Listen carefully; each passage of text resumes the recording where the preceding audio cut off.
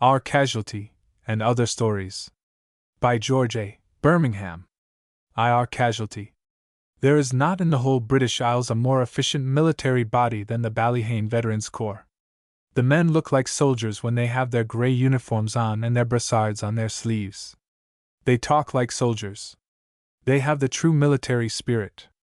There is not a man in the company under 50 years of age, but if the Germans attempt a landing on the Ballyhane beach, by submarine or otherwise, they will be sorry for themselves afterwards, those of them who remain alive. Ballyhane is a residential suburb, entirely built over with villas of the better kind. Each villa has its garden. In times of peace we discuss sweet peas or winter spinach or chrysanthemums on our way into town in the morning, traveling, as most of us do, by the 9.45 train, with season tickets, first class. When our boys went off from us, as they all did early in the war, we felt that it was time for us to do something too. There was not the least difficulty about enrolling the men. We all joined the corps, even poor old Cotter, who must be close on 70, and who retired from business 3 years ago. He used to bore us all by talking about his rheumatism, but when the volunteer corps was formed he dropped all that, and went about saying that he had never suffered from pain or ache in his life, and could do 20 miles a day without feeling it. We made Cotter a corporal. Our commanding officer is Haynes, who plays the best hand at bridge of any man in the club. He held a commission in a line regiment before he went on the stock exchange. That was 35 years ago, and it is not to be supposed that his knowledge of soldiering is up to date, but he is the only one of us who has any knowledge of soldiering at all, so we chose him. The women were a difficulty at first. They insisted on regarding us as a joke, and used to repeat the absurd witticism of the street boys. I heard Janet say Methuselahs one day. She denied it, but I am perfectly certain she did not say Fusiliers. My wife fussed about dry socks and wanted me to take my umbrella on a route march one wet Sunday. Every other member of the corps had similar experiences. It was Tompkins who hit on a way of dealing satisfactorily with the women. Tompkins is our local doctor. He stays in Ballyhane all day long when the rest of us go up to town, so he naturally knows a good deal about women. He enrolled them in a volunteer ambulance brigade, and after that they were just as keen as any of us. We did the thing handsomely for them. We bought 6 stretchers, a small motor ambulance wagon, and some miles of bandages. Janet and Cotter's youngest girl carried one of the stretchers. I should not like to say that my wife actually hoped I should be wounded, but I think she would have liked the chance of bandaging any other man in the corps. The rest of the women felt as she did. The drawback to Ballyhane as a center of military activity is the difficulty of finding a place for practicing field maneuvers. There is the golf links, of course, but we got tired of marching round and round the golf links, and we did not want to dig trenches there. Haynes, who does not play golf, drew up a plan of trench digging which would have ruined the golf links for years. But we would not have that. Nor could we dig in each other's gardens, or practice advancing over open country in skirmishing order when there was no open country. The whole district is a network of high walls with broken glass on top of them, a form of defense rendered necessary by the attacks of small boys on our fruit trees. Fortunately, we had the sea beach. The Strand, there are 3 miles of it, is one of the glories of Ballyhane. We did most of our maneuvering there and dug our trenches there. Haynes was opposed to this plan at first. If the Germans come at all, said Cotter, they'll come from the sea. They must, this being an island. Of course, said Haynes. Then, said Cotter, the beach is the place where we shall have to meet them, and the Strand is where our trenches ought to be. There was no answering that argument. Even Haynes gave way. With barbed wire entanglements, said Cotter, down to the water's edge. The weather round about Christmas time was extraordinarily severe in Ballyhane. We came in for a series of gales, accompanied by driving rain, and the days at that time of year are so short that most of our soldiering had to be done in the dark. I got one cold after another, and so did every other member of the corps.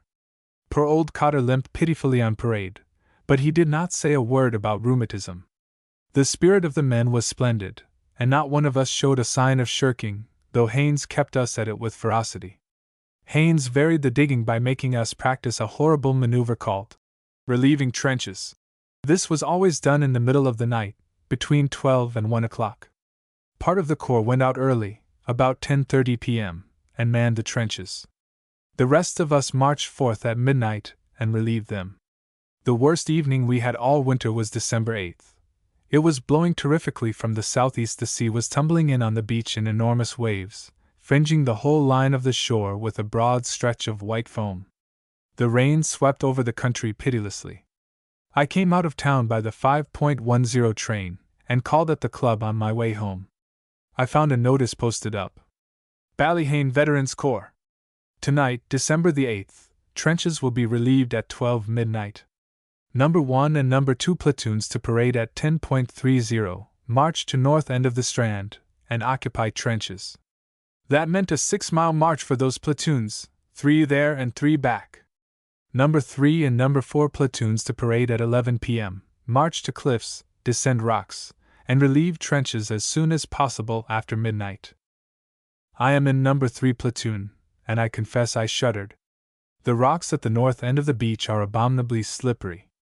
A year ago I should have hesitated about climbing down in broad daylight in the finest weather. My military training had done a good deal for me physically, but I still shrank from those rocks at midnight with a tempest howling round me. When I reached home I put a good face on the matter. I was not going to admit to my wife or Janet, particularly to Janet, that I was afraid of night operations in any weather.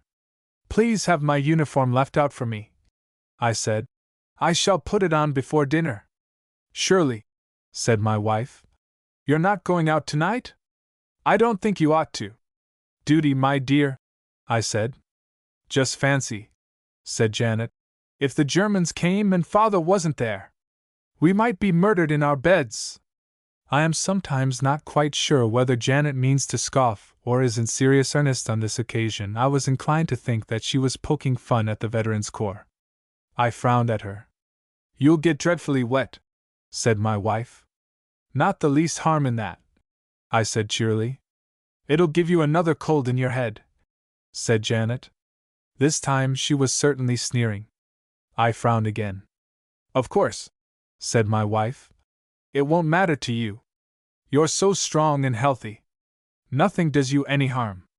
I suspected her of attempting a subtle form of flattery, but what she said was quite true. I am, for a man of 53, extremely hardy. "I'm thinking," she said, "of poor old Mr. Cotter. I don't think he ought to go. Mrs. Cotter was round here this afternoon.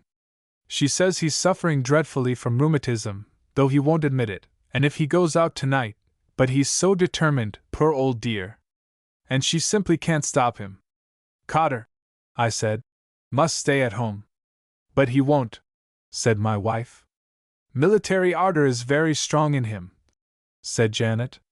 "I'll ring up Dr. Tompkins," I said, "and tell him to forbid Cotter to go out. Tompkins is medical officer of the Corps, and has a right to give orders of the kind.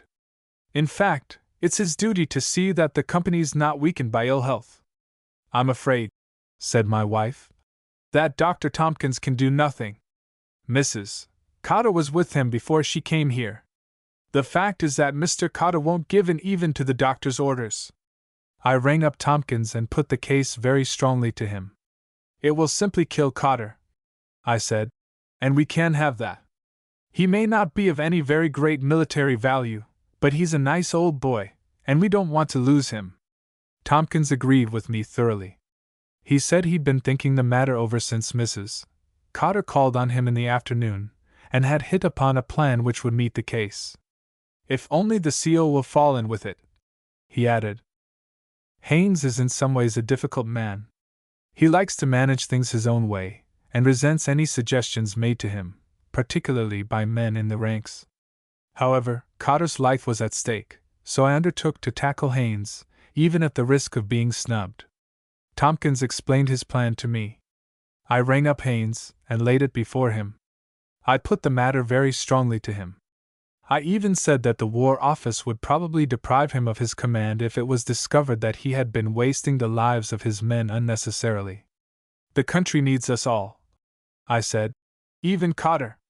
After all, Cotter is a non-commissioned officer and a most valuable man. Besides, it'll do the ambulance brigade a lot of good. It was this last consideration which weighed most with Haynes. He had felt for some time that our ambulance ladies were coming to have too good an opinion of themselves. I had the satisfaction of going back to the drawing room and telling Janet that the stretcher bearers were to parade at 11 o'clock, and march in the rear of the column, numbers 3 and 4 platoons, which went to relieve trenches. Rot, said Janet. We can't possibly go out on a night like this. C.O.'s orders, I said. The stretchers will be utterly ruined, she said, not to mention our hats. C.O.'s orders, I said severely. If we must go, said Janet, we'll take the ambulance wagon. No, you won't, I said. You'll take your stretchers and carry them. Yours not to reason why, Janet. And in any case you can't take the ambulance wagon, because we're marching along the beach, and you know perfectly well that the Strand is simply scored with trenches. We can't have the ambulance wagon smashed up. It's the only one we have. If a few girls break their legs it doesn't much matter. There are too many girls about the place. Platoons numbers 1 and 2 marched off at 10:30 p.m. in a blinding downpour of rain.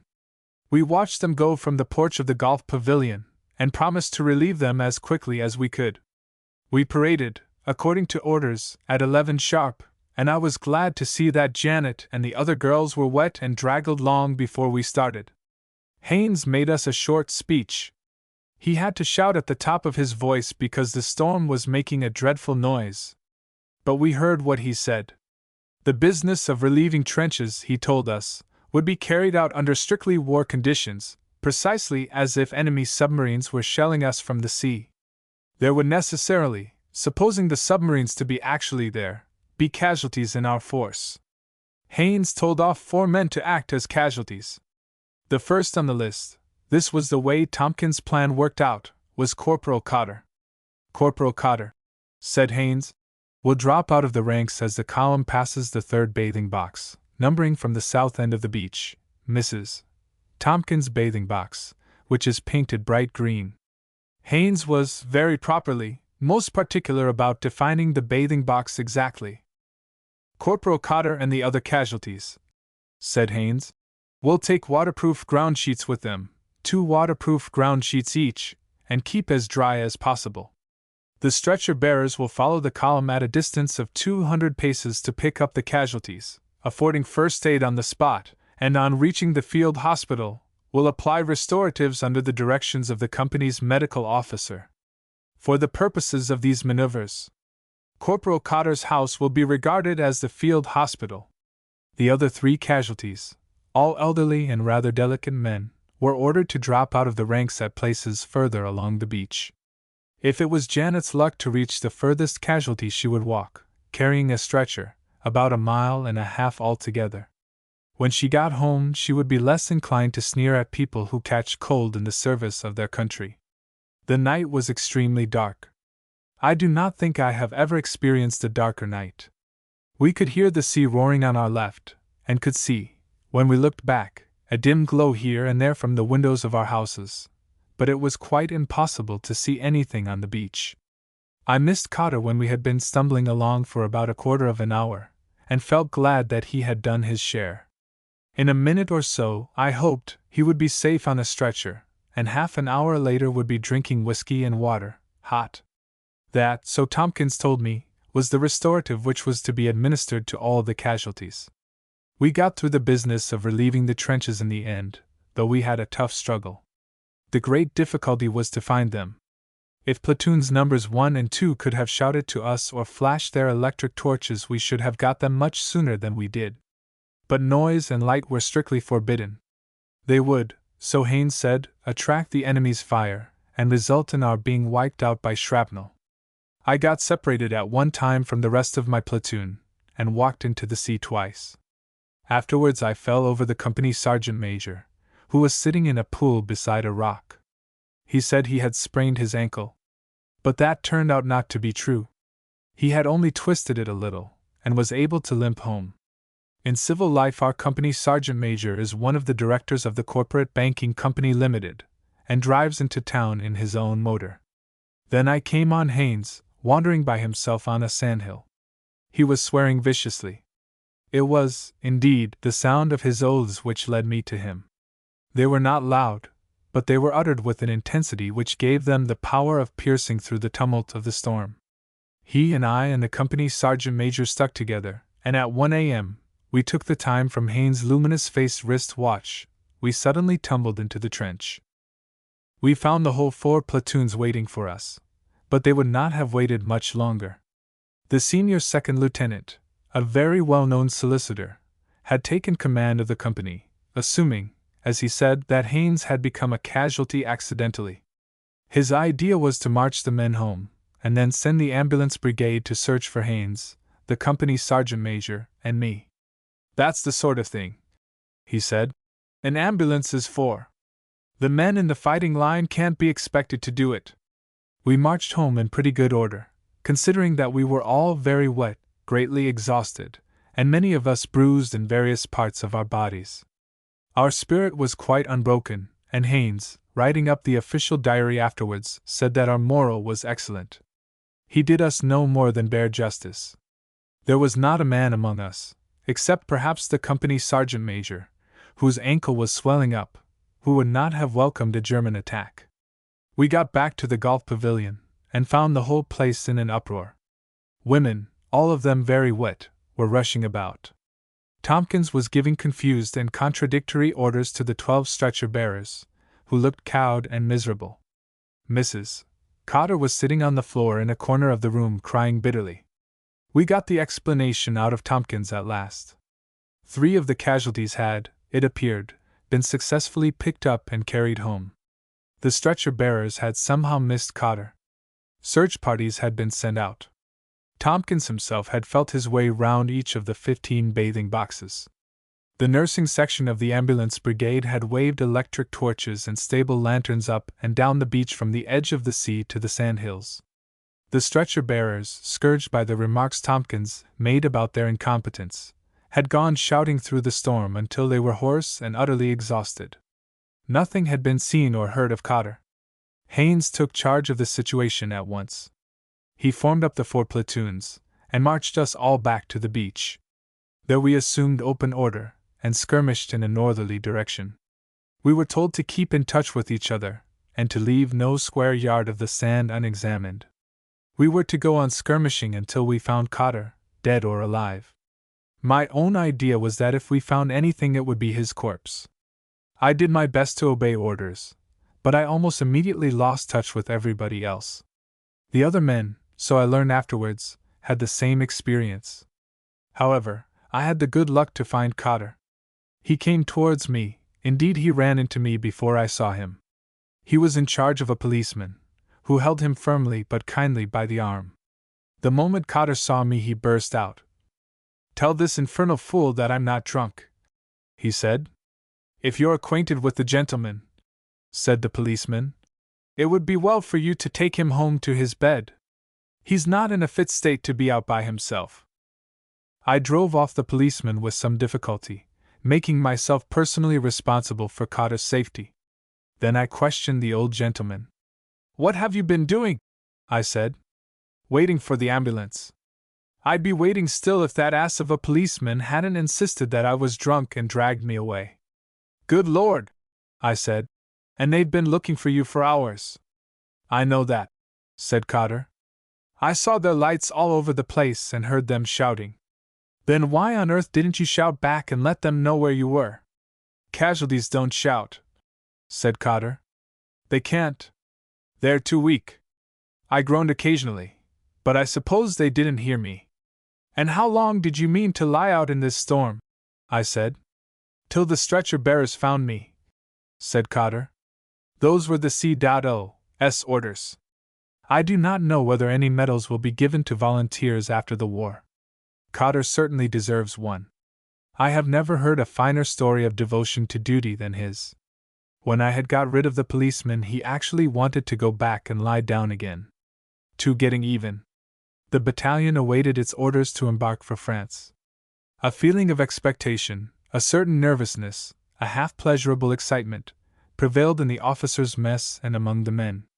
No one thought of service in France as a picnic, or anticipated a good time in the trenches. But there was a general sense of relief that the period of training, a long, tiresome, very dull business, was over at last, over or almost over. For the colonel and certain remote authorities behind the colonel believed in working the battalion hard up to the last moment. Therefore, day after day there were stunts and shows, field exercises of every conceivable kind. The weather was hot as weather ought to be in the first week of August. Long marches became dusty horrors to the men. Maneuvers meant hours of desperate toil. Officers thought longingly of bygone summers, of the cool shade of trees, of tennis played in white flannels, of luscious plates of strawberries and cream. The colonel, an old soldier, went on inventing new stunts, and more of them. He had labored at the training of his battalion, hammering raw boys into disciplined men, inspiring subalterns with something of his own spirit. On the whole, he had been successful. The men sweated, but grumbled very little. The officers kept up a gallant pretense at keenness. Slackness was regarded as bad form, and only one member of the mess made no secret of his opinion that the colonel was overdoing the spit and polish business. This was McMahon, the medical officer, and he did not, properly speaking, belong to the battalion at all. Men and officers alike were drawn for the most part from the English Midlands. McMahon was an Irishman. They were born with a sense of discipline, and the colonel worked on material responsive to his methods. McMahon, like most Irishmen, was by temperament a rebel. Yet there was no more popular officer than the Irish doctor. His frank good humor, his ready wit, his unfailing kindliness, won him affection. Even the colonel liked him, and bore from McMahon behavior which would have led to the sharp snubbing of anyone else. There came a day, the 6th of August, for which the colonel, or some higher authority, devised a stunt of the most intense and laborious kind. A very great and remote man, the general in command of the whole district, promised to be present and to witness the performance. Orders were issued in minute detail, and every officer was expected to be familiar with them. Maps were studied conscientiously. Field glasses were polished. Rations were served out. Kits were inspected. The affair was an attack upon a hill supposed to be strongly held by an enemy well provided with machine guns. A genuine excitement possessed the battalion. This, so it was felt, was very like the real thing. Just so, some day in France, would an advance be made and great glory won. McMahon alone remained cheerfully indifferent to the energetic fussiness which prevailed. The day dawned cloudless with promise of intense heat. Very early, after a hurried and insufficient breakfast, B Company marched out. It was the business of B Company to take up a position south of the enemy's hill, to harass the foe with flanking fire, and at the proper moment to rush certain machine gun posts. B Company had some 10 miles to march before reaching its appointed place. McMahon gave it as his opinion that B Company would be incapable of rushing anything when it had marched 10 miles in blistering heat, and had lain flat for an hour or two in a shadeless field. A party of cooks, with a traveling kitchen, followed B Company. McMahon said that if the cooks were sensible men they would lose their way and come to a halt in a wood, not far from a stream. He added that he was himself very sensible and had already fixed on the wood, about a mile from the scene of the attack, where he intended to spend the day, with a novel. The other 3 companies, the Lewis gunners, and a battery of Stokes gunmen, attached to the battalion for the attack, marched out later, under the command of the colonel himself. Cyclist scouts scoured the roads ahead of the advance. McMahon, accompanied by an orderly, marched in the rear and complained greatly of the dust. A brigadier appeared in a motor and cast a critical eye on the men. 2 officers in staff caps, understood to be umpires, rode by. At noon, the heat being then very great, a motor cyclist dashed up, his machine snorting horribly, the man himself plastered with dust, sweat and oil. He announced that the battalion was under heavy fire from the enemy artillery, and that men were falling fast. The brigadier had sent an urgent message to that effect. The colonel, who rather expected that something of the sort would occur, gave the orders necessary in such a situation. The men opened out into artillery formation and advanced, by a series of short rushes, to take cover in some trenches, supposed to have been abandoned, very conveniently, by the enemy the day before. The brigadier, seated in his motor car in a wood on a neighboring hill, watched the operation through his field glasses, munched a sandwich, and enjoyed a glass of sherry from his flask. McMahon, for whom short rushes in artillery formation had no attractions at all, slipped through a hedge, skirted a field of ripening oats, and settled himself very comfortably under a beech tree on the edge of a small wood. His orderly followed him, and laid down a large package on the grass beside the doctor. The colonel, an enthusiastic realist, had insisted that McMahon should bring with him a supply of surgical instruments, dressings, and other things necessary for dealing with wounds.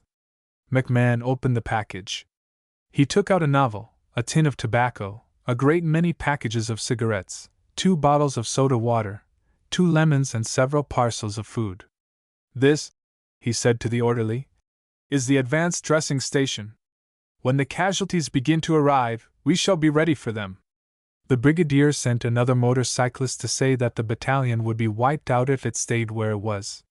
He suggested a move to the right and an attempt to get into touch with B Company. The brigadier, though he drove in a motor car, was feeling the heat. If a direct advance had been made on the hill from where the battalion lay, he would have been obliged to drive out of his wood in order to keep the battle in view. A move to the right could be watched comfortably from where he sat. The colonel explained the situation, not the brigadier's feelings, to his officers, exposing himself with reckless gallantry as he passed from company to company. He said that he himself would survey the ground to the right, and would try to discover the exact position of B Company.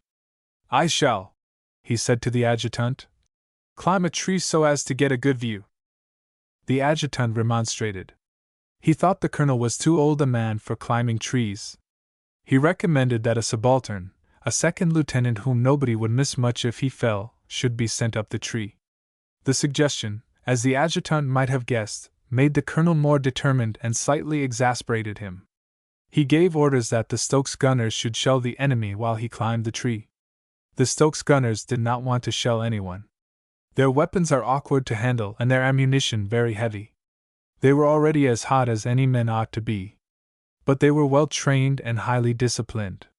They attacked the enemy with small dummy shells, which rose gently into the air, made a half circle, and fell about 15 yards from the muzzles of their guns. The colonel, looking about him for a tree not too difficult to climb, caught sight of the beech under which McMahon lay.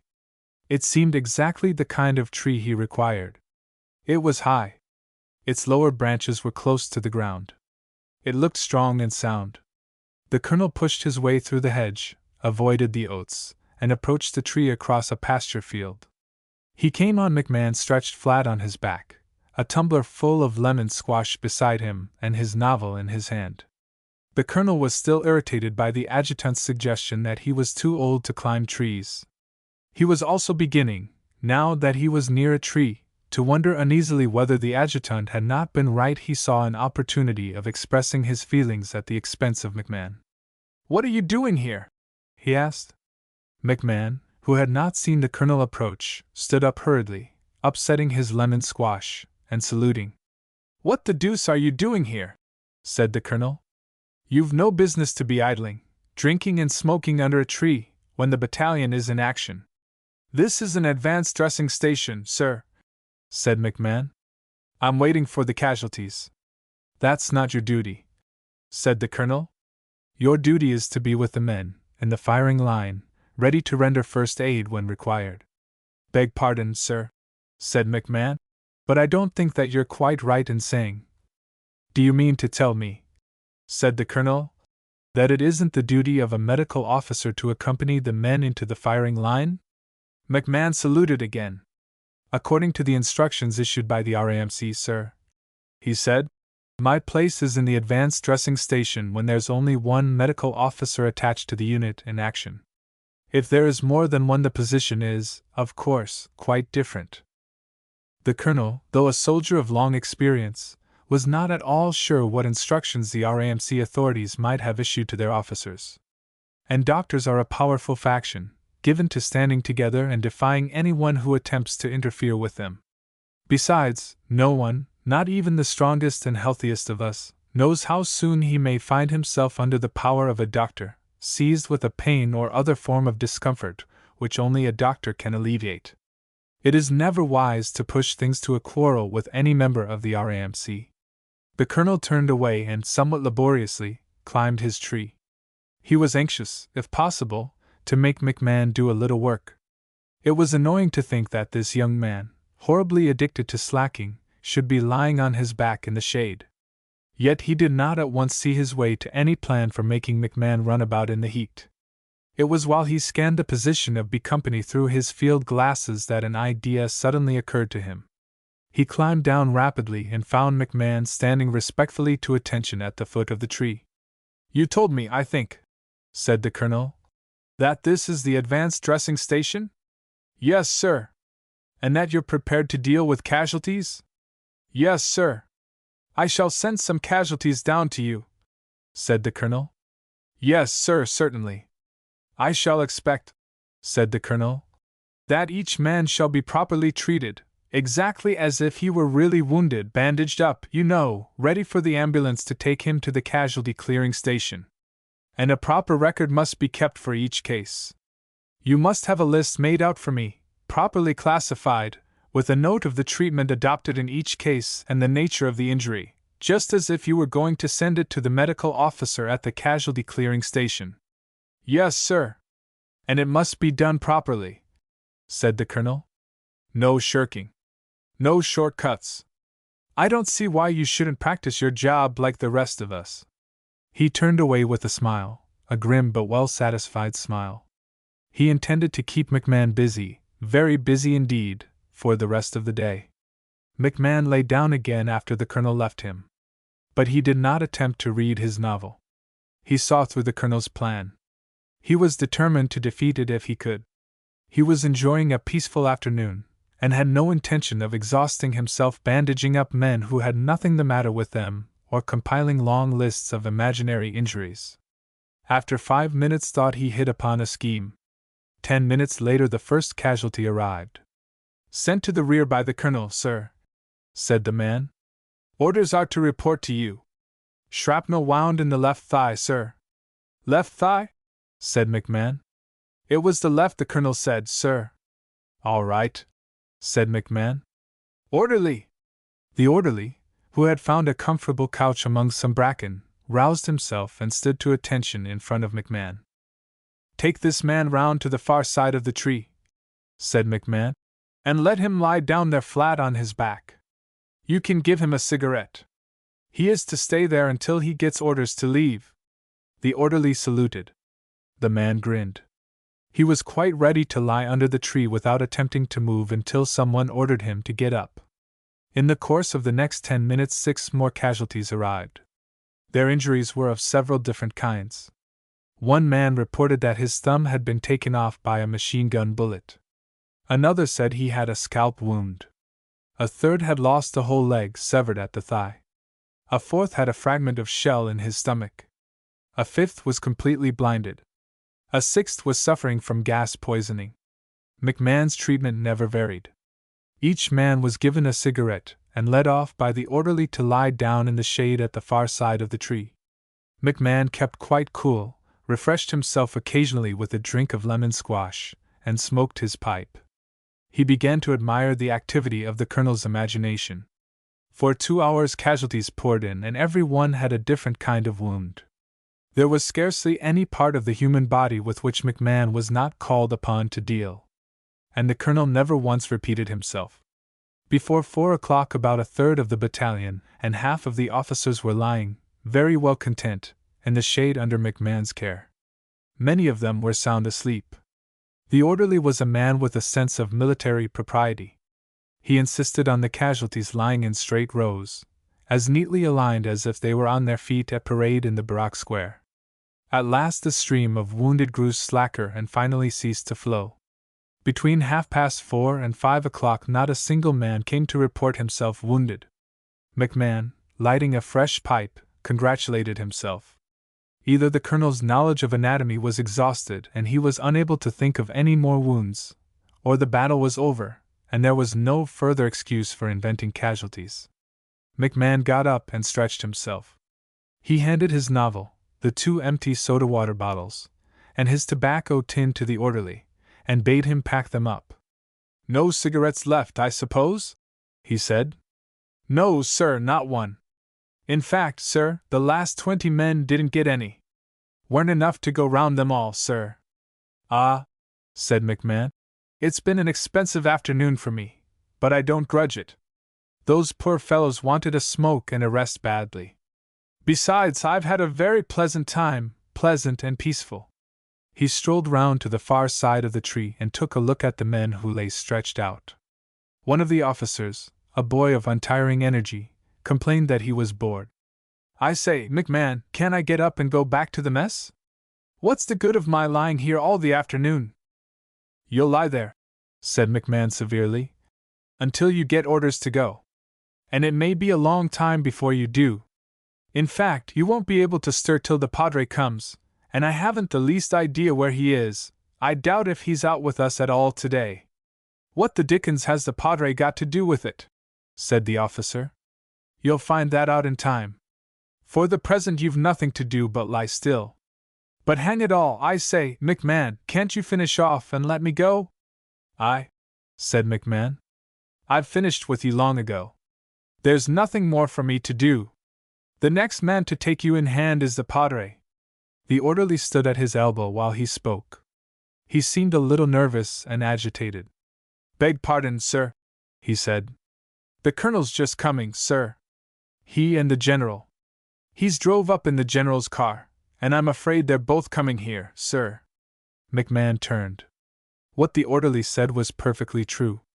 The colonel, and with him the general, and the 2 umpires in the fight, were skirting the oats and making for the little grove of trees where the casualties were. McMahon went to meet them. "Ah, McMahon," said the colonel, "I've come to see how you've treated the wounded. I've brought the general with me. Casualties rather heavy, eh? Had a busy afternoon?"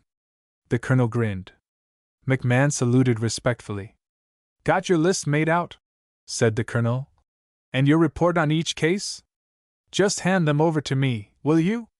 The general would like to see them." "I beg your pardon, sir," said McMahon, "but have you given orders for the Padre to report here?" "Padre?" said the colonel. "What do you want the Padre for?" "The Padre and a burying party, sir," said McMahon. "The fact is, sir, that the wounded all died, every one of them, on the way down from the firing line. Arrived here stone dead. I couldn't do anything for them, sir. Dead before they got to me. I've had them laid out, if you'd like to see them, sir. It's all I could do for the poor fellows. It's the Padre's job now. I understand that he keeps a register of burials, so there was no need for me to make a list, and of course I didn't attempt any treatment. It wouldn't have been any use, sir, when the men were dead. 3. A matter of discipline. O'Byrne, the Reverend Timothy, is our Padre. We call him Tim behind his back because we like him, and Padre to his face because some respect is due to his profession. Mackintosh is our medical officer. The Reverend Tim used to take a special delight in teasing Mackintosh. It may have been the natural antipathy, the cat and dog feeling, which exists between parsons and doctors. I do not know. But the Padre never lost the chance of pulling the doctor's leg, and Mackintosh spent hours proving that the things which the Padre says he saw could not possibly have happened. I should not like to call any Padre a liar, but some of the Rev. Tim's stories were rather tall, and the doctor's skepticism always goaded him to fresh flights of imagination. The mess was a much livelier place after the Rev. Tim joined it. Before he attached himself to us, we used to wonder why God made men like Mackintosh, and what use they are in the world. Now we know. Mackintosh exists to call out all that is best in our Padre. One night, the battalion was back resting at the time, we had an assistant provost marshal as a guest. The conversation turned on the subject of deserters, and our APM told us some curious stories about the attempts made by these poor devils to escape the net of the military organization. "The fact is," said the APM, "that a deserter hasn't a dog's chance, not here in France anyway. We are bound to get him every time." "Not every time," said the padre. "I know one who has been at large for months, and you'll never lay hands on him." The APM, who did not of course know our padre, sat up and frowned. "I don't think it's his fault that he's a deserter," said the padre. "He was forced into it. And anyway, even if I give you his name and tell you exactly where he is, you'll not arrest him." "If he's a deserter, I will," said the APM. "No, you won't," said the padre. "Excuse my contradicting you, but when you hear the story you'll see yourself that you can't arrest the man. Mackintosh here is protecting him." "Is it me?" said Mackintosh. "I'd like you to be careful what you're saying. In my opinion, it's libelous to say that I'm protecting a deserter. I'll have you court-martialed, Mr. O'Byrne, padre or no padre. I'll have you court-martialed if you bring any such accusation against me." "I don't mean you personally," said O'Byrne. "I am taking you as a representative of your profession. The man I am speaking of," he turned politely to the APM, "is under the direct protection of the Army Medical. You can't get at him." Mackintosh bristled. To the padre's great delight, anything in the way of an attack on the medical profession excites Mackintosh fearfully. "Binney is the man's name," said the padre. "17932, Private Alfred Binney. He was in the Wessex before the hospital people made a deserter of him. I will give you his address if you like, but you'll not be able to arrest him. If you try, you'll have every doctor in France down on you. They back each other up through anything, don't they, Mackintosh?" "I'd like you to understand," said Mackintosh, "that you can't be saying things like that with impunity." "Get on with the story, padre," I said, "and don't exasperate Mackintosh." "It was while I was attached to number 97 General Hospital," he said. "No number 97, Mackintosh?" "No, that's a pity. It's a place which would just suit you. Patients waken every morning at 5 to have their faces washed. Discipline polished till you could see your face in it, and so many rules and regulations that you can't cross a room without tripping over one. The lists and card indexes that are kept going in that place, and the forms that are filled in.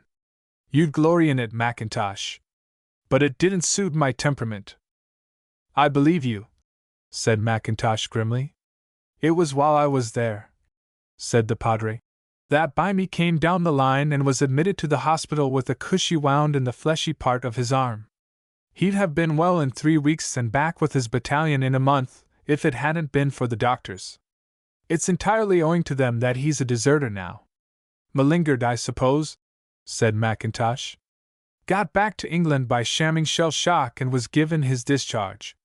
He wouldn't have pulled it off if I'd been there." "You've guessed wrong," said the padre. "It wasn't a case of malingering. As nearly as possible, it was the exact opposite. The doctors tried to make the poor fellow out much worse than he really was." "I don't believe it," said Mackintosh. "As a matter of fact," said the padre, "the mistake, you'll hardly deny that it was a mistake when you hear the story, arose through too strict attention to discipline, that and the number of lists and returns that were made out. It doesn't do to rely too much on lists, and there is such a thing as overdoing discipline. What happened was this. One evening, when Binney had been in the hospital about a week, 2 orderlies came to his bed with a stretcher. They told him they were going to carry him down to the mortuary and put him into his coffin. Binney, of course, thought they were making some new kind of joke and laughed. But the orderlies were perfectly serious. They said his name was on the list of those who had died during the day, and they had no choice except to obey orders and put him into a coffin. They showed Binney the list, all nicely typed out, and there was no mistake about it. Binney's name, number, regiment, and religion were all there. Binney began to get indignant. He said he wasn't dead, that anyone could see he wasn't dead, and that it would be a barbarous thing to bury him. The orderlies, who were very nice fellows, admitted that Binney seemed to be alive, but they stuck to it that it was their business to carry out their orders. Into the mortuary Binney would have to go. They tried to console him by saying that the funeral would not be till the next morning. But that did not cheer Binney much. In the end they took pity on the poor fellow, and said they would go away for an hour and come back. If Binney could get the order changed, they'd be very pleased to leave him where he was. It wasn't, so they explained, any pleasure to them to put Binny into a coffin. Binny did not get much chance during his hour's reprieve. The only person who came into the ward was a VD girl, quite a nice little girl, good-looking enough to be bullied a lot by the sister in charge. Binny told her about the fix he was in, and at first she thought he was raving and tried to soothe him down. In the end, to pacify him, I suppose, she went and asked the orderlies about him. She had not been out in France long, that VAD, and wasn't properly accustomed to things. When she found out that what Binny had told her was true, she got fearfully excited. She couldn't do anything herself, of course, but she ran off to the matron as hard as she could. The matron was a bit startled just at first, but she kept her head. "Tell Private Binny," she said, "that if he has any complaints to make, they must be made at the proper time and through the proper channels. The CO goes round the hospital every morning between 10 a.m. and 11 a.m. Private Binny can speak to him then." "But by that time," said the V-80 girl, "the man will be buried." "I can't help that," said the matron. "The discipline of the hospital must be maintained. It would be perfectly impossible to run a place like this if every man was allowed to make complaints at all hours of the day and to all sorts of people." That VD was a plucky girl, and persistent. They sent her home afterwards in disgrace, and she talked on until the matron agreed to take a look at Binny. I think she was staggered when she saw him sitting up in bed and heard him cursing the orderlies, who had come back by that time. But she couldn't do anything. She wasn't really a bad sort of woman, and I don't suggest for a moment that she wanted to have Binny buried alive. But she had no authority. She could not alter an order. And there the thing was in black and white. However, she persuaded the orderlies to wait another half hour. She went off and found one of the surgeons. He was a decent sort of fellow, but young, and he didn't see his way to interfering. There had been several mistakes made in that hospital, and the CO had been rather heavily strafed, which meant of course that everyone under him was strafed worse, on the good old principle of passing it on. That surgeon's idea was to avoid trouble, if possible. Somebody, he said, had made a mistake, but it was too late, then, to set things right, and the best thing to do was to say nothing about it. He was sorry for Binny, but he couldn't do anything. When the VD girl heard that, she lost her temper. She said she'd write home and tell her father about it, and that her father was a member of Parliament, and would raise hell about it. She didn't, of course, say hell. She couldn't do that, said Mackintosh. The censor wouldn't pass a letter with a story like that in it. Quite right, said the Padre. And it wouldn't have been any good if her father had got the letter. He couldn't have done anything. If he'd asked a question in Parliament, he'd simply have been told a lie of some kind. It was a silly sort of threat to make. The VD saw that herself and began to cry. That upset the surgeon so much that he went round and took a look at Binny. The man was pale by that time and in the deuce of a funk. But he wasn't in the least dead. The surgeon felt that it was a hard case, and said he'd take the risk of speaking to the CO about it. The CO of number 97 General at that time was an oldish man, who suffered from suppressed gout, which is the regular medical name for unsuppressed temper. He said emphatically that Private Binny was reported dead, marked dead, removed from the hospital books, and must stay dead. The whole system of the RAMC would break down, he said, and things would drift into chaos if dead men were allowed to come to life again whenever they chose. The surgeon was a plucky young fellow in his way. Remembering how pretty the VAD looked when she cried, he pressed Binny's case on the CO. The old gentleman said he might have done something 2 hours sooner, but the hospital returns had gone to the DDMS and couldn't possibly be got back again or altered. In the end, after a lot more talk about regulations and discipline, he said he'd telephone to the DDMS office and see if anything could be done. It is greatly to his credit that he did telephone, explaining the case as well as he could over a faulty wire. The staff colonel in the office was perfectly civil, but said that the returns had been forwarded by a motor dispatch rider to GHQ and could not be recalled by any possibility. The CO, who seems to have begun to realize the horrible position of Binny, asked advice as to what he ought to do. The staff colonel said he never come across a case of the kind before, but it seemed plain to him that Binny was dead, that is to say, officially dead. The chaplain's department, he thought, might be able to do something for a man after he was dead. If not, nobody could. That, said O'Byrne with a smile, is where I came in.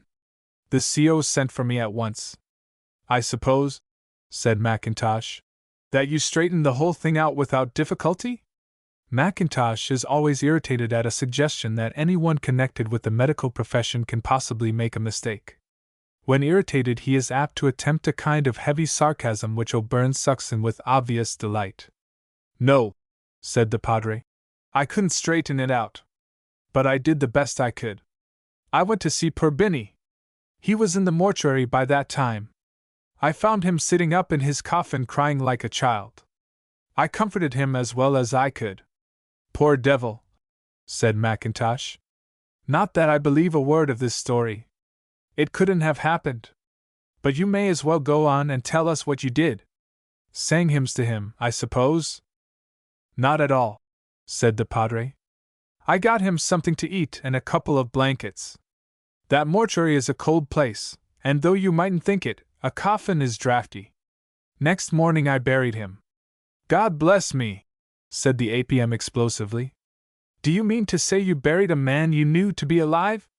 Couldn't help it, said the Padre. It was an orders, matter of discipline, you know. Can't go back on discipline, can you, Mackintosh? I got through it as quickly as I decently could. Then I let Binny out. The graves in that cemetery are never filled in for an hour or two after the coffins are let down, so I had lots of time. Jolly glad poor Binny was to get out. He said he'd shivered all over when he heard the last post. I had a suit of clothes for him, of course, civilian clothes. The Padre filled himself a glass of whiskey and soda and lit his pipe. He looked round with a smile of triumph. Most of us applauded him. He deserved it. The story was one of his best imaginative efforts. I suppose the applause encouraged him to go further. I'll give you his address if you like, he said to the APM. He's working on a French farm and quite happy. But I don't see that you can possibly arrest him without getting the whole medical profession on your back. They said he was dead, you see, and, as Mackintosh will tell you, they never own up to making mistakes. For the second base. Be careful, Bates, said Miss Wilmot. We don't want your neck broken. No fear, miss, said Lance Corporal Bates. I'm all right. Lance Corporal Bates had 3 gold bars on the sleeve of his tunic. He might fairly be reckoned a man of courage. His position, when Miss Wilmot spoke to him, demanded nerve. He stood on the top rail of the back of a chair, a feeble-looking chair.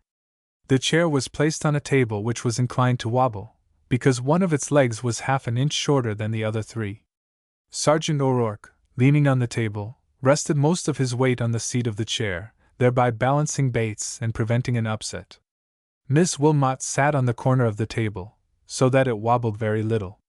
Bates, perilously balanced, hammered a nail, the last necessary nail, into the wall through the topmost ray of a large white star. Then he crept cautiously down. Standing beside Miss Wilmot, he surveyed the star. Looks a bit like Christmas, don't it, miss?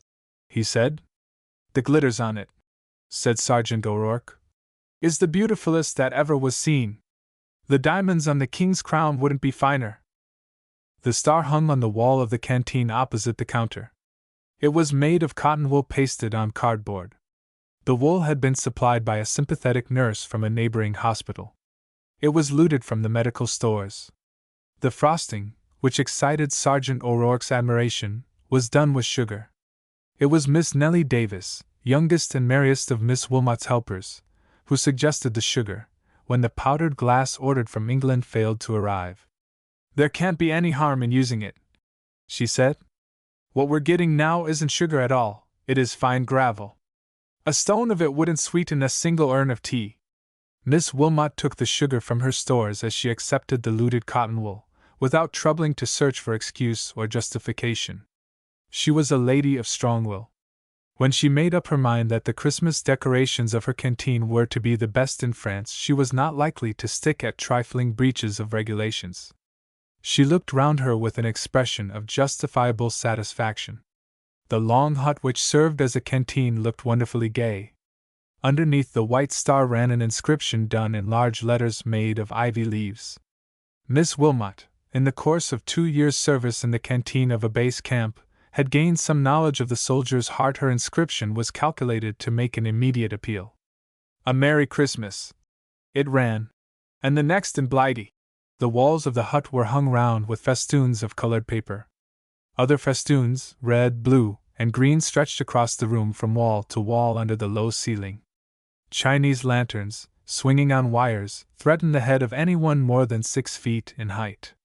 Sergeant O'Rourke, an Irish guardsman until a wound lamed him, now a member of the camp police force, had to dodge the Chinese lanterns when he walked about. Jam pots and cigarette tins, swathed in colored paper, held bunches of holly and sprigs of mistletoe. They stood on the tables and the window sills. But the counter was the crowning glory of the canteen. In the middle of it stood an enormous Christmas cake, sugar-covered, bedecked with flags. Round the cake, built into airy castles, were hundreds of crackers. Huge dishes, piled high with mince pies, stood in rows along the whole length of the counter on each side of the cake. Behind them, rising to the height of 5 steps, was a long staircase made of packets of cigarettes. "Sure, it's grand," said Sergeant O'Rourke. "And there isn't one only yourself, miss, who'd do all you be doing for the men." Miss Wilmot's eyes softened. They were keen, gray eyes, not often given to expressing tender feeling. At home in the old days men spoke of her as a good sport, who rode straight and played the game, but they seldom tried to make love to her. Women said she was a dear, and that it was 1,000 pities she did not marry. It was no sentimental recollection of bygone Christmases which brought the look of softness into her eyes. She was thinking that next day the men for once would feast to the full in the canteen, eat, drink, smoke, without paying a penny. She knew how well they deserved all she could do for them, these men who had done so much, borne so much, who still had so much to do and bear. Miss Wilmot thanked God as she stood there that she had money to spend for the men. "Tea! Tea! Tea! Tea's ready. Come along, Miss Wilmot." The call came from behind the counter. Miss Nellie Davis stood there, a tall, fair girl in a long blue overall. "I've made toast and buttered it, and Mr. Digby's waiting." "Good evening, miss, and a happy Christmas to you," said Bates. "If there's a happy Christmas going these times at all," said Sergeant O'Rourke, "it's yourself deserves it." Thank you both," said Miss Wilmot. "If it hadn't been for your help I'd never have got the decorations done at all." The men left the hut, and Miss Wilmot locked the door behind them. The canteen was closed until it opened in all its glory on Christmas afternoon. She passed through a door at the back of the counter, slipped off her overall, stained and creased after a long day's work, then she went into the kitchen.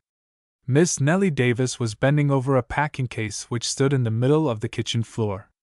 It served as a table, and she was spreading a cloth on it. In front of the stove stood a young man in uniform, wearing the badges of a 4th-class chaplain to the forces. This was Mr. Digby. Once he had been the popular curate of St. Ethelburga's, the most fashionable of London churches. In those days Miss Wilmot would have treated him with scorn. She did not care for curates. Now he was a fellow worker in the camp. His waterproof hung dripping behind the kitchen door. Drops of rain ran down his gaiters. He was trying to dry the knees of his breeches before the stove. Miss Wilmot greeted him warmly. "Terrific night," he said. "Rain coming down in buckets. Water running round the camp in rivers. I say, Miss Davis, you'll have to get out another cup. The Major's coming to tea." "There isn't a 4th cup," said Miss Nellie. "You'll have to drink out of a mug." "Right-o! Mugs hold more anyway. All padres are greedy," said Miss Nellie. "What's bringing the Major here?" "I've arranged a practice of the Christmas carols," said Digby. "Bother your old carols," said Miss Nellie. "Must have a practice," said Digby. "You and Miss Wilmot are all right, but the Major is frightfully shaky over the bass. It won't do to break down tomorrow. By the way, Miss Wilmot, there's something I want to speak to you about before the Major comes." "Before the Major comes, Nellie," said Miss Wilmot. "Give me some tea." He always looks shocked when I drink 4 cups, so let me get through the first 2 before he arrives. I wouldn't sit there if I were you, said Digby. There's a drip coming through the roof just there which will get you on the back of the neck every time you lean forward.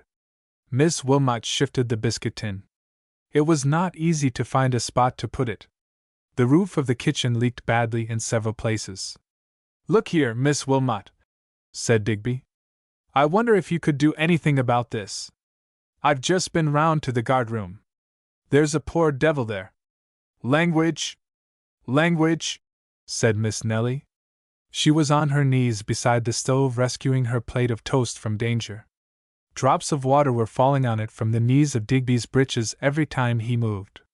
There is, said Digby, speaking with great precision, an unfortunate man at this moment incarcerated in the cell behind the guard-room, under the stern keeping of the provost sergeant. I hope that way of saying it satisfies you, Miss Davis.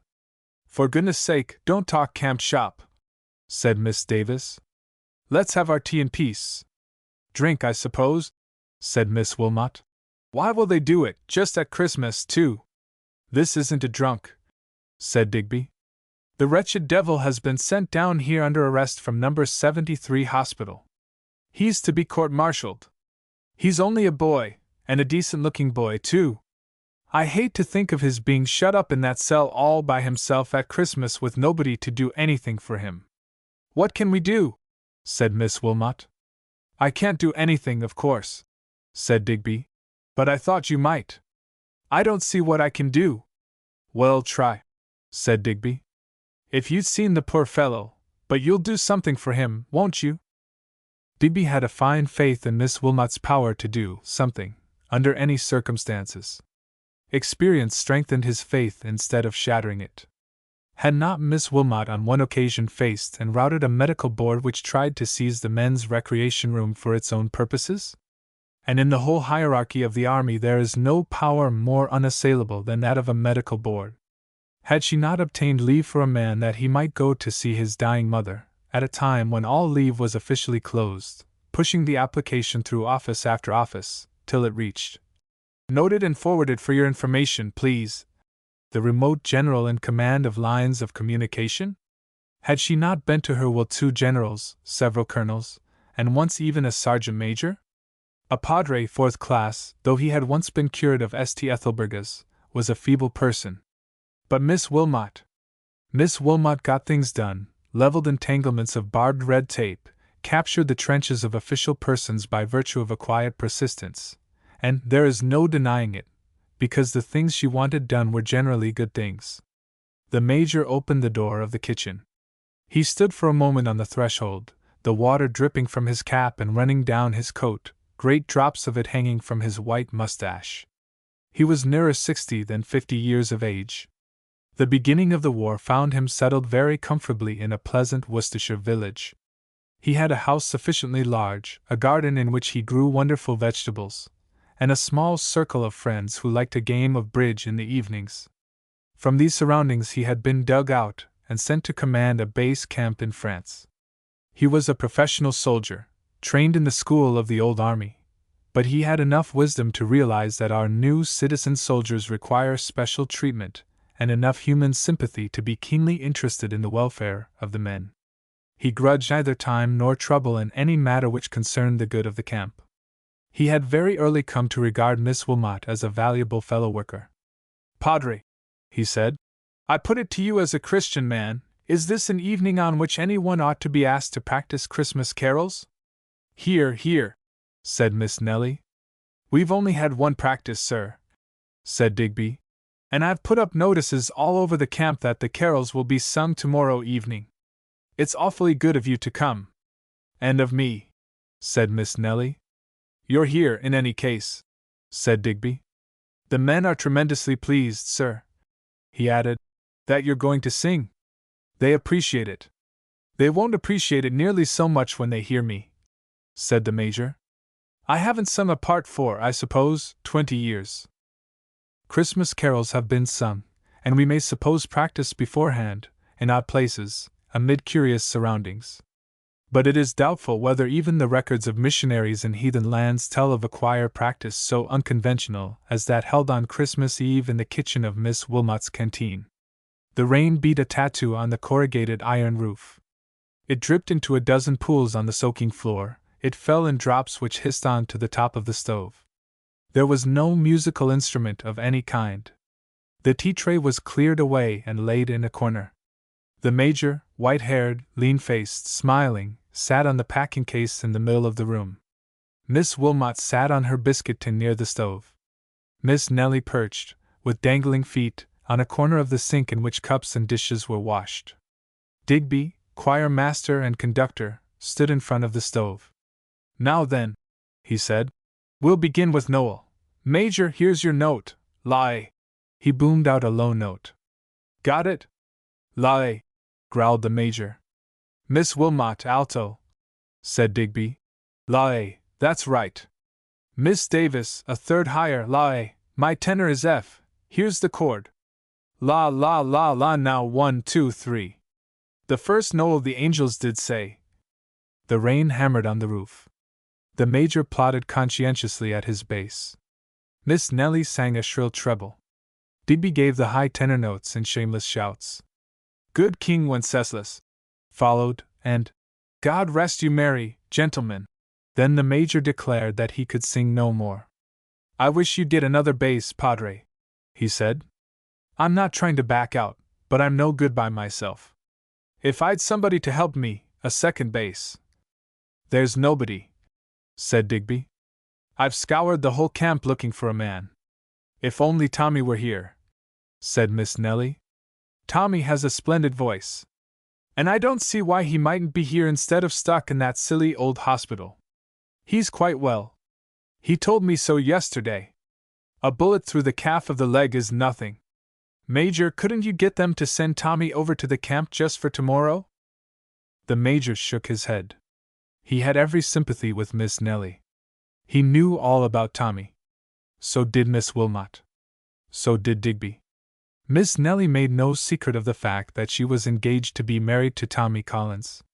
She was proud of the fact that he was serving as a private in the Wessex Borderers, wishing to work his way up through the ranks to the commission that he might have had for the asking.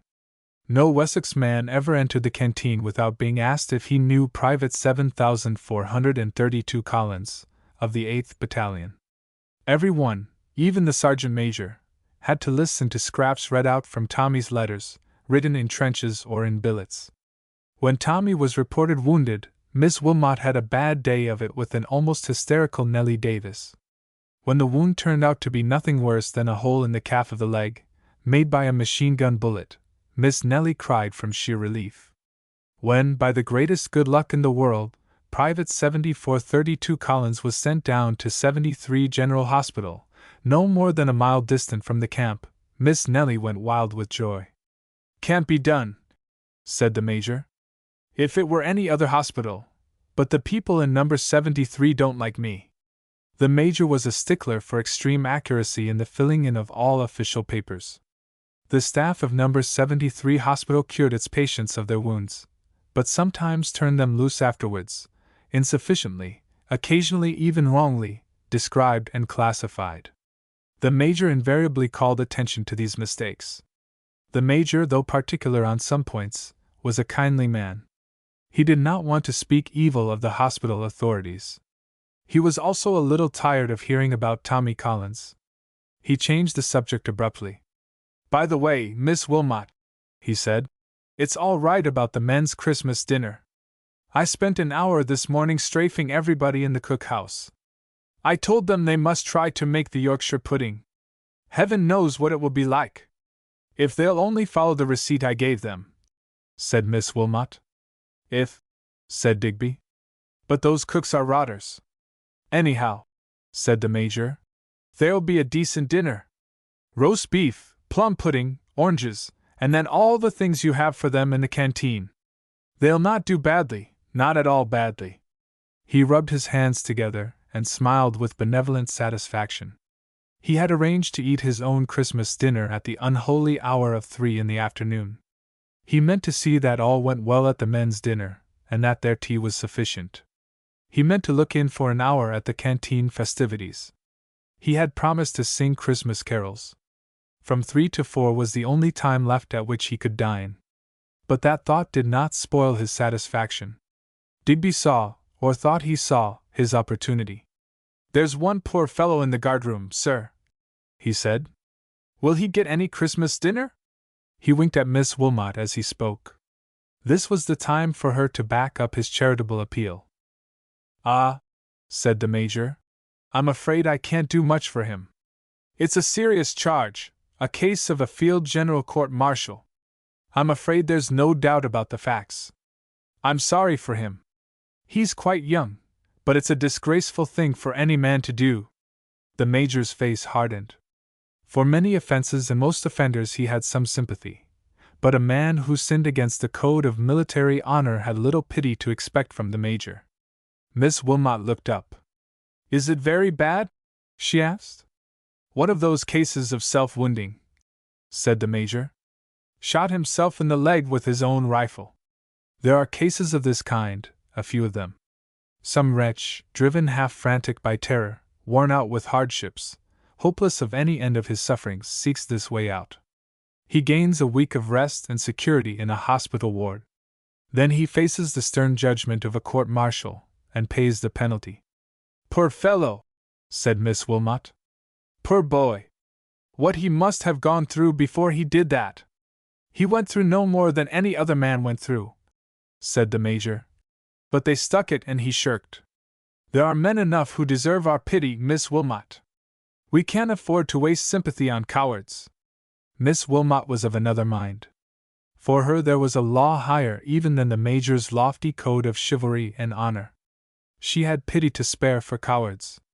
The Major himself was not wholly consistent. As he rose to leave the kitchen he spoke of the prisoner again. "He doesn't look like a man who'd do it.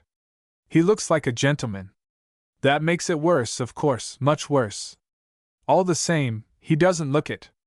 "Well," said Digby, when the Major left. "I can't do anything," said Miss Wilmot. "In a case of this kind there's nothing to be done." But Miss Wilmot made up a little parcel before she left the canteen. There were cigarettes in it, and chocolate, and a couple of mince pies, and a large slice of cake, and some biscuits. Afterwards she acted lawlessly, offended against discipline, treated rules and regulations with contempt. Sergeant O'Rourke was sitting in the guardroom playing patience when Miss Wilmot entered. He stood up at once and saluted. "Terrible weather, miss. I'll never say again that it rains in the County Galway. Sure, it doesn't know how. A man would have to come to France to find out what rain is." "Sergeant," said Miss Wilmot, "I want to speak to your prisoner." Sergeant O'Rourke scratched his ear doubtfully. Miss Wilmot had no right to see the prisoner. He had no right to open the door of the cell for her. They had hammered some respect for discipline into Sergeant O'Rourke when he served in the Irish Guards. But they had not hammered the Irish nature altogether out of him. He was willing to go to great lengths, to take risks in order to oblige a friend whom he liked and respected. He had an Irishman's feeling that laws and regulations are not meant to apply to ladies like Miss Wilmot. "Did you think to ask leave of the Major, miss?" he said. "No," said Miss Wilmot. "I didn't ask anybody's leave." "That's a pity now," said O'Rourke. "But sure the Major would never have said no if you'd have asked him." He fitted the key into the lock and flung open the door of the cell. "Prisoner, attention," he said. Miss Wilmot entered the small square room, lit by a single electric light. It was entirely bare of all furniture, save a single rug, which lay rolled up in a corner. The walls and floor were lined with sheets of zinc. A young man stood stiffly to attention in the middle of the room. Miss Wilmot stared at him. Then she turned to Sergeant O'Rourke. "Shut the door, please, Sergeant, and wait outside." The young man neither stirred nor spoke. "Tommy," said Miss Wilmot. 7432. Private Collins, Miss, 8th Wessex Borderers. He spoke in a tone of hard, cold fury. "Tommy," said Miss Wilmot. "Awaiting trial by Field General Court-Martial on a charge of deliberately wounding himself in the leg." "Tommy," said Miss Wilmot again. "You didn't do that." The boy broke down suddenly. The hardness and the anger vanished. "Miss Wilmot," he said, "for God's sake don't tell Nellie that I'm here." "You didn't do it," said Miss Wilmot. "Of course I didn't do it," he said. "There's been some infernal blunder. I didn't know what the damned idiots meant when they put me under arrest. I didn't know what the charge was till they marched me into the CO here. He told me. Oh, the army's a nice thing, I can tell you. I was expecting to get my stripe over that raid when I got hit with a bullet in my leg, and here I am charged with a coward's trick. I suppose they'll prove it. I suppose they've got what they call evidence. I only hope they'll shoot me quick and have done with it. I don't want to live." Miss Wilmot went over to the boy and took his hand. She led him to the corner of the bare room. They sat down together on the folded blanket. She talked to him quietly, sanely, kindly. For half an hour she sat there with him. Before she left, hope had come back to him. "Don't you worry about my being here," he said. "If things are cleared up in the end, I shan't mind a bit about spending a night or two in this cell. With all the things you've brought me." The cake, chocolate, and cigarettes were spread out on the floor. "I'll have a Merry Christmas, better than the trenches, anyhow. But I say, don't tell Nellie. She might fret." The Christmas festivities in the camp were enormously successful. The men had cold ham for breakfast, a special treat paid for by the Major. They assembled for church parade, and Digby gave them the shortest sermon ever preached by a padre. The Major, who liked to play the piano at church service, was so startled by the abrupt conclusion of the discourse that he started, "Oh come, all ye faithful," in a key so low that no one could sing the second line. The Major pulled himself together. "As you were," he said, and started again. The men, thoroughly roused by the novelty of the proceedings, yelled the hymn. The dinner was all that could be hoped. Sweating cooks staggered into the dining hall with huge dishes of meat and steaming cauldrons of potatoes. Sergeants, on that day acting as servants to the men, bore off from the carving tables plates piled high. The Yorkshire pudding looked like gingerbread, but the men ate it. The plum pudding was heavy, solid, black. The Major, smiling blandly, went from table to table. Miss Nellie, flushed with excitement and pleasure, laughed aloud.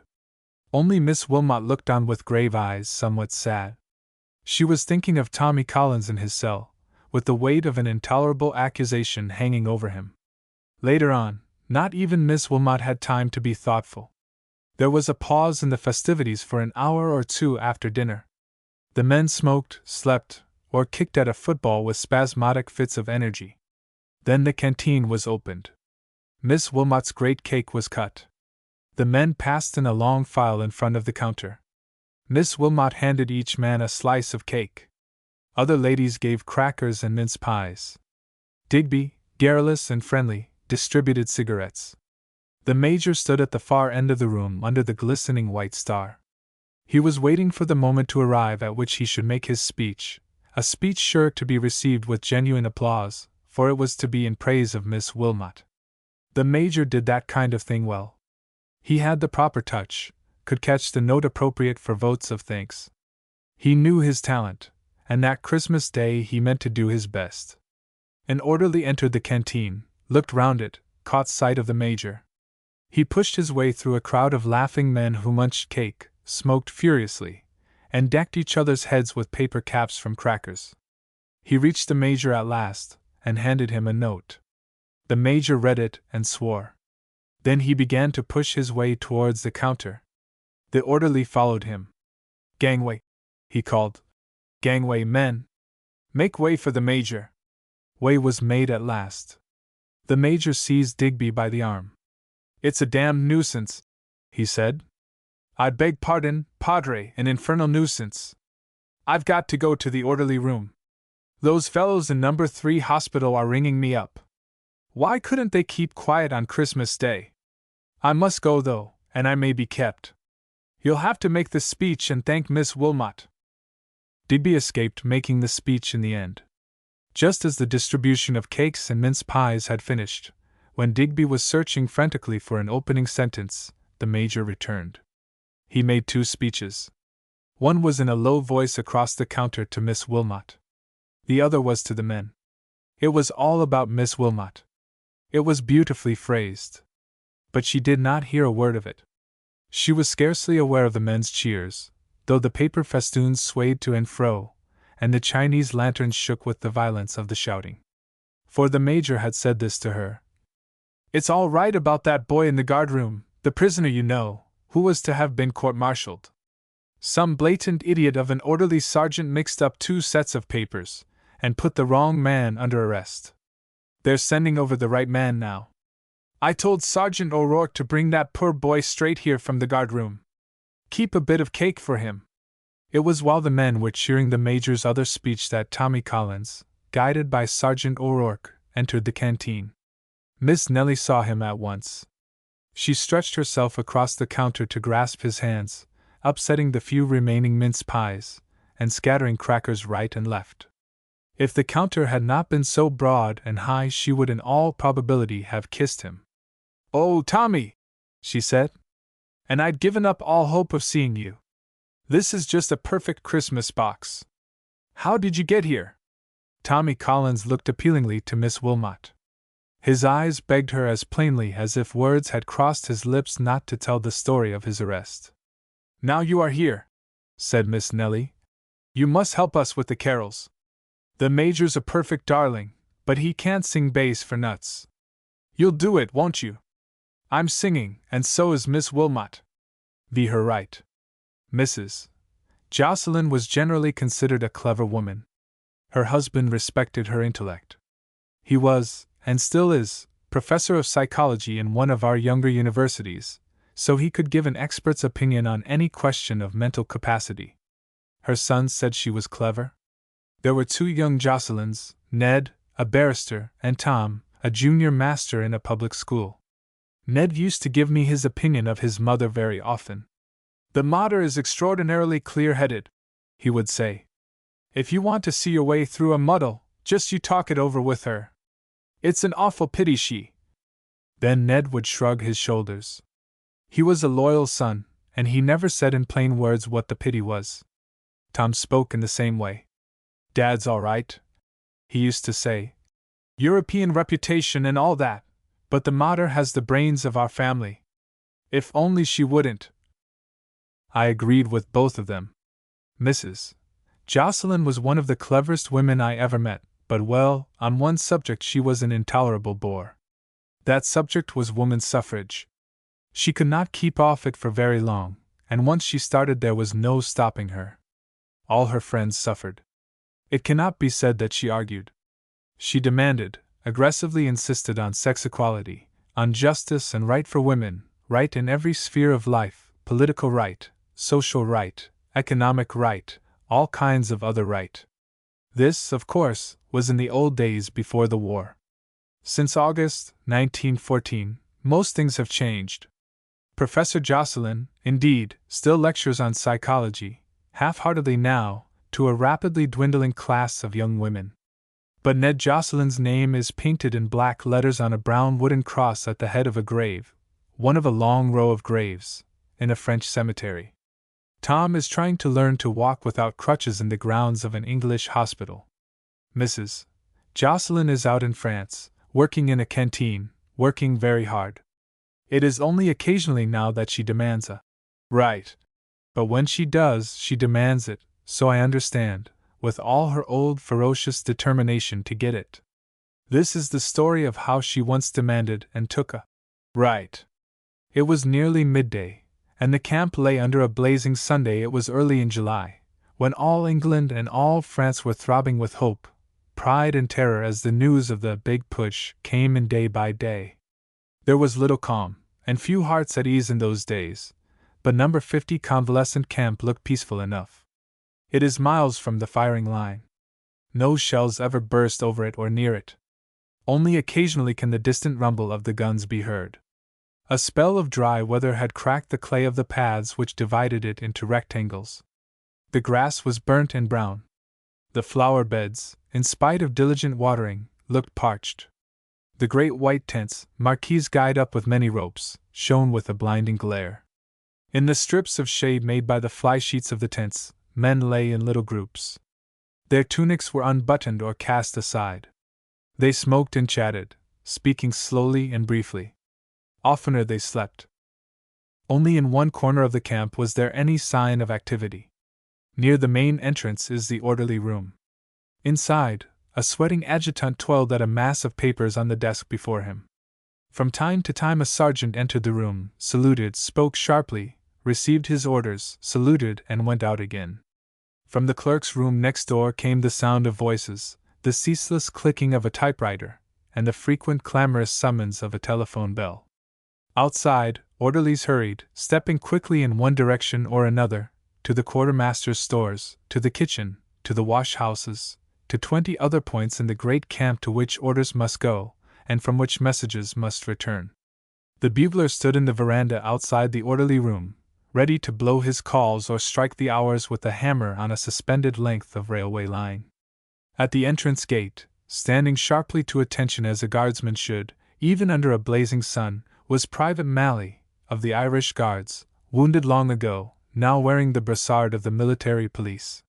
He saw to it that no person unauthorized entered the camp. Above him, limp from its staff, hung the Red Cross flag, unrecognizable that day, since there was no faintest breeze to stir its folds. Close by the flagstaff is the little dressing station. Here the men in the camp, men discharged from hospital, are seen by the doctors and the period of their rest and convalescence is decided. They are marked fit, and go to the fighting again, or sent back and enjoy good quarters and pleasant food for a while longer. Or, best hope, marked blighty and go home. This is the routine. But sometimes there is a difference. There had been a difference every day since the big push started. Outside the dressing station was a group of 40 or 50 men. They lay on the ground, most of them sound asleep. They lay in the strangest attitudes, curled up, some of them, others with arms and legs flung wide, the attitudes of men utterly exhausted, whose overpowering need is rest. Some sat huddled up, too tired to sleep, blinking their eyes in the strong sunshine. Most of these men wore bandages. Bandages were on their heads, their hands, their arms and legs, where sleeves and trousers had been cut away. Some of them had lost their caps. One here and there had lost a boot. Many of them wore tattered tunics and trousers with long rents in them. All of them were covered with mud, mud that had dried into hard yellow cakes. These were men sent straight down from the field dressing stations, men who had been slightly wounded, so slightly that there was no need for them to go to hospital. Among them there was one man who neither lay huddled nor sprawled. He sat upright, his knees drawn up to his chest, held tight in his clasped hands. He stared straight in front of him with wide, unblinking eyes. Of all the men in the group, he was the muddiest. His clothes were caked with mud. His face was covered with mud. His hair was matted with mud. Also his clothes were the raggedest of all. The left leg of his trousers was rent from knee to waistband. The skin of his thigh shone white, strangely white compared to his face and hands through the jagged tear. The sleeves of his tunic were torn. There was a hole in the back of it, and one of his shoulder straps was torn off. He was no more than a boy, youthful-looking compared even to the men, almost all of them young, who lay around him. He had a narrow face with that look of alert impudence which is common on the faces of gutter snipes in large cities. As he sat staring he spoke now and then, spoke to himself, for there was no one to listen to him. "We beat them," he said once. "We gave them the damnedest beating. We strafed them proper, and they ran. The Prussian Guards they was." His accent betrayed him. He must have come from Lancashire, from some grimy Lancashire town, from Warrington or Bolton, from Liverpool itself perhaps, or Manchester. Before the war there were crowds of such boys there. They made up the football crowds on Saturday afternoons. They made the countryside hideous on bank holiday afternoons. They were the despair of church and chapel, of the social reformer, and often of the police. This boy was undersized, of poor chest development, thin-limbed, weedy, but there was a curious light in those staring eyes of his. He turned to the man on his right, a great, heavy-jawed Irishman with a bandaged knee, who was sound asleep. "Wake up, Pat," he says. "Wake up till I tell you how we strafed Fritz. Out in the open it was, the Prussian Guards." But the Irishman slept on. Neither shaking nor shouting roused a sign of intelligence in him. The boy turned to the man on his left, a Canadian, an older man with a gentle, worn face. Perhaps because he was older or more utterly wearied out, or in pain, this man waked and raised himself on one elbow. "We went for them proper," said the boy. "Prussians they was and guards. They thought they'd walk over us, but by God we talked to them with the bayonet we did." A slow smile played across the Canadian's face. "Say, Tommy," he said, "what's your name?" "Wakeman, Private Wakeman, number 79362, gosh, Canada, but we handled them and they ran." "They certainly did run some," said the Canadian slowly. Then Wakeman poured out his story, a wonderful story, told in jerky sentences, garnished with blasphemies and obscene words. He had been a member of the Lewis gun team. Very early in the advance, the bursting of a high explosive shell had buried him, buried the whole gun team with its officer, buried the gun. Wakeman and 3 other men and the officer had crawled out from the mud and debris. Somehow they had unearthed the gun. Driven on by a kind of frenzy, they had advanced again, halting, firing a drum of cartridges, advancing again. Once more a shell caught them and buried them. Once more Wakeman crawled out, clawed his way out with hooked fingers, bit the loose clay with his mouth, bored through it with his head, dug at it with his toes. This time he and the officer were alone. They struggled to recover their gun, working fiercely, till a bullet hit the officer. After that Wakeman went on by himself, managed somehow to get among the men of the company to which his gun team belonged, and possessed himself of a rifle. At that point his story became incoherent. But about one thing he was clear. He and the others of his company had met in straight hand-to-hand fighting the proudest troops of Germany. By stabbing, lunging, battering with clubbed rifles, they had put the Prussian guard to flight. "Well," drawled the Canadian, "they did run. They certainly did run some. And what's the matter with you, sonny? Hit?" "Buried," said Wakeman. "Buried twice, and shrapnel in my leg, little bits." The bits were little, but there were a good many of them. Half an hour later Wakeman passed into the dressing station in his turn. The doctor looked him over, scribbled a word or two on the label which hung from the lad's breast pocket, and patted him on the shoulder. "You'll be all right, my boy," he said. "No shell shock. No DH, get along with you. Feeling a bit hungry, eh?" "Thank you, sir," said Wakeman. "Yes, sir, feel as if I could do with a bit of something to eat. The way of it was this, sir. We strafed them proper, we did. The Prussian guards they was, and—" But the doctor had no time to listen to the story. "Get along now. Get along. The sooner the dressing is done, the sooner you'll get your dinner." The story, which the doctor would not hear, bubbled out into the ears of the nursing sister who picked the scraps of shrapnel out of Wakeman's leg.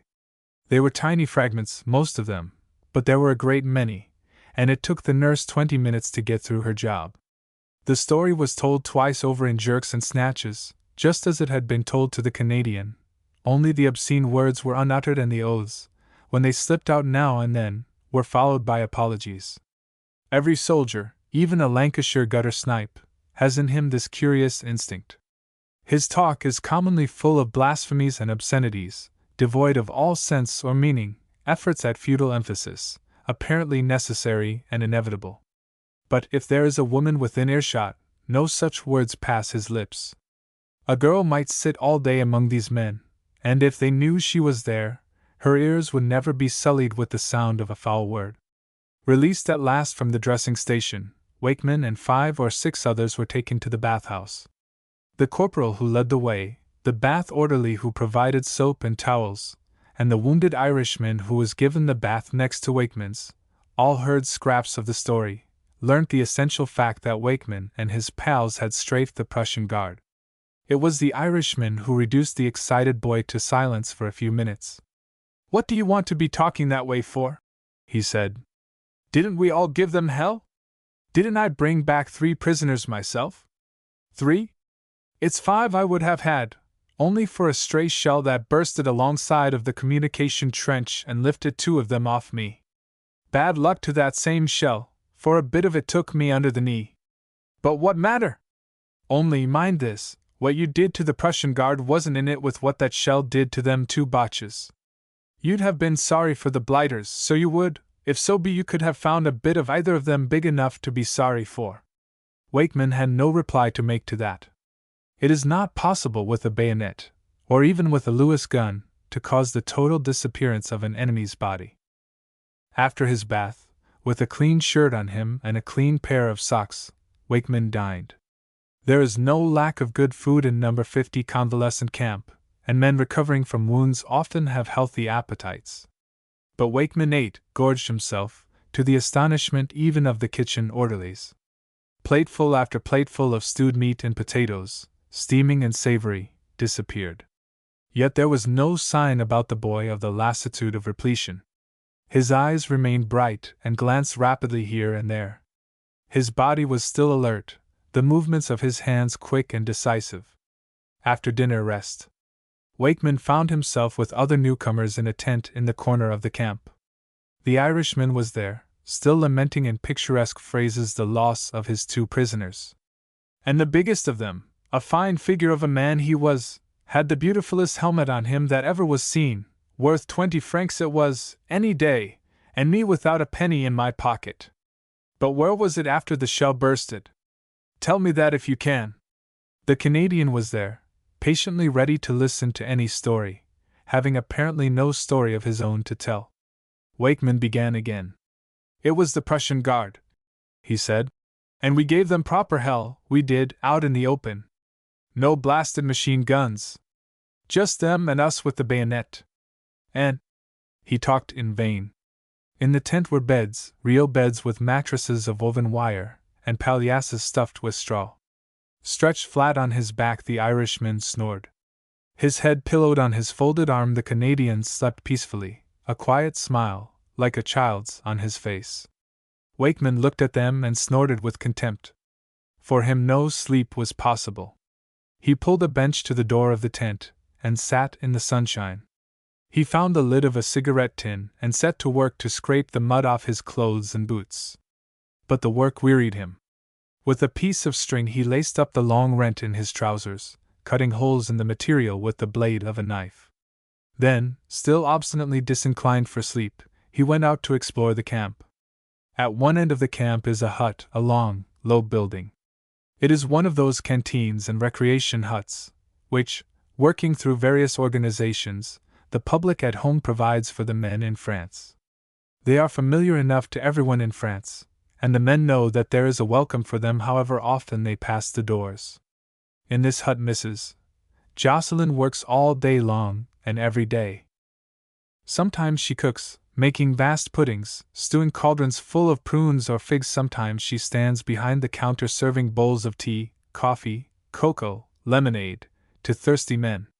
Sometimes, half-asphyxiated with tobacco smoke, she sits at the piano and hammers out ragtime tunes, while the men crowd round her, their faces close to her as they peer at the music, their voices threatening her with deafness when they bellow in her ears.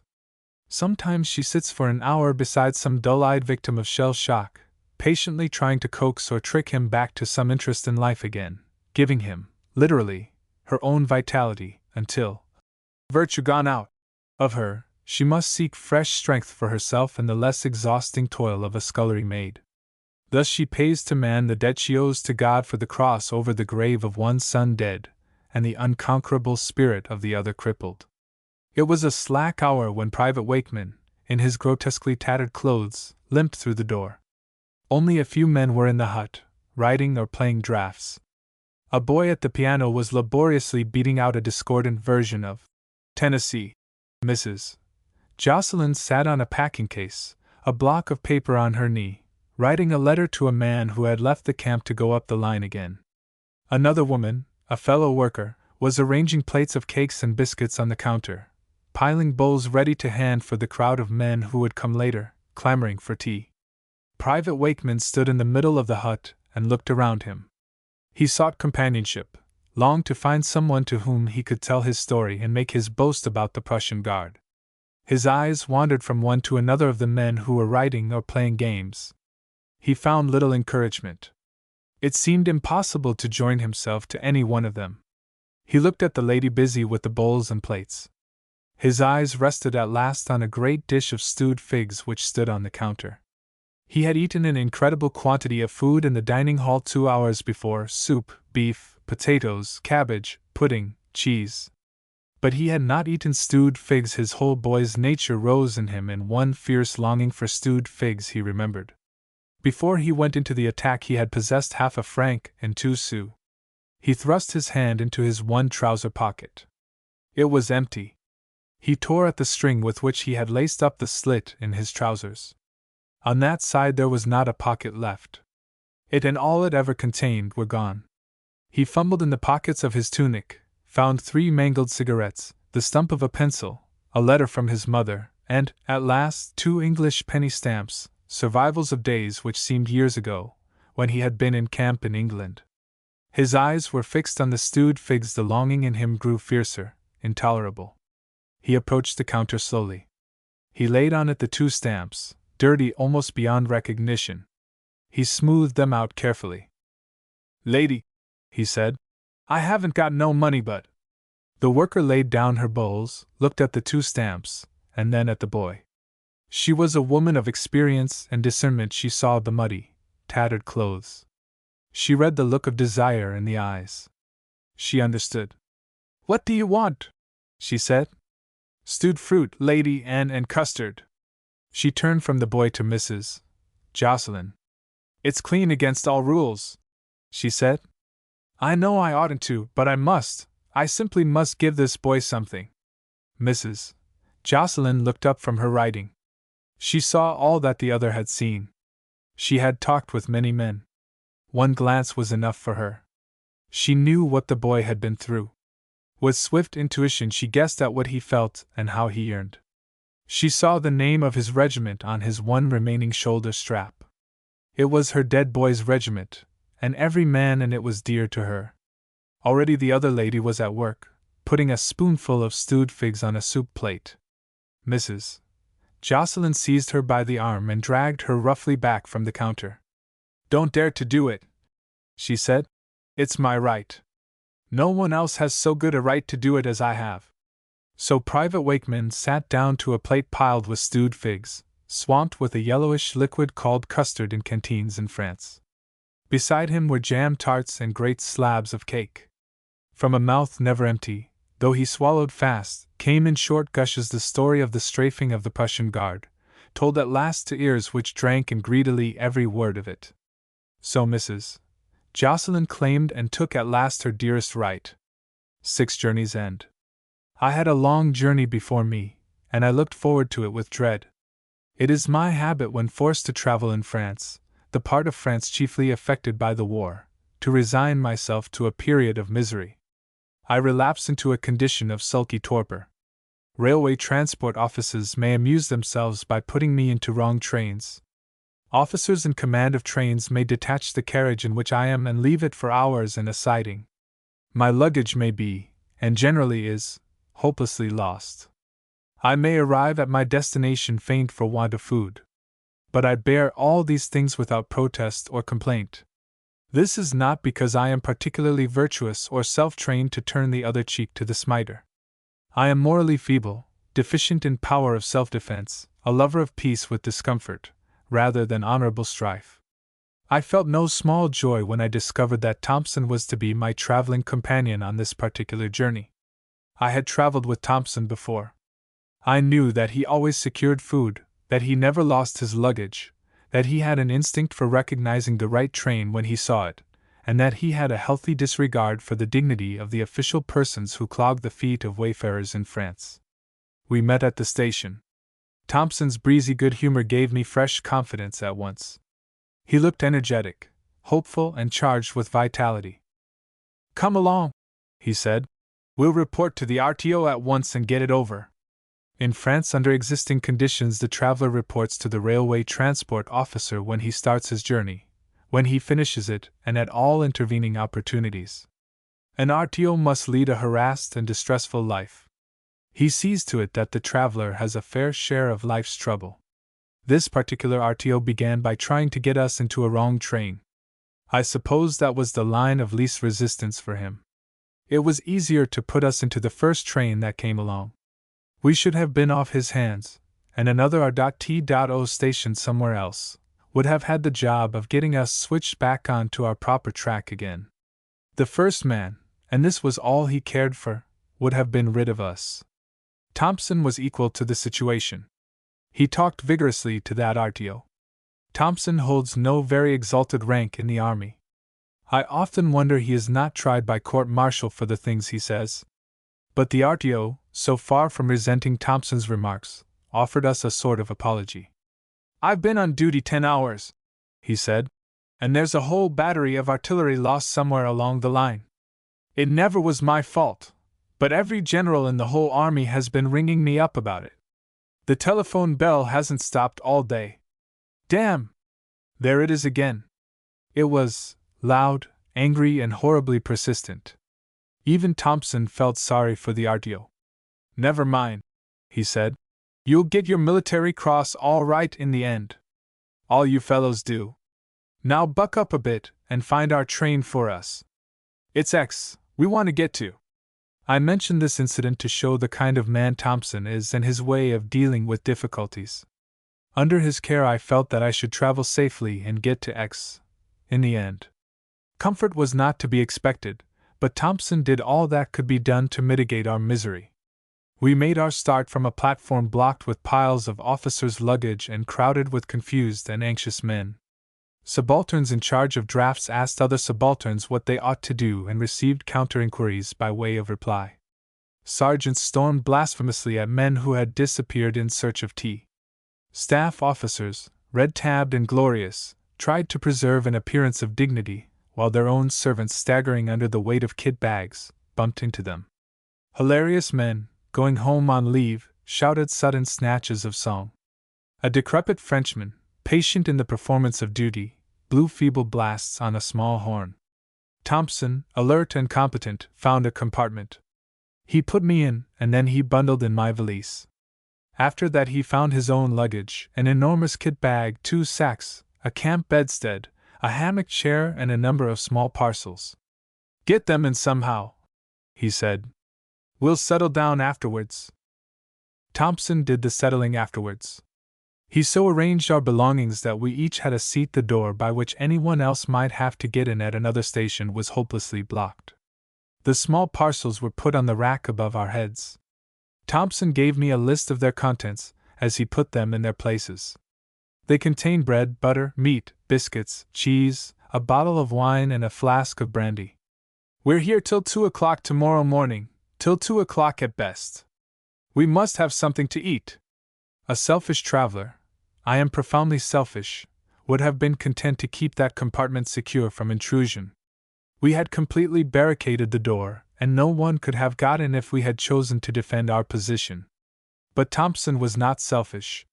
The train stopped at a station every quarter of an hour or so, and Thompson, climbing up the barricade, opened the window and took a look out every time we stopped. At one station, it was then about 7 p.m. and quite dark, he discovered a forlorn boy, a second lieutenant, who was trying to find room for himself and his belongings. Thompson hailed him. The next 5 minutes were passed in fierce toil by all of us. But before the train started, Thompson got the boy and his belongings into our compartment. In my opinion, no second lieutenants ought to be allowed to possess a suitcase as well as a valise. This boy also had 3 topcoats and a Jaeger rug. We spent nearly half an hour settling down again after that. Then we dined, sharing the food, Thompson's food, with the second lieutenant. He was a nice boy and very grateful. I thought him a little garrulous, but Thompson encouraged him to talk. He told us all about his job. It was his duty to go up in captive balloons and send down messages to the artillery. It was, by his account, a seasicky business, worse by several degrees than crossing the channel in the leave boat. Thompson, who has a thirst for every kind of information, questioned and cross-questioned the boy. After dinner was Thompson's name for our meal, I prepared to go to sleep. Thompson arranged valises on the floor in such a way that I could stretch my legs. The boy went on talking. He told Thompson that he had dropped out of the ballooning business and that he was going to X, to submit to a special course of training. I forget what it was, bombing probably, or the use of trench mortars, possibly map reading, or, a subject part of the school curriculum of our grandmothers, the use of globes. The Army has a passion for imparting knowledge of any kind to temporary lieutenants. I went to sleep while Thompson was explaining just where the boys' particular course of instruction was given, a camp some 3 or 4 miles out of X. Thompson has an amazing knowledge of what naturalists would call the habitat of the various parts of the Army. At 3 a.m. I was awakened from my sleep. We had reached, an hour late, the junction at which we had to change. Thompson and the boy were both alert and cheerful. They had, I fancy, been talking all the time. Our junction proved to be a desolate, windswept platform, without a sign of shelter of any kind except a bleak-looking cabin, the habitation of the local RTO. Thompson roused him ruthlessly and learned that, with luck, we might expect our next train to start at 6. I shivered. 3 hours, the very coldest in the 24, on that platform, did not strike me as a pleasant prospect. Thompson used a favorite phrase of his. After all, he said, it's war, what the French call la guerre. He professed to have discovered, not from the RTO but from a sleepy French railway official, that the train, our train in which we were to travel, was somewhere in the neighborhood, waiting for its engine. It did not come to us from anywhere else, but made its start, so to speak took its rise, at that junction. Thompson and our new friend, the boy, proposed to get into the train when they found it. Thompson can speak French of a sort, but he does not understand the language as spoken by the French people. I did not believe that he had really found out about that train. I declined to join in the search. He and the boy went off together. They came back in about half an hour. They said they had found a train standing by itself in a field, and that it must be ours because there was no other. The reasoning did not seem conclusive to me, but I agreed to go and sleep in whatever train they had found. I suggested that we should leave our luggage on the platform and pick it up when the train got there at 6 a.m. That, said Thompson, is just the way luggage gets lost. Suppose, I don't say it's likely or even possible, but suppose the train we get into goes somewhere else. Nice fools we'd look, turning up in Paris or Marseilles without a brush or comb among us. No, where I go I take my luggage with me. Thompson was evidently not so sure about that train as he pretended to be. But I had reached a pitch of hopeless misery which left me indifferent about the future. It did not seem to me to matter much just then whether I ever got to X or not. We had to make 3 trips, stumbling over railway lines and sleepers, in the dark, falling into wet ditches and slipping on muddy banks. But in the end we got all our luggage, including the boys' top coats, into a train which lay lifeless and deserted in a siding. This time Thompson and the boy slept. I sat up stiff with cold. At 5:30 a French railway porter opened our door and invited us to descend, alleging that he wanted to clean the carriage. I was quite pleased to wake Thompson, who was snoring. Get up, I said. There's a man here who wants to clean the carriage and we've got to get out. I'm damned if I get out, said Thompson. The Frenchman repeated his request most politely. If the gentleman would be good enough to descend, he would at once clean the carriage. Thompson fumbled in his pocket and got out an electric torch. At first I thought he meant to make sure that the carriage required cleaning. Thinking things over, I came to the conclusion that he felt he could talk French better if he could see a little. He turned his ray of light on the Frenchman and said slowly and distinctly, Nous sommes officiers anglais, et les officiers anglais n'y descendent pas, jamais. The Frenchman blinked uncertainly. Thompson added, Jamais de ma vie. That settled the French porter. He was face to face with one of the national idiosyncrasies of the English, a new one to him and incomprehensible, but he submitted at once to the inevitable. He gave up all idea of cleaning the carriage and Thompson went to sleep again. The boy slept soundly through the whole business. At 7:30, the train had been jogging along since 6. Thompson woke and said he thought he'd better shave. The proposal struck me as absurd. We can't possibly shave, I said, without water. Thompson was quite equal to that difficulty. The next time the train stopped, it stopped every 10 minutes or so, he hopped out with a folding drinking cup in his hand. He returned with the cup full of hot water. He had got it from the engine driver. He and I shaved. The boy still slept, but, as Thompson pointed out, that did not matter. He was too young to require much shaving. Nice boy that, said Thompson. Son of an archdeacon, was at Cambridge when the war broke out. Carries a photo of his mother about with him. Only nice boys carry photos of their mothers. He has it in a little khaki-colored case along with one of the girl he's going to marry, quite a pretty girl with tulle hair and large eyes. Oh, he's engaged to be married, is he? Of course he is. That sort of boy is sure to be. Just look at him. As he lay there asleep, his face looked extraordinarily young and innocent. I admitted that he was just the sort of boy who would get engaged to the first girl who took him seriously. Girls out here nursing, said Thompson. VD evidently has a strong sense of duty or she wouldn't be doing it. VDING isn't precisely a cushy job. He's tremendously in love. Seems to have confided most of his affairs in you, I said. Told me, said Thompson, that the girl has just been home on leave. He hoped to get back, too, to meet her, thinks he would have got a week if he hadn't been ordered off on this course, bombing or whatever it is. Thompson washed while he talked.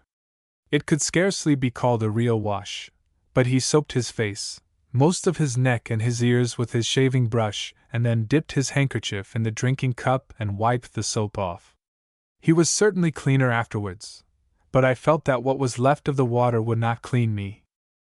Later on, Thompson secured some rolls of bread, 2 jam pastries, and 6 apples. The bread and pastry I think he bought.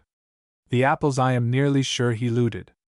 I saw a large basket of apples in one of the wagons of a train which was standing in the station at which Thompson got out to buy our breakfast. They were exactly like the apples he brought back. We woke up the boy then. It did not matter whether he shaved or not, but at his age it is a serious thing to miss a chance of food. About midday we arrived at a large town. Thompson learned from the RTO who inhabited the railway station there that we could not get a train to take us any further till 10 o'clock that night. He said again that was war, what the French call guerre, but he seemed quite pleased at the prospect of the wait. He spoke of looking for a proper meal and a Turkish bath. The bath we did not succeed in getting, but we had an excellent luncheon, omelette, fried fish, some kind of stewed meat and a bottle of red wine. The boy stuck to us, and told us a lot more about his girl. His great hope, he said, was that he would meet her somewhere in France. I could see that what he really looked forward to was a wound of a moderately painful kind which would necessitate a long residence, as a patient, in her hospital. He was, as Thompson said, a nice boy, but he talked too much about the girl. He was also a well-educated boy and anxious to make the best of any opportunities which came his way. He told us that there was an interesting cathedral in the town, and proposed that we should all go and see it after lunch. Thompson is not an irreligious man. Nor am I.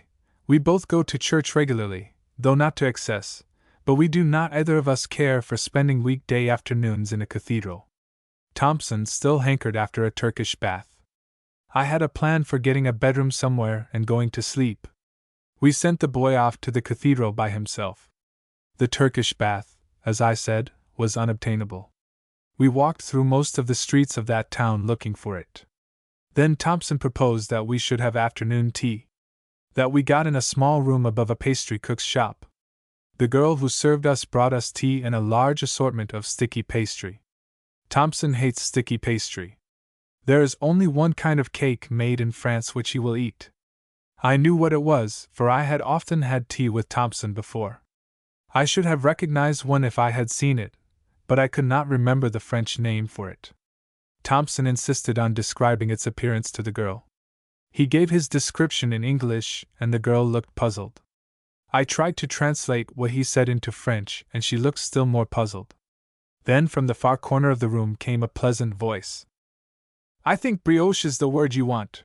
It was. I recollected it directly I heard it. I turned to thank our interpreter. She was a young woman in the uniform of a VAD. She was sitting at a table by herself, was, in fact, the only other occupant of the room. I thanked her. Thompson joined in and thanked her effusively. There was not much light in the room, and her corner was decidedly gloomy. Still, it was possible to see that she was a decidedly pretty girl. We both said that if there was anything we could do for her, we should be very pleased to do it. After the way she helped us out with the brioche, we could scarcely say less. "Perhaps," she said, "you may be able to tell me when I will be able to get a train to?" She mentioned one of those towns of which the English have taken temporary possession, turning the hotels into hospitals, to the great profit of the original proprietors. "Certainly," said Thompson. "There's a train at 9 p.m., but you'll be traveling all night in that. If I were you, I'd stay here till tomorrow morning and then—" "Can't," said the girl. "Properly speaking, I'm due back today, but I missed the early train this morning and only got here an hour ago. The boat was horribly late." "Ah," said Thompson. "You're coming back after leave, I suppose?" The girl sighed faintly. "Yes," she said, "but I've had a fortnight's leave. I can't complain." "I'll just write down that train for you," said Thompson. He scribbled 9 p.m. on a piece of paper and carried it over to the girl. It seemed to me an unnecessary thing to do. 9 is a simple number, easy to remember. Some thought of the same kind occurred to the girl. She looked at Thompson, first with some surprise and then, I thought, rather coldly. She was evidently not inclined to accept any further friendly offers from Thompson. He did not seem in the least abashed even when she turned her shoulder to us and looked the other way. "Have you seen the cathedral here?" said Thompson. The girl made no answer.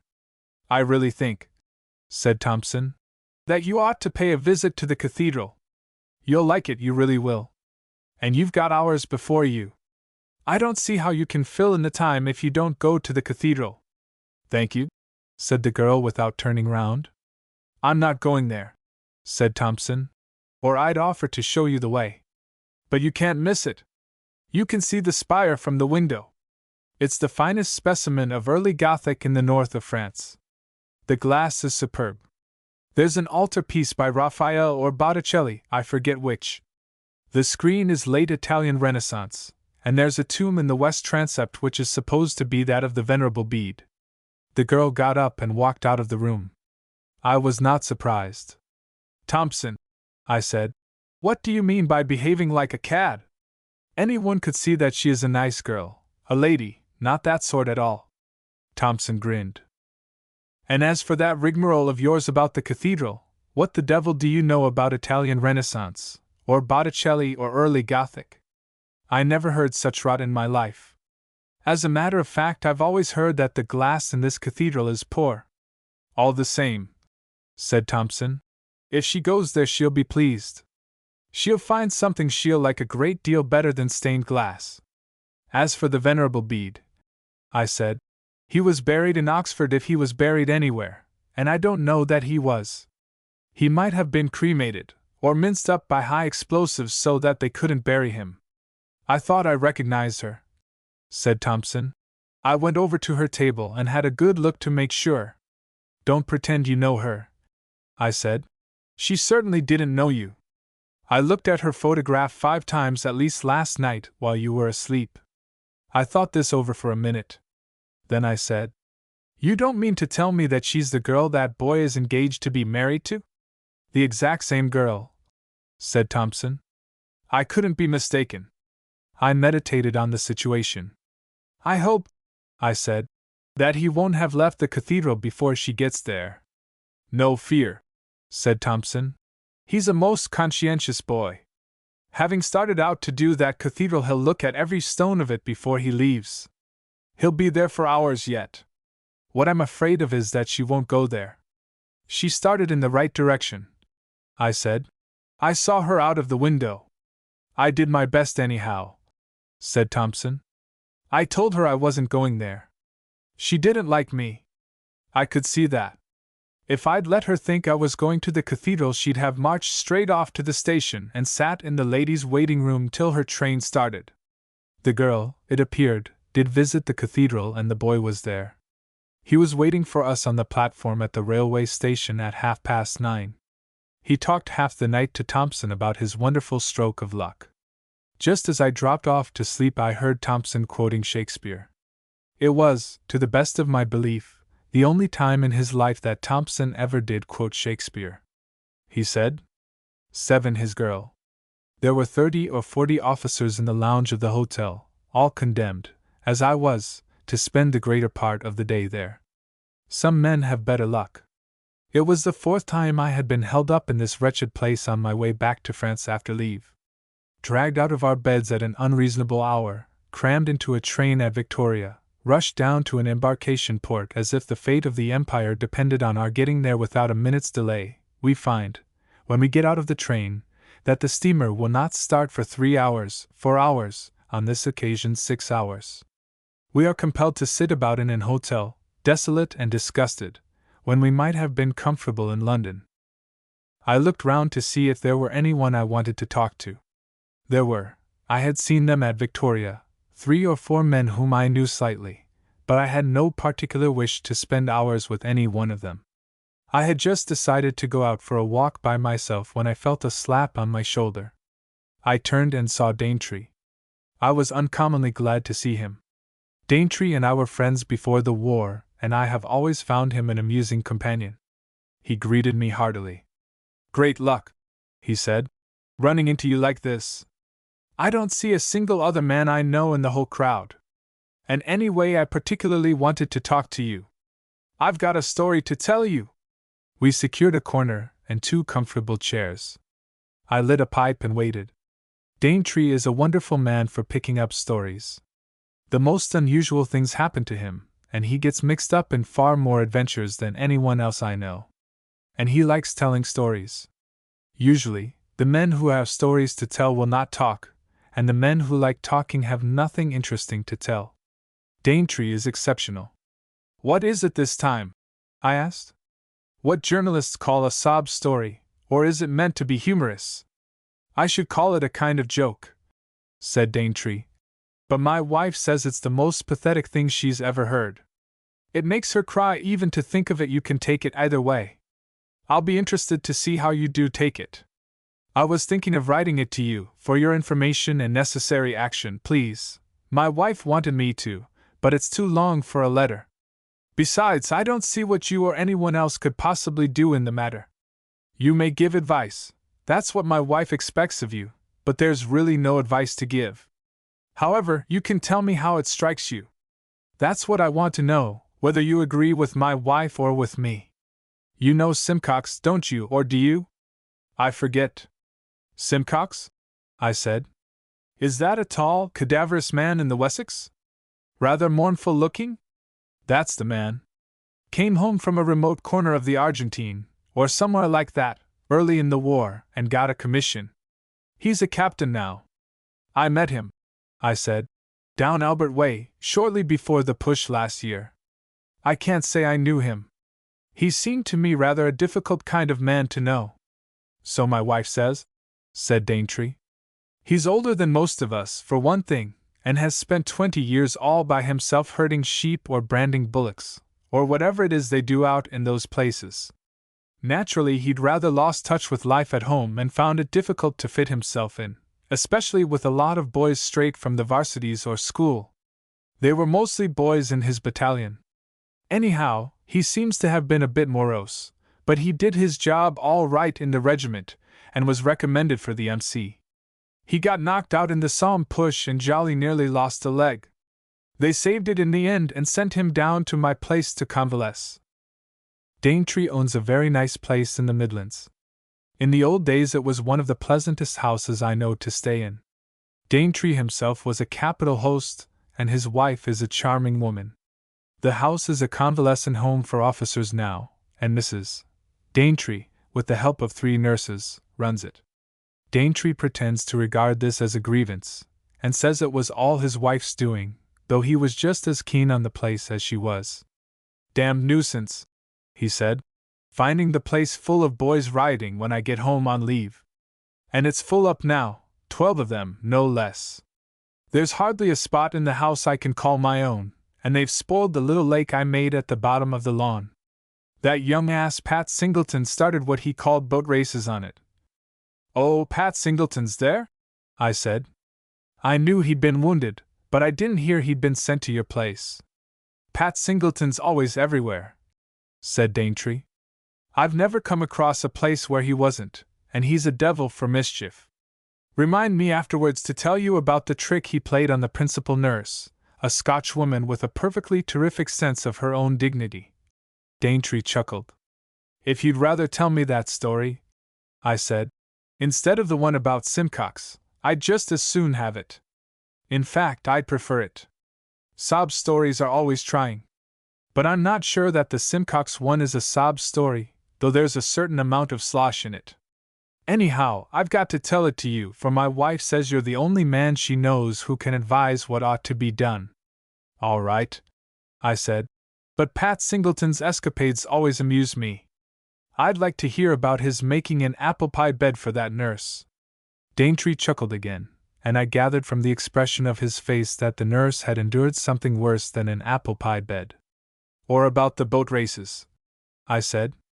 I didn't know you had anything which floated on that lake of yours. I haven't, said Daintree, except the kind of wooden box in which the gardener goes out to clear away the duckweed. However, Pat Singleton comes into the Simcox story in the end. It's really about him that my wife wants your advice. No one, I said, can give advice about Pat Singleton. Knowing the sort of man Simcox is, said Daintree, you'll understand that he was rather out of it at first in a house full of boys just out of hospital, and jolly glad to have a chance of running about a bit. Pat Singleton wasn't there when Simcox arrived. But the others were nearly as bad, silly jokes from morning to night and an infernal row always going on. My wife likes that sort of thing, fortunately. Simcox, I suppose, just sat by himself in a corner of the veranda and glowered? Exactly. And at first my wife could do nothing with him. In the end, of course. In the end, I said, she persuaded him to tell her his inmost secrets and to confide to her the tragedy of his soul. That's just what she would do. Mrs. Daintree is a very kind and sympathetic lady. When she talks to me, I feel ready to tell her anything. A man like Simcox, shy, reserved, and wholly unaccustomed to charming ladies, would succumb to her easily and pour out a love story or anything else he happened to have on his chest at the time. You see, said Daintree, his leg was pretty stiff and he couldn't get about much, even if he'd wanted to. There was nothing for him to do except sit in a deck chair. My wife felt it her duty to talk to him a good deal. Daintree seemed to be making excuses for Mrs. Daintree and Simcox. They were unnecessary. Mrs. Daintree would have got his story out of him if she thought he was really in need of sympathy, whether he sat in a chair all day or was able to row races in the lake in the gardener's punt. Anyhow, said Daintree, what he told her, he told it to me afterwards, so there's no secret about it, was this: he got hit in the leg during an advance through one of those woods north of the Somme, Mammoths, I think. It was a beastly place. Our fellows had been in there 2 days before and had to clear out again. Then Simcox's lot went in. You know the sort of thing it was? I nodded. Shell holes and splintered tree trunks, I said. Machine guns enfilading you, and HE bursting promiscuous. I know. Well, Simcox's fellows went in all right, and stayed there for a while. Simcox says he remembers noticing that the ground was strewed with debris left by the Germans when they cleared out, and by our fellows afterwards. Equipment, rifles, and all the rest of it lying about, as well as other things, pretty ghastly things. You needn't go into details, I said. I can guess. I'm only telling you this, said Daintree, because all the stuff lying about seems to have interested Simcox. It's odd the feelings men have at these times. Simcox says the thing he chiefly wanted to do was to tidy up. He had a kind of strong desire to pick things up and put them away somewhere. Of course he couldn't, but he did pick up one thing, a cigarette case. He showed it to me. It was one of those long-shaped, flat white metal cases which fellows carry because they hold about 30 cigarettes. Simcox says he doesn't know why he picked it up. He didn't want it in the least. He just saw it lying there on the ground and stuffed it into his pocket. Almost immediately after that he was hit. Bit of shrapnel under the knee. I remember hearing about that business, I said. We were driven out again, weren't we? Exactly. And Simcox was left behind. He couldn't walk, of course. But he crawled into a shell hole, and there he lay. Well, for the next 2 days that wasn't healthy for either side. The Germans couldn't get back, because we were sprinkling the whole place with shrapnel. We couldn't advance for similar reasons. Simcox just lay in his shell hole. He tied up his leg somehow. He had some brandy in a flask as well as his iron rations. But he hadn't much tobacco. There were only 2 cigarettes in his own case. However, he had the other case, the one he picked up. There were nearly 20 in it also. There was, I say, at this point the story gets sloppy. Never mind, I said. Go on. What else was in the cigarette case? A farewell letter to a loving wife? Love to little Willie and a text of scripture? Not so bad as that. A photo of a girl. He showed it to me when he told me the story. Good-looking girl? Very. Large eyes, sort of tender, you know, and appealing, and a gentle, innocent face and a mouth. I suppose, I said, that these raptures are necessary if I'm to understand the story. Otherwise, you may skip them. Can't possibly skip them, said Daintree. The whole point of the story depends on your realizing the sort of girl she was. Pathetic, that's the word I want. Looked at you out of the photo as if she was a poor, lonely, but uncommonly fetching little thing, who wanted a strong, true man to shelter her from the evil world. She was got up in some sort of fancy dress which kind of heightened the effect. I don't altogether profess to understand what happened, though my wife says she does. But Simcox in a sort of way fell in love with her. That's not the way he put it. He didn't feel that she was just an ordinary girl, the sort one falls in love with. She was, well, he didn't think of her as flesh and blood, more a kind of vision, spiritual, you know. Angel? I said. That sort of thing. You know. That was the idea that gripped Simcox while he lay there in the shell hole. Stars came out at night, and Simcox felt that she was looking down at him. In the day he used to lie and gaze at her. When he thought it was all up with him and that he couldn't live, he seemed to hear her voice. I say, you ought to hear my wife telling this part of the story. Simcox wouldn't tell it to me, naturally, but he seems to have enlarged on it a good deal to her. He says that only for that photo he'd have given in and just died. I dare say he wouldn't really, but he thinks he would. Anyhow, he didn't. He stuck it out, and his leg didn't hurt nearly as much as he expected. He attributes that to the influence of this angel visitant? I said. You can call her an angel if you like, said Daintree. This, I said, seems to me a pure sob story. If there's any other part less harrowing, I wish you'd hurry up and get to it. All right, said Daintree. I'll cut out the rest of his experiences in that shell hole, though, mind you, they're rather interesting and frightfully poetic the way my wife tells them. After 2 days our fellows got back into the wood and kept it. The stretcher-bearers found Simcox in his hole and they lugged him down to a casualty clearing station. From that he went to a hospital, the usual round. He had a pretty bad time, first over there, and then, when they could move him, in London. By degrees he got more sane about the photo. He stopped thinking she was any kind of spirit and took to regarding her just as a girl, though a very exceptional kind of girl, of course. He was hopelessly in love with her. Do you think a man really could fall in love with a photo? Simcox did, I said, so we needn't discuss that point. The chances were, of course, said Daintree, that she was some other fellow's girl, possibly some other fellow's wife. But Simcox didn't care. He was too far gone to care for anything except to get that girl. Those morose, shy men are frightfully hard hit in that sort of way, I'm told. That's what my wife says anyhow. They get it much worse than we do when they do get it. Simcox would have dragged that girl out of the arms of an archbishop if that was where he found her.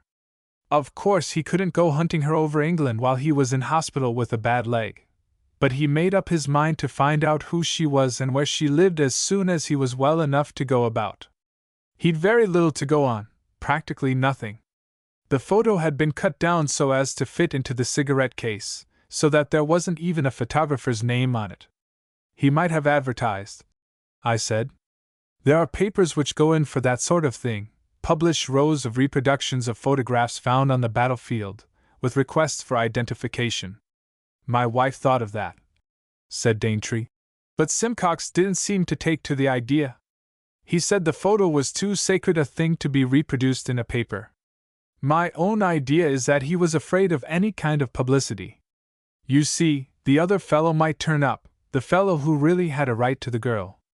How the deuce did he propose to find her? I don't know.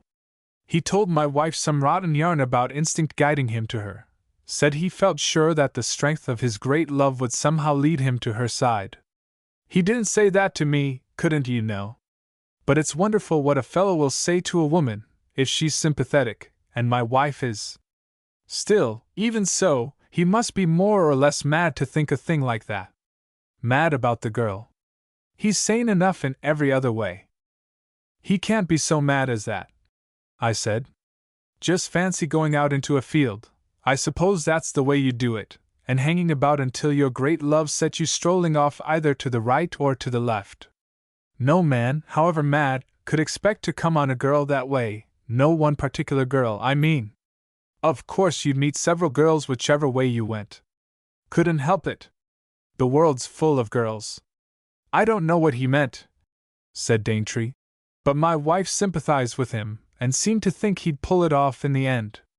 At first he was a bit shy of letting her see the photo, but when he saw she was as sympathetic as all that he showed it to her.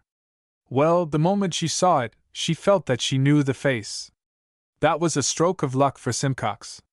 No, it wasn't, said Daintree, for my wife couldn't put a name to the girl. She was sure she had seen her somewhere, knew her quite well, in fact, but simply couldn't fix her. Funny thing, but it was exactly the same when they showed me the photo. At the first glance I said right away that I knew her. Then I found I couldn't say exactly who she was. The more I looked the more certain I was that I'd seen her somewhere, her or someone very like her. And it wasn't a commonplace face by any means. Per Simcox kept begging us to think. My wife went over our visitor's book, we've kept one of those silly things for years, but there wasn't a name in it which we couldn't account for. I got out all the old albums of snapshots and amateur photos in the house. You know the way those things accumulate, groups of all sorts. But we couldn't find the girl. And yet both my wife and I were sure we'd met her. Then one morning Simcox burst into my wife's little sitting room, a place none of the convalescents have any right to go. He was in a fierce state of excitement.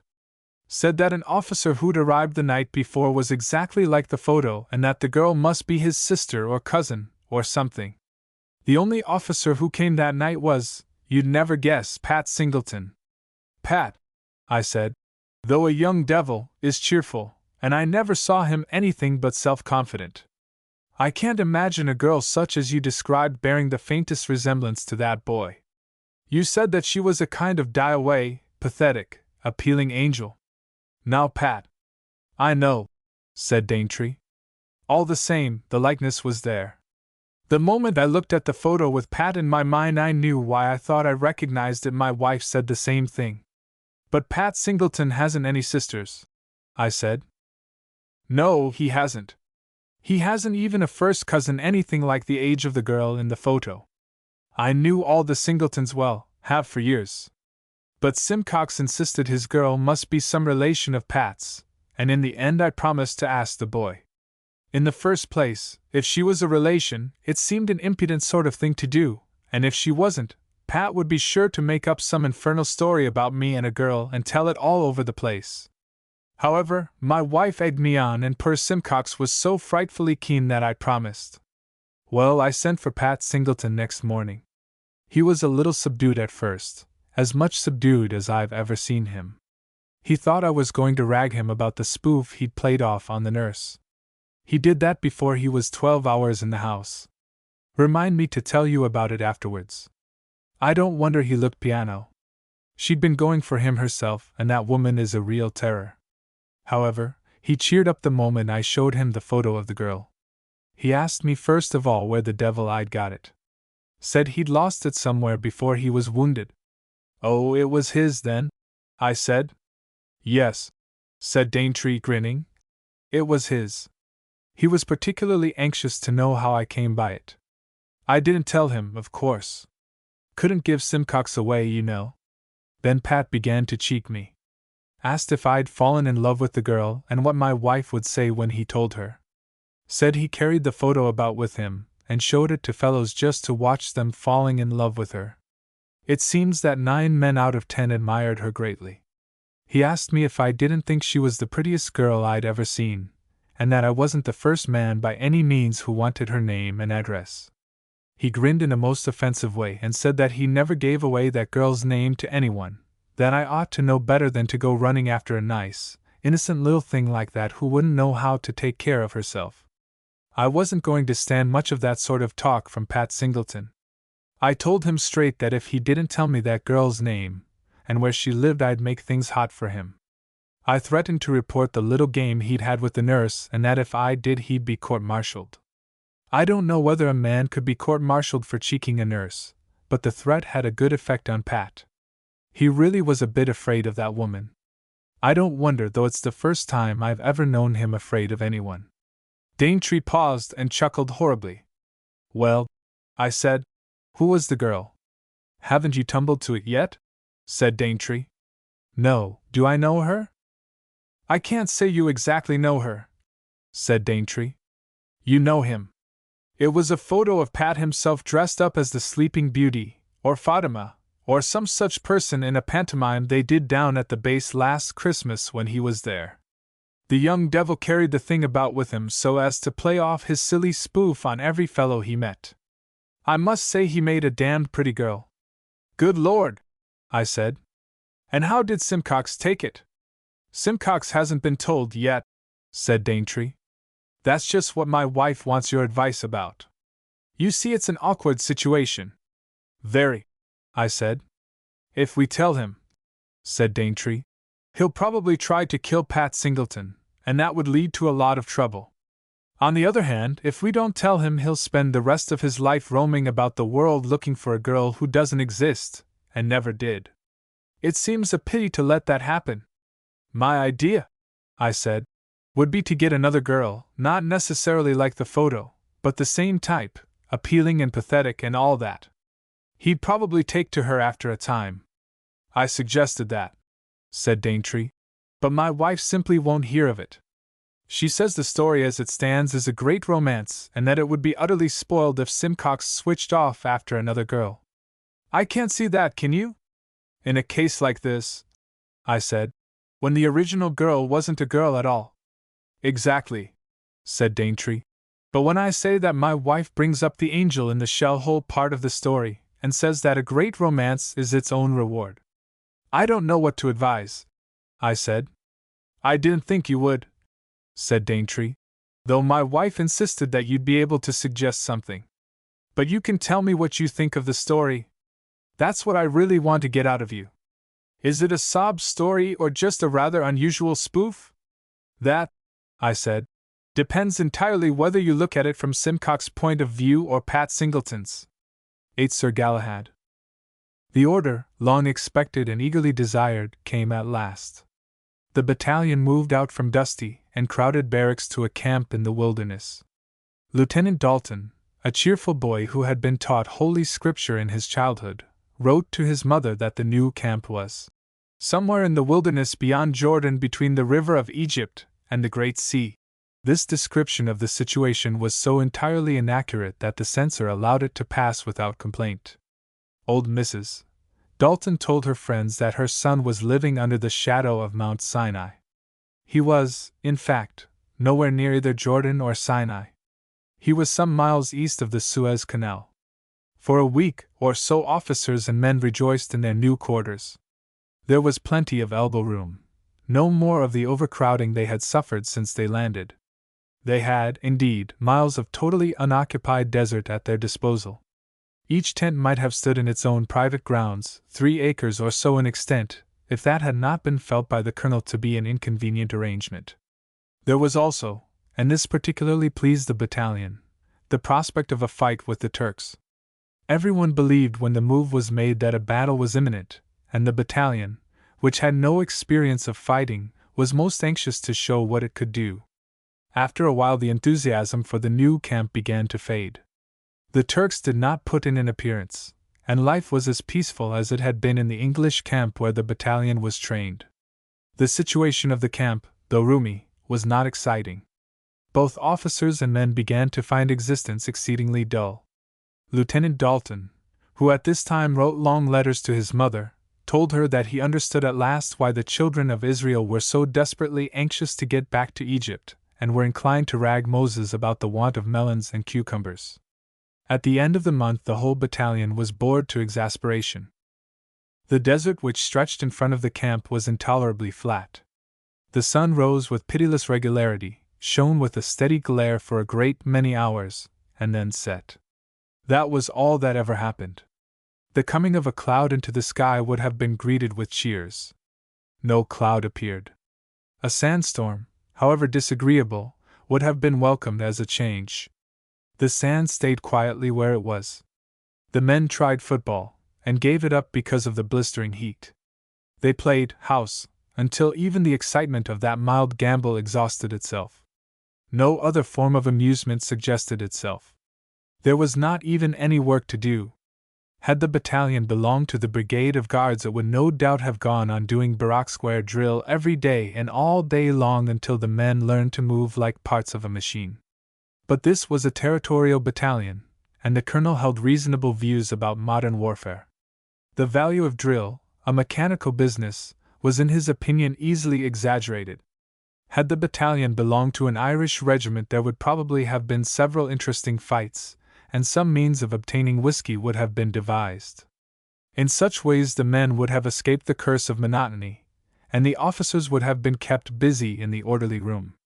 But this battalion came from the English Midlands. The men did not want to fight each other, and had no overpowering desire to get drunk. When the morning parades were over, they lay in their tents and grumbled peacefully.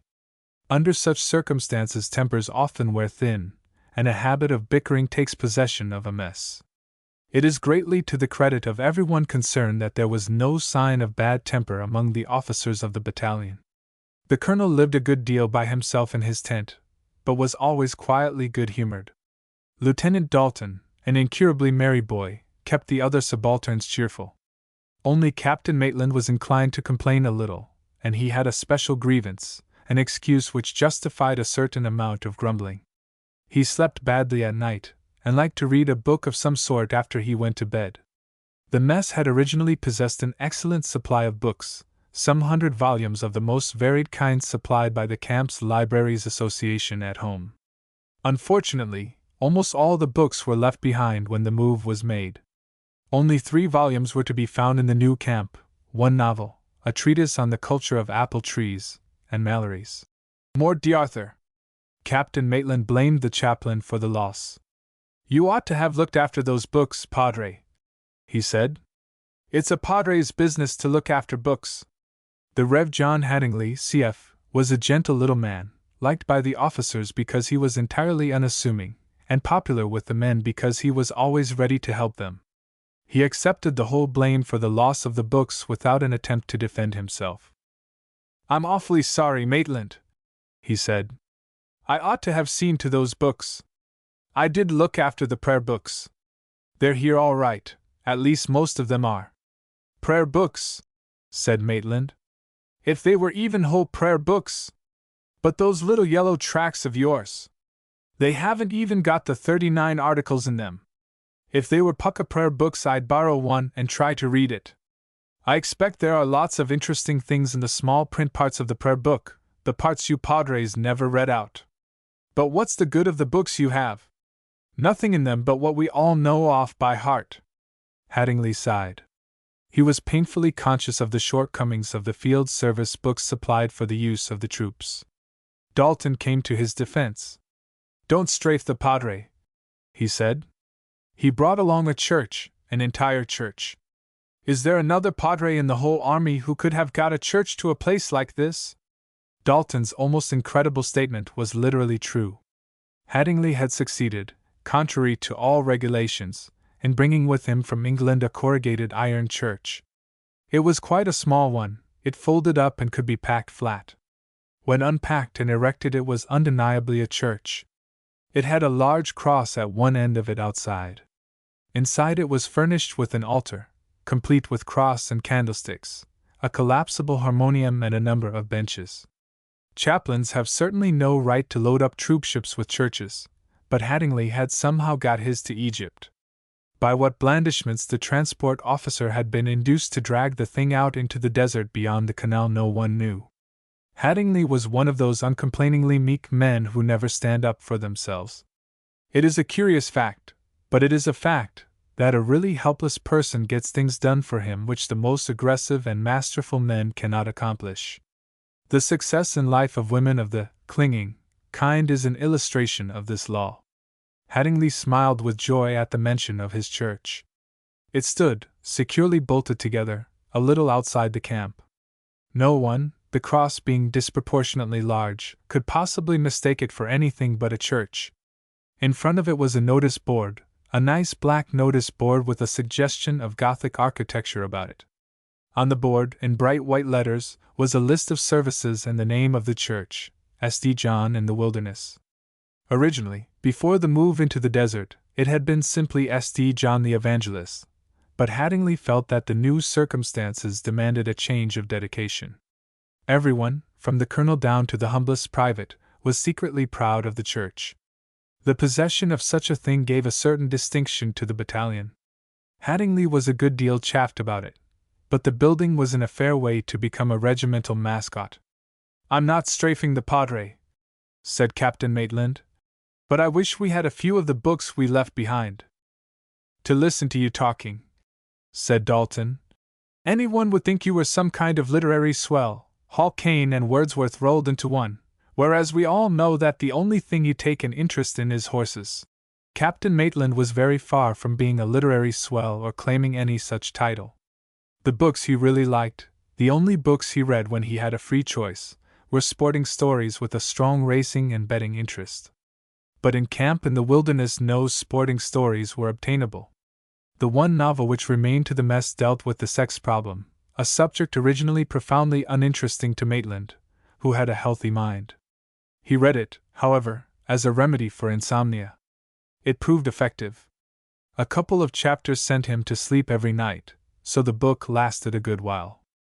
Every morning at breakfast Maitland used to propound the problems raised by the chapters which he had read the night before.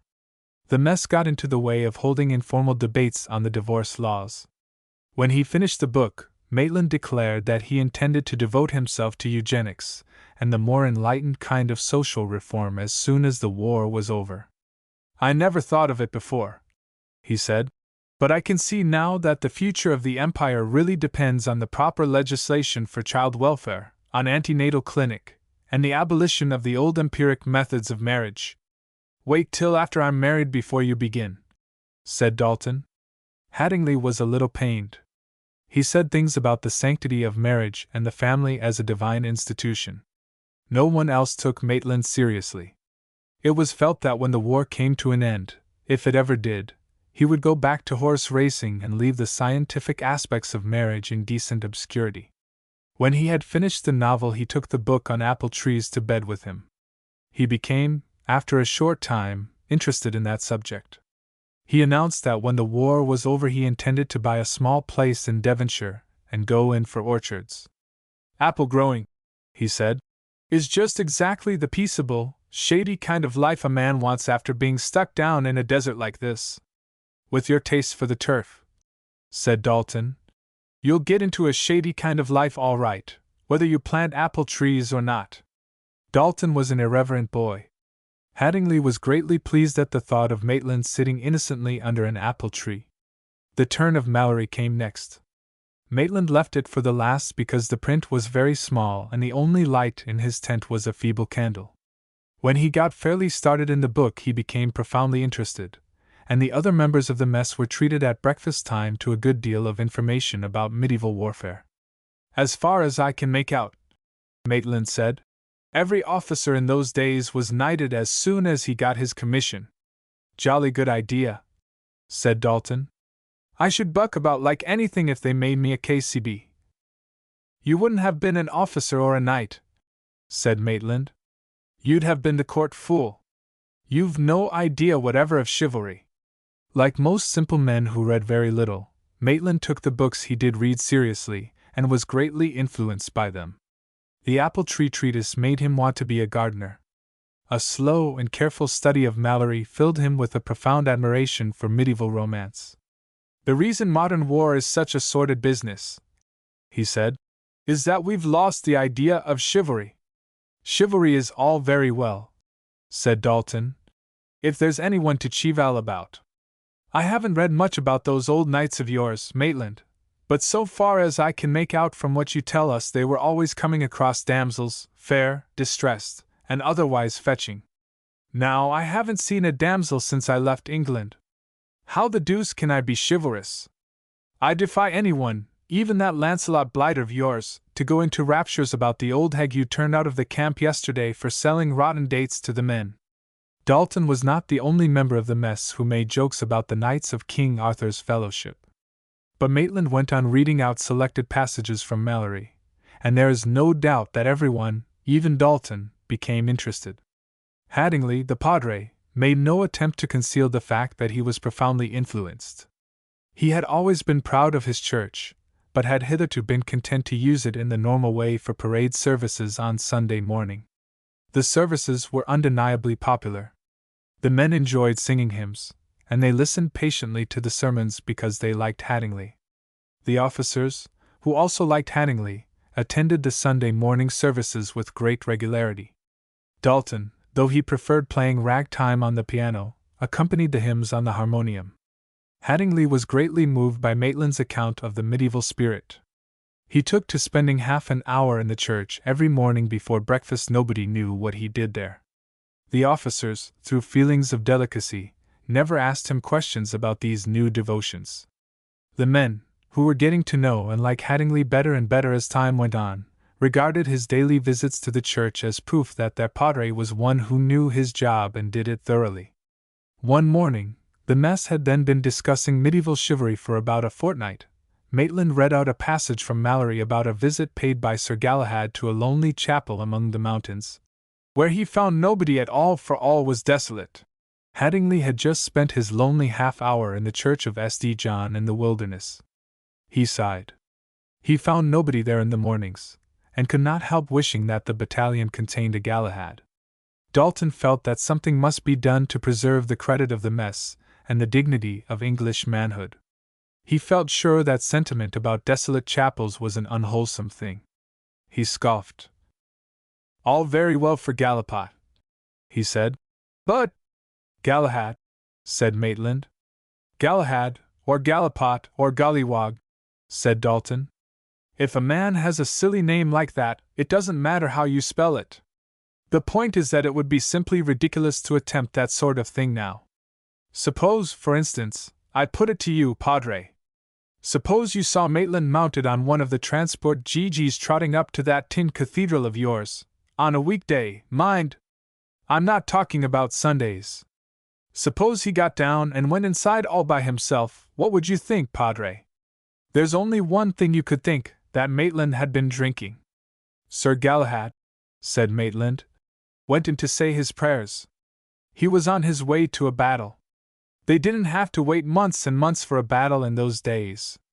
They had a scrap of some sort about once a week. He sighed. The Turks had failed to do what was expected of them, and life in the camp was intolerably dull. He looked at Haddingly.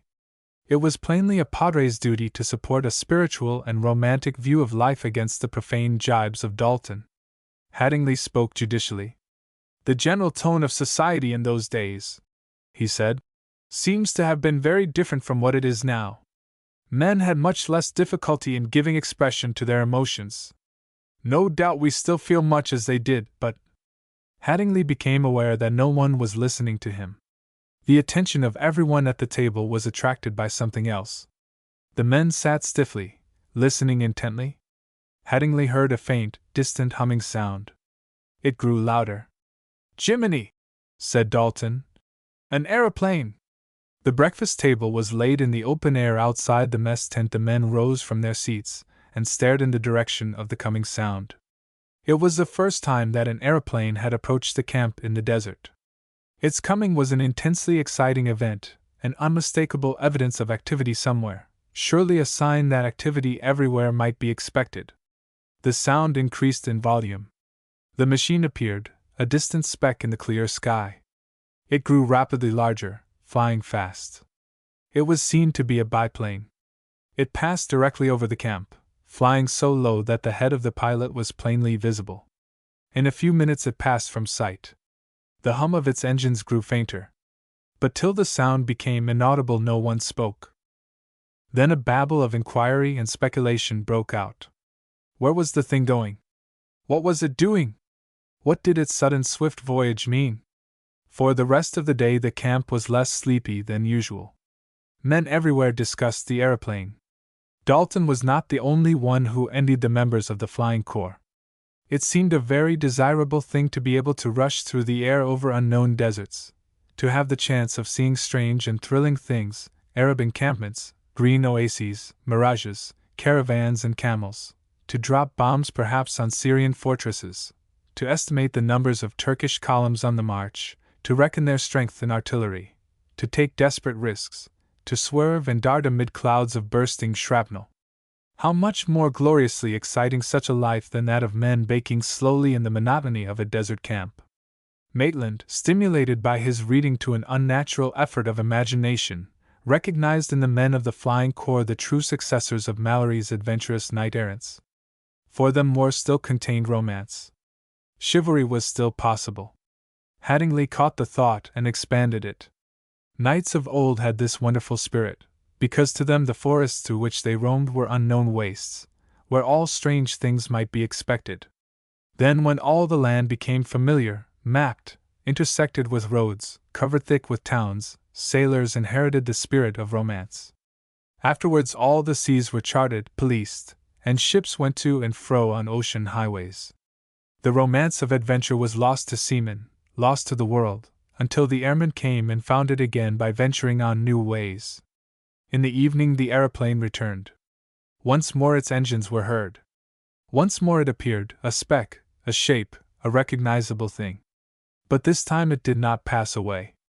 On reaching camp it circled twice, and then, with a long swift glide, took the ground outside the camp a few yards beyond Hattingly's Church of St. John in the wilderness.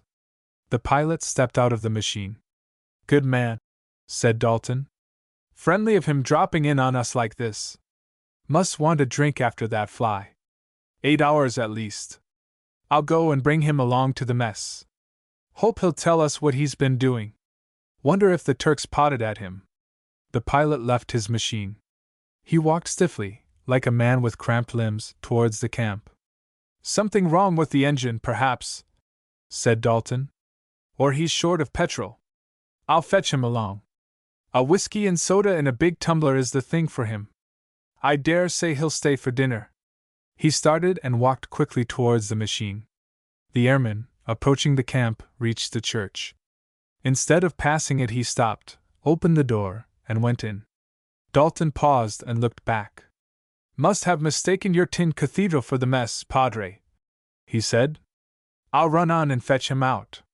"If he's made a mistake," said Hattingly, "he'll find it out for himself and come out without your fetching him." Dalton stood still.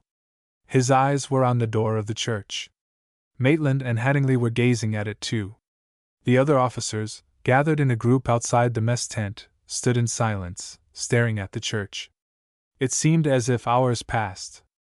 In fact, nearly half an hour went by before the door of the church opened, and the airman came out. He turned his back on the camp and went towards his machine. Neither Dalton nor anyone else made an attempt to overtake him. The noise of the engine was heard again. The machine raced a few yards along the ground and then rose in steep flight. It passed across the camp and sped westwards, its shape sharply outlined for a minute against the light of the setting Sunday, then it disappeared. Maitland took Hattingly by the arm and led him to his tent. The two men sat down together on the camp bedstead. Maitland opened Mallory's Mort d'Arthur, and read aloud. "Then Sir Galahad came unto a mountain, where he found an old chapel, and found there nobody, for all was desolate, and there he kneeled before the altar and besought of God wholesome counsel. I suppose it was just that, said Hattingly. Dalton put his head into the tent. I thought I'd find you here, he said. I just wanted to ask the Padre something. Was that Sir Gollywog come to life again, or just some ordinary blighter like me suffering from nerve strain? Hattingly had no answer to give for a moment. He can't have really wanted to sit in that church for half an hour, said Dalton. What the dickens would he do it for? He might have wanted to pray, said Hattingly. Not even his profession justified the saying of such a thing as that outside church. But every excuse must be made for him. He had been soaked in Mallory for a fortnight.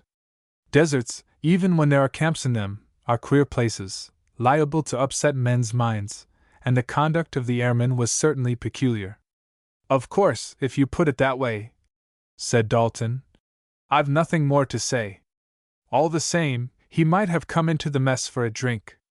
I'm not complaining of his doing anything he liked in the way of going to church, but I don't see that a whiskey and soda would have hurt him afterwards. He must have wanted it. 9. A gun-running episode. Sam McAllister walked into my office yesterday and laid down a handful of silver on my desk. There you are, he said, and I am very much obliged to you for the loan. For the moment I could not recollect having lent Sam any money, though I should be glad to do so at any time if I thought he wanted it. Sam is a boy I like. He is an undergraduate of Trinity College, Dublin, and has the makings of a man in him, though he is not good at passing examinations and has never figured in an honors list. Some day, when he takes his degree, he is to come into my office and be made into a lawyer. His father, the dean, is an old friend of mine. I looked at the money lying before me, and then doubtfully at Sam. If you've forgotten all about it, he said, it's rather a pity I paid. But I always was honest. That's one of my misfortunes. If I wasn't, that's the fine you paid for me. Then I remembered. Sam got into trouble with the police a few weeks ago. He and a dozen or so of his fellow students broke loose and ran riot through the streets of Dublin. All high-spirited boys do this sort of thing occasionally, whether they are junior army officers, lawyers' clerks, or university undergraduates. Trinity College boys, being Irish and having a large city at their gates, riot more picturesquely than anyone else. Sam had captured the flag which the Lord Mayor flies outside his house, had pushed a horse upstairs into the office of a respectable stockbroker, and had driven a motor car, borrowed from an unwilling owner, down a narrow and congested street at 25 or 30 miles an hour. He was captured in the end by 8 policemen, and was very nearly sent to jail with hard labor. I got him off by paying a fine of £1, together with £2 fors. 60, for the damage done by the horse to the stockbroker's staircase and office furniture. The motor car, fortunately, had neither injured itself nor anyone else. I hope, I said, pocketing the money, that this will be a lesson to you, Sam. It won't, he said. At least, not in the way you mean. It'll encourage me to go into another rag the very first time I get the chance. As a matter of fact, being arrested was the luckiest thing ever happened to me, though I didn't think so at the time. Well, I said, if you like paying up these large sums, it's your own affair. I should have thought you could have got better value for your money by spending it on something you wanted. Money isn't everything in the world, said Sam. There is such a thing as having a good time, a rattling good time, even if you don't make money out of it and run a chance of being arrested. I dare say you'd like to hear what I've been at. If you've committed any kind of crime, I said, I'd rather you didn't tell me. It might be awkward for me afterwards when you are tried. I don't think it's exactly a crime, said Sam. Anyhow, it isn't anything wrong, though, of course, it may be slightly illegal. I'd rather like to have your opinion about that. Is it a long story? I'm rather busy today. Not very long, said Sam, but I dare say it would sound better after dinner. What would you say now to asking me to dine tonight at your club? We could go up to that library place afterwards. There's never anybody there, and I could tell you the whole thing. Sam knows the ways of my club nearly as well as I do myself. There is never anyone in the library in the evening. I gave the required invitation. We dined comfortably, and I got a good cigar for Sam afterwards. When the waiter had left the room, he plunged into his story. You remember the day I was hauled up before that old ass of a magistrate. He jawed a lot and then fined me £3 4s. Which you paid. Jolly decent of you. I hadn't a shilling in the world, being absolutely stony broke at the time, so if you hadn't paid, and lots of fellows wouldn't, I should have had to go to jail. Never mind about that, I said. You've paid me back. Still, I'm grateful, especially as I should have missed the spree of my life if I'd been locked up. As it was, thanks to you, I walked out of the court without a stain on my character. Well, hardly that. You were found guilty of riotous behavior, you know. Anyhow, I walked out, said Sam, and that's the main point. It was, of course, the point which mattered most, and, after all, the stain on Sam's character was not indelible. Lots of young fellows behave riotously and turn out excellent men afterwards. I was an undergraduate myself once, and there is a story about Sam's father, now a dean, which is still told occasionally. When he was an undergraduate, a cow was found tied up in the big examination hall. Sam's father, who was very far from being a dean then, had borrowed the cow from a milkman. There were a lot of men waiting outside, said Sam. They wanted to stand me a lunch in honor of my escape. Your fellow rioters, I suppose? Well, most of them had been in the rag, and of course, they were sorry for me, being the only one actually caught. However, the lunch never came off. There was a queer old fellow standing on the steps of the court who got me by the arm as I came out. Said he wanted to speak to me on important business, and would I lunch with him. I didn't know what he could possibly have to say to me, for I had never seen him before. But he looked, it's rather hard to describe how he looked. He wasn't exactly what you'd call a gentleman, in the way of clothes I mean, but he struck me as being a sportsman. Horsey? Not the least. More like one's idea of some kind of modern pirate, though not exactly. He talked like an American. I went with him, of course. Of course, I said. Anyone with an adventurous spirit would prefer lunching with an unknown American buccaneer to sharing a commonplace feast with a mob of boys. Did you happen to hear his name? He said it was Hazelwood, but it may not have been. One of the other fellows called him Cassidy later on. Oh, I said. There were other fellows? There were afterwards, said Sam. Not at first. He and I lunched alone. He did me well. A bottle of champagne for the two of us and offered me a second bottle. I refused that. He came to business after the champagne, I suppose? He more or less talked business the whole time, though at first I didn't know quite what he was at. He gassed a lot about my having knocked down those two policemen. You remember that I knocked down two, don't you? I would have got a third only that they collared me from behind. Well, Hazelwood, or Cassidy, or whatever his name was, had seen the scrap, and seemed to think no end of a lot of me for the fight I put up. The magistrate took a serious view of it, too, I said. There wasn't much in it, said Sam modestly. As I told Hazelwood, any fool can knock down a policeman. They're so darn fat. He asked me if I liked fighting policemen. I said I did. Of course. Sam caught some note of sarcasm in my voice. He felt it necessary to modify his statement. Well, not policemen in particular. I haven't a special down on policemen. I like a scrap with anyone. Then he said, Hazelwood, that is, that he admired the way I drove that car down Grafton Street. He said he liked a man who wasn't afraid to take risks, which was rot. There wasn't any real risk. The police swore that you went at 30 miles an hour, I said. And that street is simply crowded in the middle of the day. I don't believe I was doing anything like 30 miles an hour, said Sam. I should say 27 at the outside. And there was no risk because everybody cleared out of my way. I had the street practically to myself. It was rather fun seeing all the other cars and carts and things piled up upon the footpaths at either side and the people bolting into the shops like rabbits. But there wasn't any risk. However, old Hazelwood evidently thought there was, and seemed frightfully pleased about it. He said he had a car of his own, a 60 HP Daimler, and that he'd like to see me drive it. I said I'd take him for a spin any time he liked. I gave him a hint that we might start immediately after lunch and run up to Belfast in time for dinner. With a car like that I could have done it easy. However, he wasn't on. Do you think he really had the car?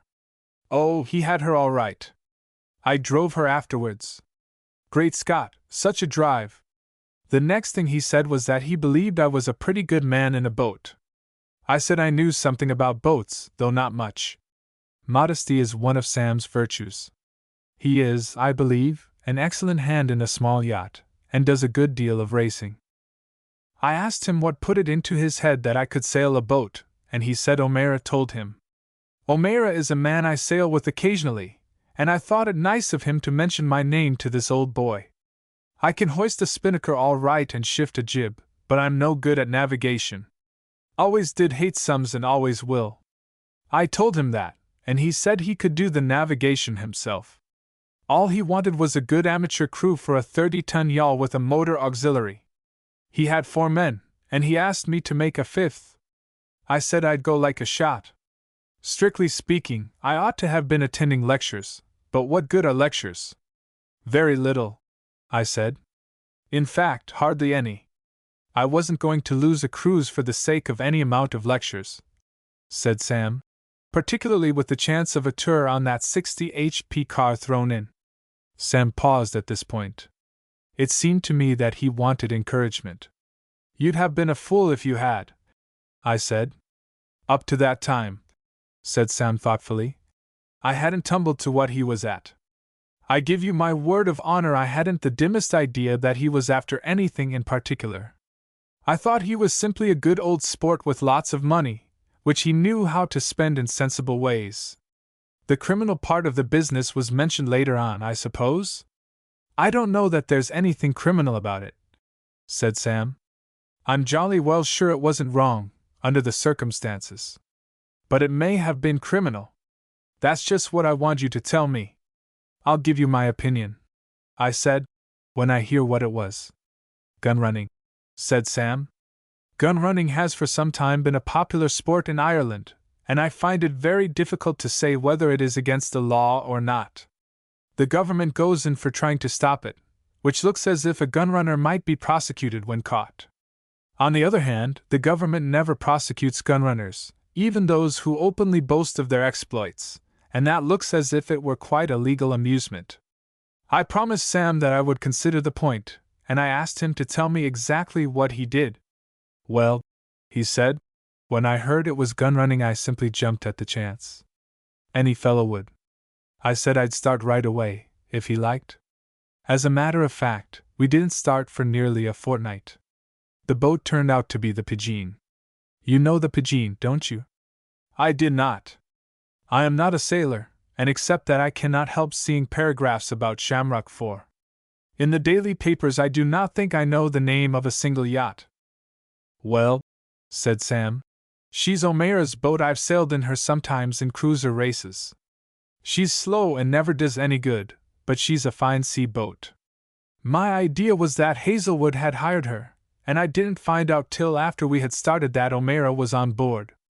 That surprised me a bit, for O'Mara goes in for being rather an extreme kind of nationalist, not the sort of fellow you'd expect to be running guns for Carson and the Ulster Volunteers. However, I was jolly glad to see him. He crawled out of the cabin when we were a couple of miles out of the harbor, and by that time I'd have been glad to see anyone who knew one end of the boat from the other.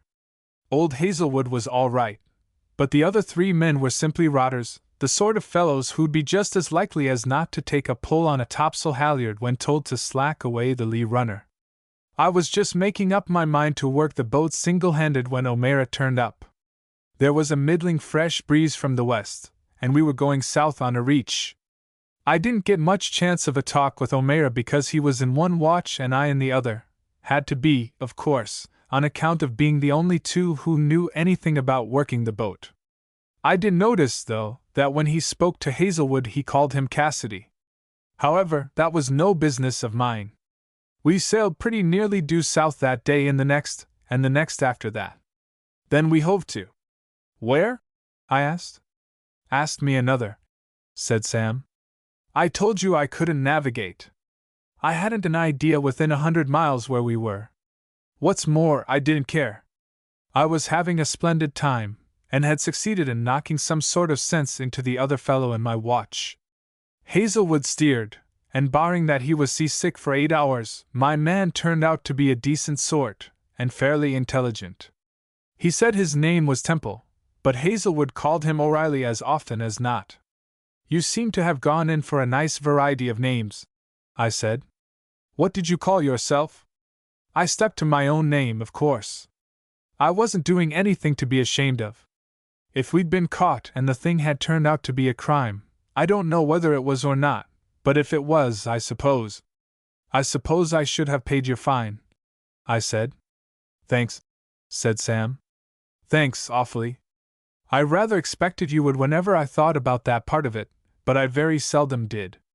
What happened when you lay to? Nothing at first. We bumped about a bit for 5 or 6 hours, and Temple got frightfully sick again. I never saw a man sicker. Hazelwood kept on muddling about with charts, and doing sums on sheets of paper, and consulting with O'Mara. I suppose they wanted to make sure that they'd got to the right place. At last, just about sunset, a small steamer turned up. She hung about all night, and next day we started early, about 4 o'clock, and got the guns out of her, or some of them. We couldn't take the whole cargo, of course. In a 30-ton yacht I don't know how many more guns she had. Perhaps she hadn't any more. Only our little lot anyhow. I was jolly glad when the job was over. There was a bit of a roll, nothing much, you know, but quite enough to make it pretty awkward. Temple got over his seasickness, which was a comfort. I suppose the excitement cured him.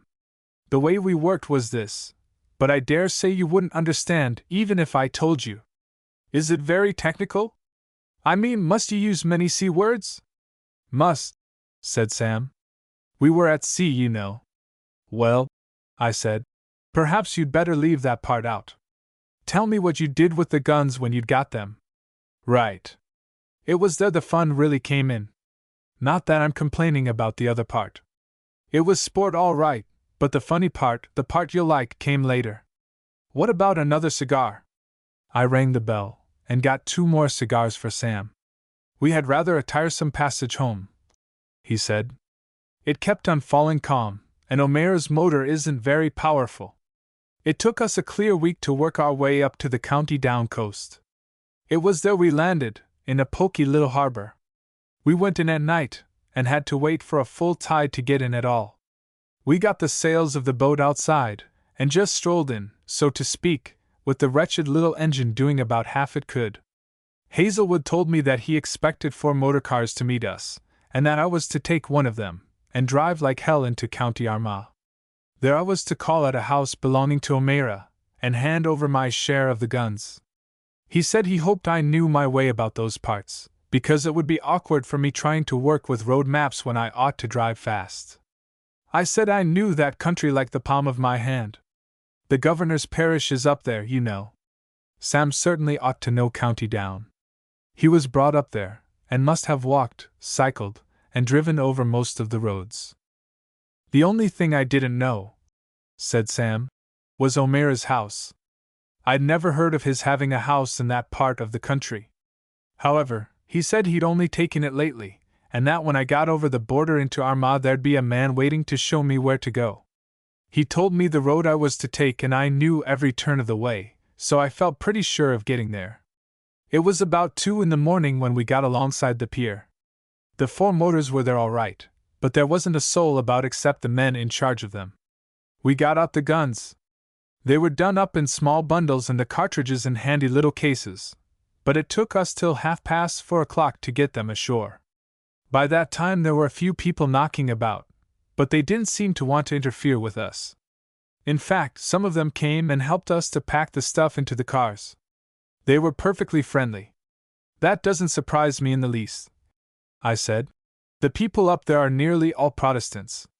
Most of them were probably volunteers themselves. I dare say it wasn't the first cargo they'd helped to land. It was the first cargo they ever helped to land for the National Volunteers, said Sam with a grin. The National Volunteers! I admit that Sam startled me.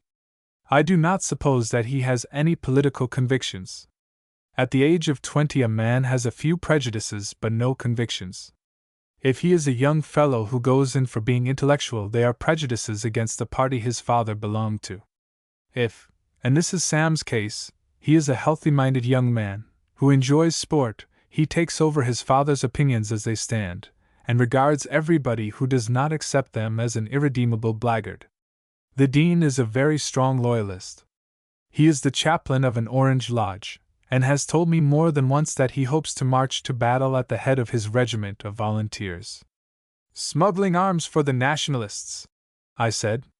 That's what I did, said Sam, grinning broadly. But I thought all the time that I was working for the other side.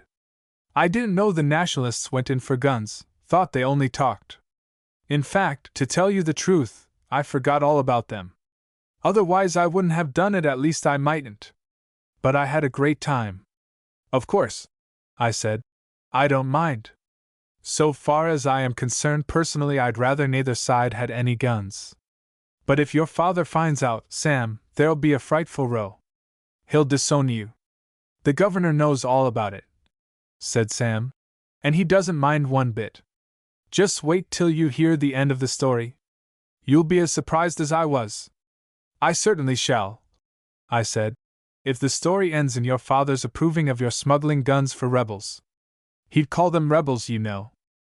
Oh, said Sam, as far as rebellion goes, I don't see that there's much to choose between them. However, that doesn't matter. What happened was this. I got off with my load about 5 o'clock, and I had a gorgeous spin. There wasn't a cart or a thing on the roads, and I just let the car rip. I touched 60 miles an hour, and hardly ever dropped below 40. Best run I ever had. Almost the only thing I passed was a motor lorry, going the same way I was. I didn't think anything of it at the time, but it turned out to be important afterwards. It was about 7 o'clock when I got out of County Down into Armagh. I began looking out for the fellow who was to meet me. It wasn't long before I spotted him, standing at a corner, trying to look as if he were a military sentry. You know the sort of thing I mean. Bandolier, belt, and frightfully stiff about the back. He held up his hand and I stopped. A loyal man, he said. Well, I was, so far as I knew at that time, so I said, you bet. That's not right, said he. Give the countersign. I hadn't heard anything about a countersign, so I told him not to be a damned fool, and that I'd break his head if he said I wasn't a loyal man. That seemed to puzzle him a bit. He got out a notebook and read a page or two, looking at me in the car every now and then as if he wasn't quite satisfied. I felt pretty sure, of course, that he was the man I wanted. He couldn't very well be anyone else. So by way of cutting the business short, I told him I was loaded up with guns and cartridges, and that I wished he'd hop in and show me where to go. That's all very fine, he said, but you oughtn't to be in a car like that. I told him there was no use arguing about the car. I wasn't going back to change it to please him. He asked me who I was, and I told him, mentioning that I was the governor's son. I thought that might help him to make up his mind, and it did. The governor is middling well known up in those parts, and the mention of his name was enough. The fellow climbed in beside me. We hadn't very far to go, as it turned out, and in the inside of 20 minutes I was driving up the avenue of a big house. The size of it rather surprised me, for I didn't think O'Mara was well enough off to keep up a place of the kind. However, I was evidently expected, for I was shown into the dining room by a footman. There were 3 men at breakfast, my old dad, Dopping. You know Dopping, don't you? Dopping is a retired cavalry colonel. I do business for him and know him pretty well. He is just the sort of man who would be in the thick of any gun running that was going on. There was another man, said Sam, whom I didn't know and wasn't introduced to. The fact is there wasn't much time for politeness. My dad looked as if he'd been shot when he saw me, and old Dopping bristled all over like an Irish terrier at the beginning of a fight, and asked me who the devil I was and what I was doing there. Of course, he jolly well knew who I was, and I thought he must know what brought me there, so I just winked by way of letting him understand that I was in the game. He got so red in the face that I thought he'd burst. Then the other man chipped in and asked me what I'd got in the car. The three of them whispered together for a bit, and I suggested that if they didn't believe me they'd better go and see. The car was outside the door, and their own man was sitting on the guns. Dopping went, and I suppose he told the other two that the guns were there all right. Dad asked me where I got them, and I told them, mentioning Hazelwood's name and the name of the yacht. I was a bit puzzled, but I still thought everything was all right, and that there'd be no harm in mentioning names. I very soon saw that there was some sort of mistake somewhere. The governor and old Dopping and the other man, who seemed to be the coolest of the three, went over to the window and looked at the car. Then they started whispering again, and I couldn't hear a word they said. Didn't want to. I was as hungry as a wolf, and there was a jolly good breakfast on the table. I sat down and gorged. I had just started my third egg when the door opened, and a rather nice-looking young fellow walked in. The footman came behind him, looking as white as a sheet, and began some sort of apology for letting the stranger in. Old Dopping, who was still in a pretty bad temper, told the footman to go and be damned. Then the new man introduced himself. He said he was Colonel O'Connell, of the 1st Armagh Regiment of National Volunteers. I expected to see old Dopping kill him at sight. Dopping is a tremendous loyalist, and the other fellow, well, phew. Sam whistled. Words failed him, I suppose, when it came to expressing the disloyalty of a colonel of National Volunteers. Instead of that, said Sam, Dopping stood up straight and saluted O'Connell. O'Connell stiffened his back and saluted Dopping. The third man, the one I didn't know, stood up, too, and saluted. O'Connell saluted him. Then the governor bowed quite civilly, and O'Connell saluted him. I can tell you it was a pretty scene. I beg to inform you, gentlemen, said O'Connell, that a consignment of rifles and ammunition, apparently intended for your force, has arrived at our headquarters in a motor lorry. Nothing could have been civiller than the way he spoke. But Dopping was not to be beat. He's a bristly old bear at times, but he always was a gentleman. Owing to a mistake, he said, some arms, evidently belonging to you, are now in a car at our door. The governor and the other man sat down and laughed till they were purple, but neither O'Connell nor old Dopping so much as smiled. It was then, and I give you my word not till then, that I tumbled to the idea that I'd been running guns for the other side. I expected that there'd be a furious row the minute the governor stopped laughing. But there wasn't. In fact, no one took any notice of me. There was a long consultation, and in the end they settled that it might be risky to start moving the guns about again, and that each party had better stick to what it had got. Our fellows, I call them our fellows, though, of course, I was really acting for the others, our fellows got rather the better of the exchange in the way of ammunition. But O'Connell scooped in a lot of extra rifles. When they had that settled they all saluted again, and the governor said something about hoping to meet O'Connell at Philippi. I don't know what he meant by that, but O'Connell seemed tremendously pleased. Where do you suppose Philippi is? Philippi, I said, is where somebody, Julius Caesar, I think, but it doesn't matter. What your father meant was that he hoped to have a chance of fighting it out with O'Connell some day. Not a duel, you know, but a proper battle. The Ulster Volunteers against the other lot. We shall have to wipe out the police first, said Sam, to prevent their interfering. I hope I shall be there then. I want to get my own back out of those fellows who collared me from behind the day of the last rag. But I say, what about the soldiers, the regular soldiers, I mean? Which side will they be on? That, I said, is the one uncertain factor in the problem. Nobody knows. The best plan, said Sam, would be to take them away altogether, and leave us to settle the matter ourselves. We'd do it all right, judging by the way old Dopping and O'Connell behaved to each other.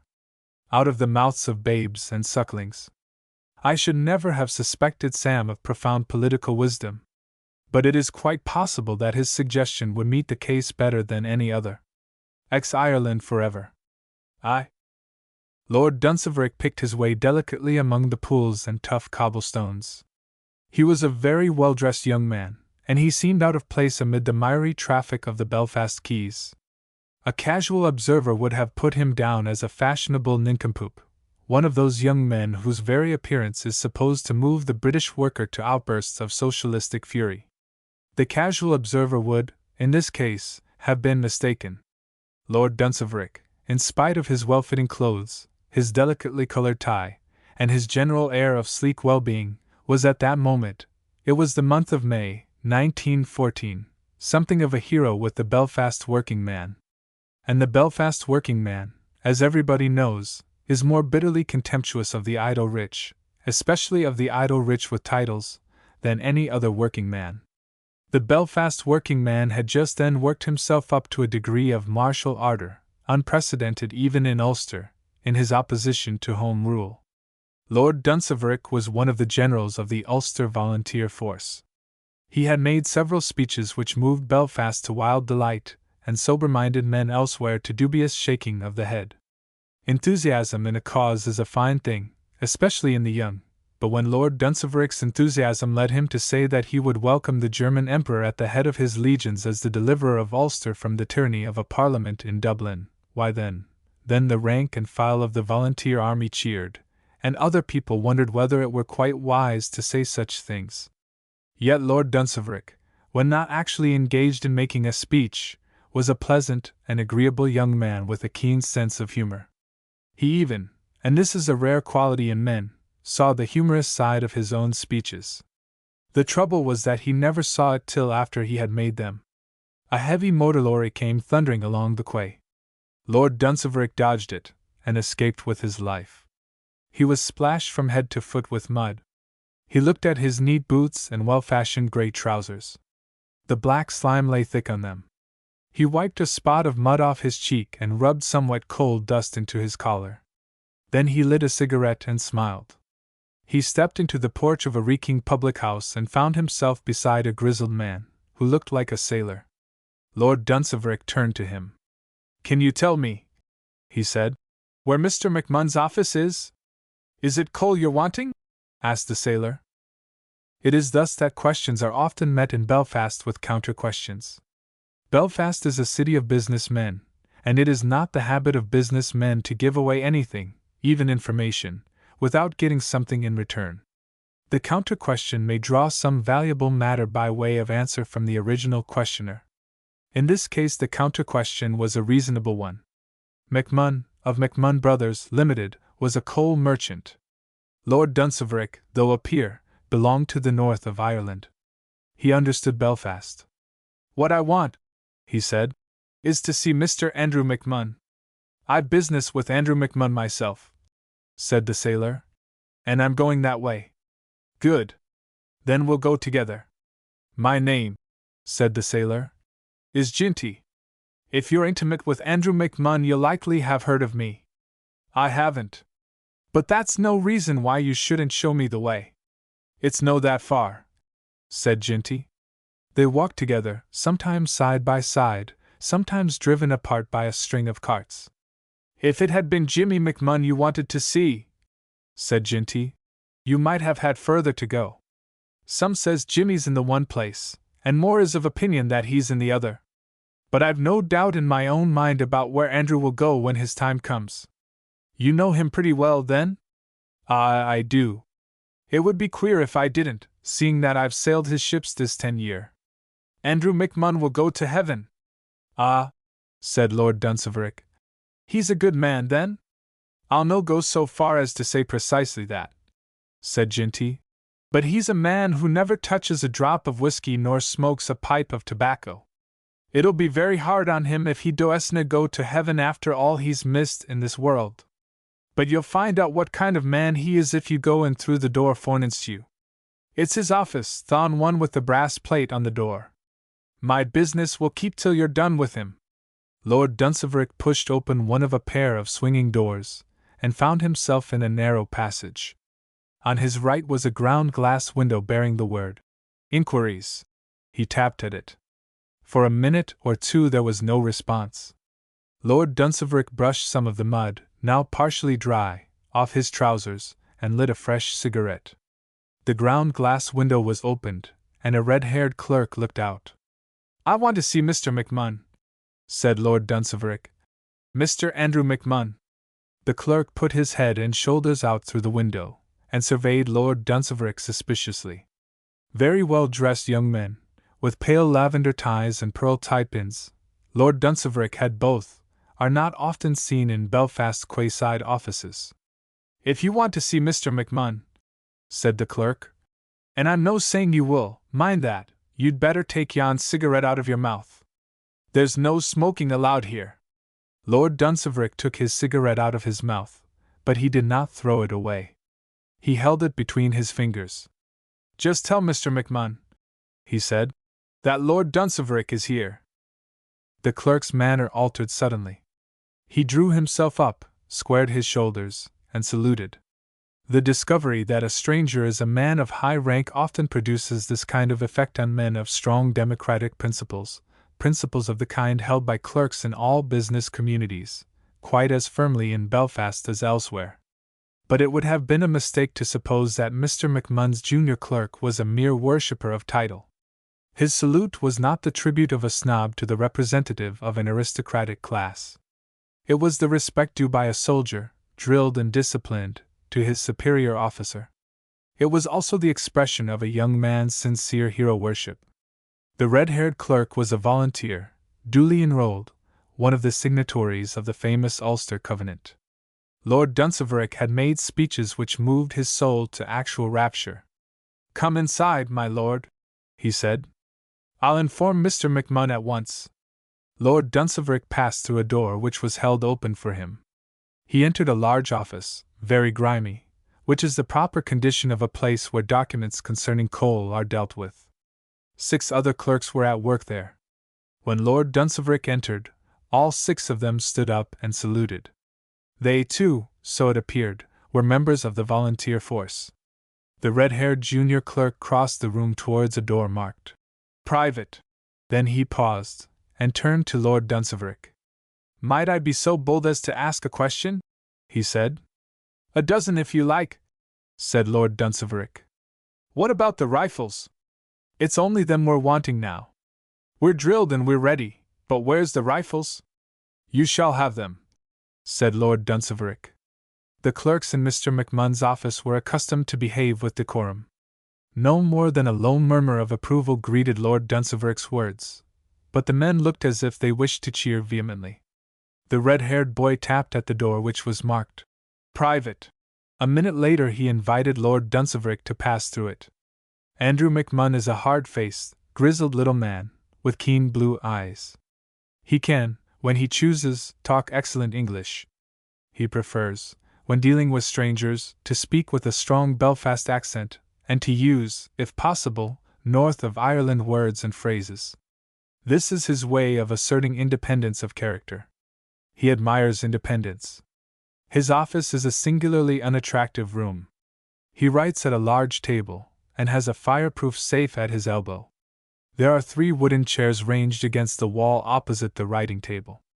4 photographs of steamers, cheaply framed, hang above the chairs. They are the Andrew McMunn, the Eliza McMunn, and a tribute to the deceased Jimmy, the McMunn brothers. These form the fleet owned by the firm, and carry coal from one port to another, chiefly to Belfast. On the chimney-piece under a glass shade is a model of the McMunn brothers, the latest built and largest of the ships. Good morning to you, my lord, said McMunn, without rising from his seat. He nodded towards one of the chairs which stood against the wall. This was his way of inviting his visitor to sit down. His eyes were fixed, with strong disapproval, on the cigarette, which still smoked feebly in Lord Dunseverick's hand. Your clerk gave me a hint, said Dunseverick, that you object to tobacco. It's my opinion, said McMunn, that the man who pays taxes that he needn't pay, I'm alluding to the duty on tobacco, you'll understand, for the sake of poisoning himself with a nasty stink, is little better than a fool. That's my opinion, and I'm of the same way of thinking about alcoholic drink. Lord Dunseverick deposited the offending cigarette on the hearth and crushed it with his foot. Teetotaler? He said. I dare say you're right, though I take a whiskey and soda myself when I get the chance. You'll no get it here, said McMunn. And what's more, you'll no get it on any ship owned by me. Thank you. It's as well to understand beforehand. I'm a believer in speaking plain, said McMunn. There's less chance of trouble afterwards if a man speaks plain at the start. But I'm thinking that it wasn't to hear my opinion on the Christian religion that your lordship came here the day. McMunn, besides being a teetotaler, and opposed to the smoking of tobacco, was the president of a young men's anti-gambling league. He was, therefore, in a position to throw valuable light on the Christian religion. I came to settle the details about this expedition to Hamburg, said Lord Dunseverick. Well, said McMunn, there's no that much left to settle. The brothers is ready. The brothers? The McMunn brothers. Thon's the model of her on the chimney-piece. Lord Dunseverick looked at the model attentively. It represented a very unattractive ship. Her bow was absurdly high, cocked up like the snout of a Yorkshire pig. Her long waist lay low, promising little freeboard in a sea. Her engines and single funnel were aft. On a short, high quarterdeck was her bridge and a squat deckhouse. She was designed, like her owner, for purely business purposes. You'll have the captain's cabin, said McMunn.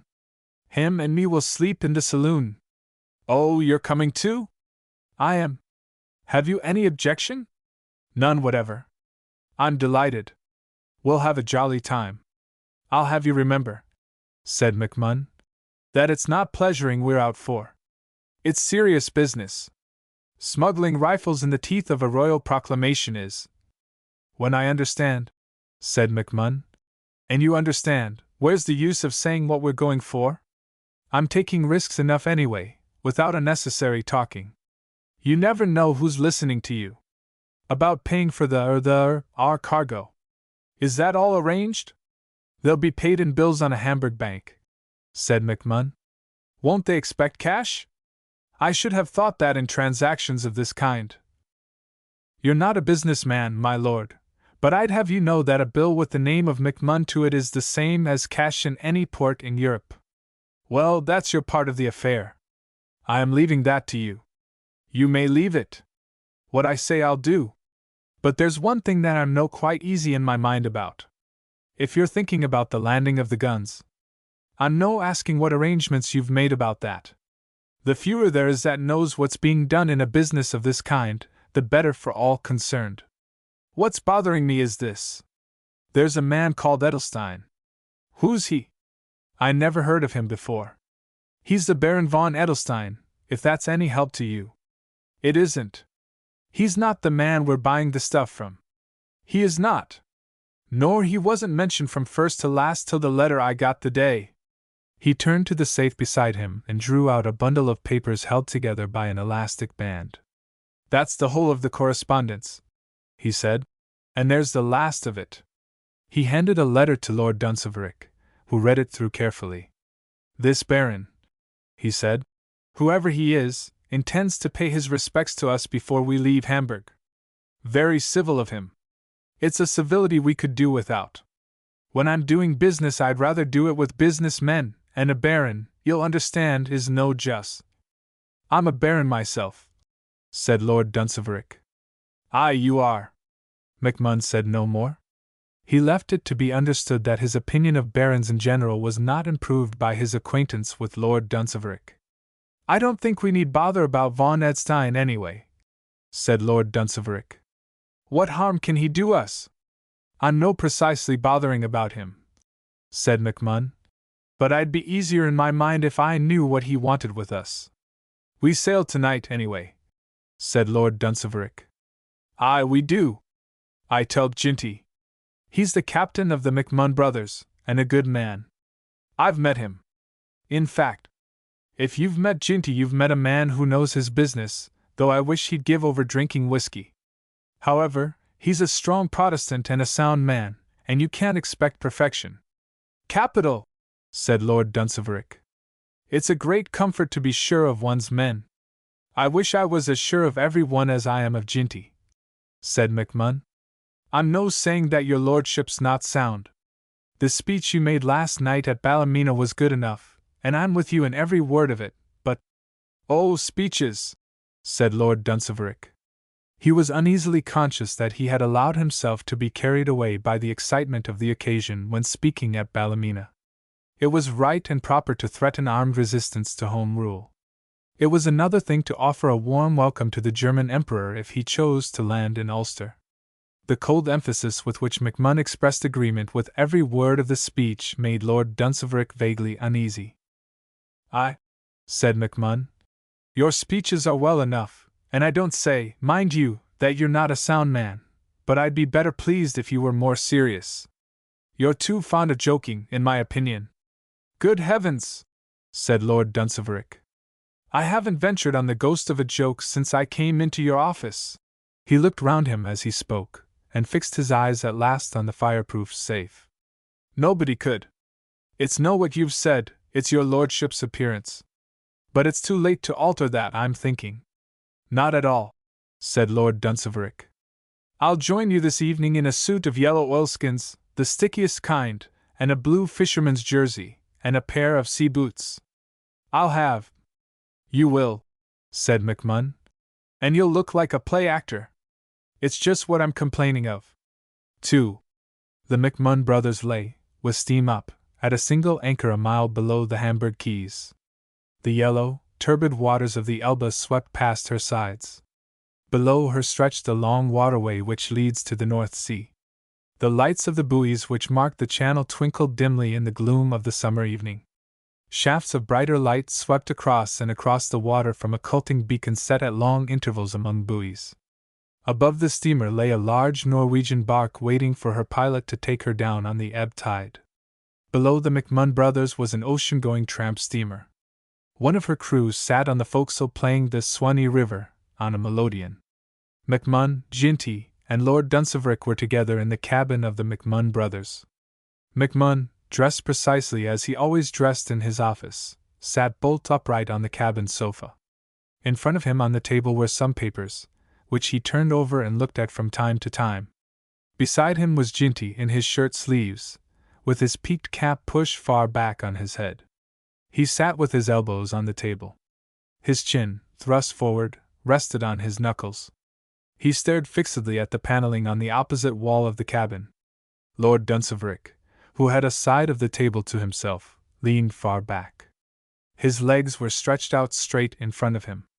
His hands were in his pockets. He gazed wearily at the small lamp which swung from the cabin roof. For a long time no one spoke. It was Lord Dunseverick who broke the silence in the end. He took his cigarette case from his pocket. "You may say what you like about tobacco, MacMahon," he said, "but it's a comfort to a man when he has no company but a bear with a sore head." "Aye," said MacMahon. "You'll smoke and you'll smoke, but you'll no make me any easier in my mind by smoking." Ginty drew a plug of black tobacco from his pocket, and began cutting shreds from it with a clasp knife. He was apparently of opinion that smoking would relieve the strain on his mind. "I'm no satisfied," said MacMahon. "I don't see what you have to grumble about," said Lord Dunseverick. "We've got what we came for, and we've got our clearance papers. What more do you want?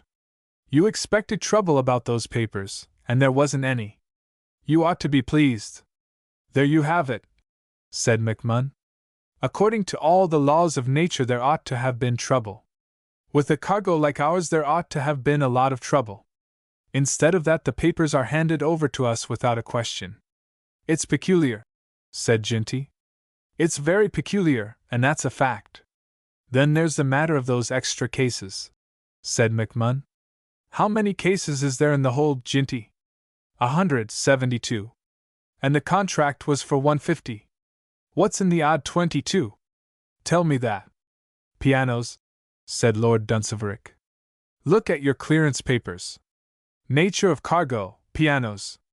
"You'd have your joke," said MacMahon, "if the flames of hell were scorching the soles of your boots." "It's peculiar," said Ginty. "It's more than peculiar," said MacMahon. "I've been in business for 30 years, and it's the first time I ever had goods given me that I didn't ask for." "Well," said Lord Dunseverick, "if we've got an extra 500 rifles we can't complain. There's plenty of men in Ulster ready to use them." "Maybe you'll tell me," said MacMahon, Why, they wouldn't let me pay for the goods in the office this afternoon. Did anyone ever hear the like of that? A man refusing money that was due to him, and it offered? It's out of the course of nature, said Ginty. They told you, said Lord Dunseverick, that you could pay Von Edelstein, and he'd give you a receipt. Aye, Von Edelstein. And where's Von Edelstein? He's coming on board this evening, said Lord Dunseverick. But you needn't wait for him unless you like. We've got steam up. Why not slip away? Because it's no my way of doing business, said McMunn. To slip away, as you call it, without paying for what I've got. I'm a man of principle. Talking of your principles, said Lord Dunseverick, what did you bring on board in that basket this afternoon? It looked to me like beer. It was beer. I'm glad to hear it, said Lord Dunseverick. Let's have a couple of bottles. Ginty took his pipe from his mouth and grinned pleasantly. He wanted beer. You'll be thinking maybe, said McMunn, that I'm going back on my temperance principles? We don't think anything of the sort, said Lord Dunseverick. We think that foreign travel has widened your principles out a bit. That's what we think, isn't it, Ginty? My principles are what they always were, said McMunn, but I've some small share of common sense. I know there's a foreigner coming on board the night, a baron and a dissipated man. Come now, said Lord Dunseverick. You can't be sure that Von Edelstein is dissipated. You've never met him. He's a foreigner and a baron, said McMunn. And that's enough for me, for by that he's coming here under very suspicious circumstances. If I can get the better of him by means of strong drink and the snare of alcoholic liquors. Good Lord, said Lord Dunseverick. You don't expect to make a German drunk with half a dozen bottles of lager beer, particularly as Ginty and I mean to drink 2 each. There's a dozen in the basket. And under the circumstances I consider myself justified. I'm no man for tricks, but if there's any tricks to be played, I'd rather play them myself than have them played on me. Mind that now. It's the way I've always acted, and it's no a bad way. Gosh, said Ginty, there's somebody coming aboard of us now. The lookout man's hailing him. He left the cabin as he spoke. A few minutes later Ginty entered the cabin again. He was followed by a tall man, so tall that he could not stand quite upright in the little cabin. It's the Baron, said Ginty. Guten Abend, said McMunn. He possessed some 20 more German words, and knew that beer was represented by the same sound as in English. The equipment seemed to him sufficient for the interview. I have the good fortune to speak English easily, said Von Edelstein. Am I addressing myself to Mr. McMunn? I, said McMunn. You are. And this is Lord Dunseverick, a baron like yourself. Von Edelstein bowed, and held out his hand. I prefer, he said, my military title, Captain Von Edelstein. I believe that Lord Dunseverick also has a military title. Should I say Colonel? As a matter of fact, said Lord Dunseverick, I'm not in the army. I understand, said Von Edelstein. You are in the Volunteers, the Ulster Volunteers. But perhaps I should say General? I don't call myself that, said Lord Dunseverick. As a matter of fact, my rank is not officially recognized, in England I mean. Ah, but here, we recognize it. I assure you, General, we regard the Ulster Volunteers as a properly constituted military force. McMunn had been groping in a locker behind him. He interrupted Von Edelstein by setting a basket on the table. Beer, he said. Von Edelstein bowed, and sat down. Ginty, said McMunn, get some tumblers. And now, Baron. Captain, said Von Edelstein. We'll get to business. What's in them 22 cases that was dumped into our hold today? Ah, said Von Edelstein, smiling. A little surprise. I feel confident, a pleasant surprise for my comrades of the Ulster Volunteer Force. Ginty entered the cabin carrying 3 tumblers and a corkscrew. The beer was opened and poured out. Von Edelstein raised his glass. To the Ulster Volunteer Force, he said. and to the day when the pleasant little surprise we have prepared for you may prove a very unpleasant surprise for the enemy." He bowed and drank. "What's in them cases?" said McMunn. "Gentlemen," said von Edelstein, "something that will be of great value to you, machine guns." "We didn't order them," said McMunn, "and I'm not going to pay for them." "I am not authorized," said von Edelstein, "to reveal secrets of state, but I think I may trust your discretion so far as to say that one very highly placed desires that the Ulster Volunteer Force should be thoroughly equipped for war. It is his wish." "Baron," said McMunn, "here's a bill drawn on my firm for the price of the rifles. I'll trouble you for a receipt, and in the matter of the contents of them cases, I don't say they're not machine guns, but I've no way of knowing at present. If it turns out that they're any use to us we may strike a bargain, but I'll no pay for a pig in a poke." He laid his bill and a form of receipt on the table. Von Edelstein pushed them aside.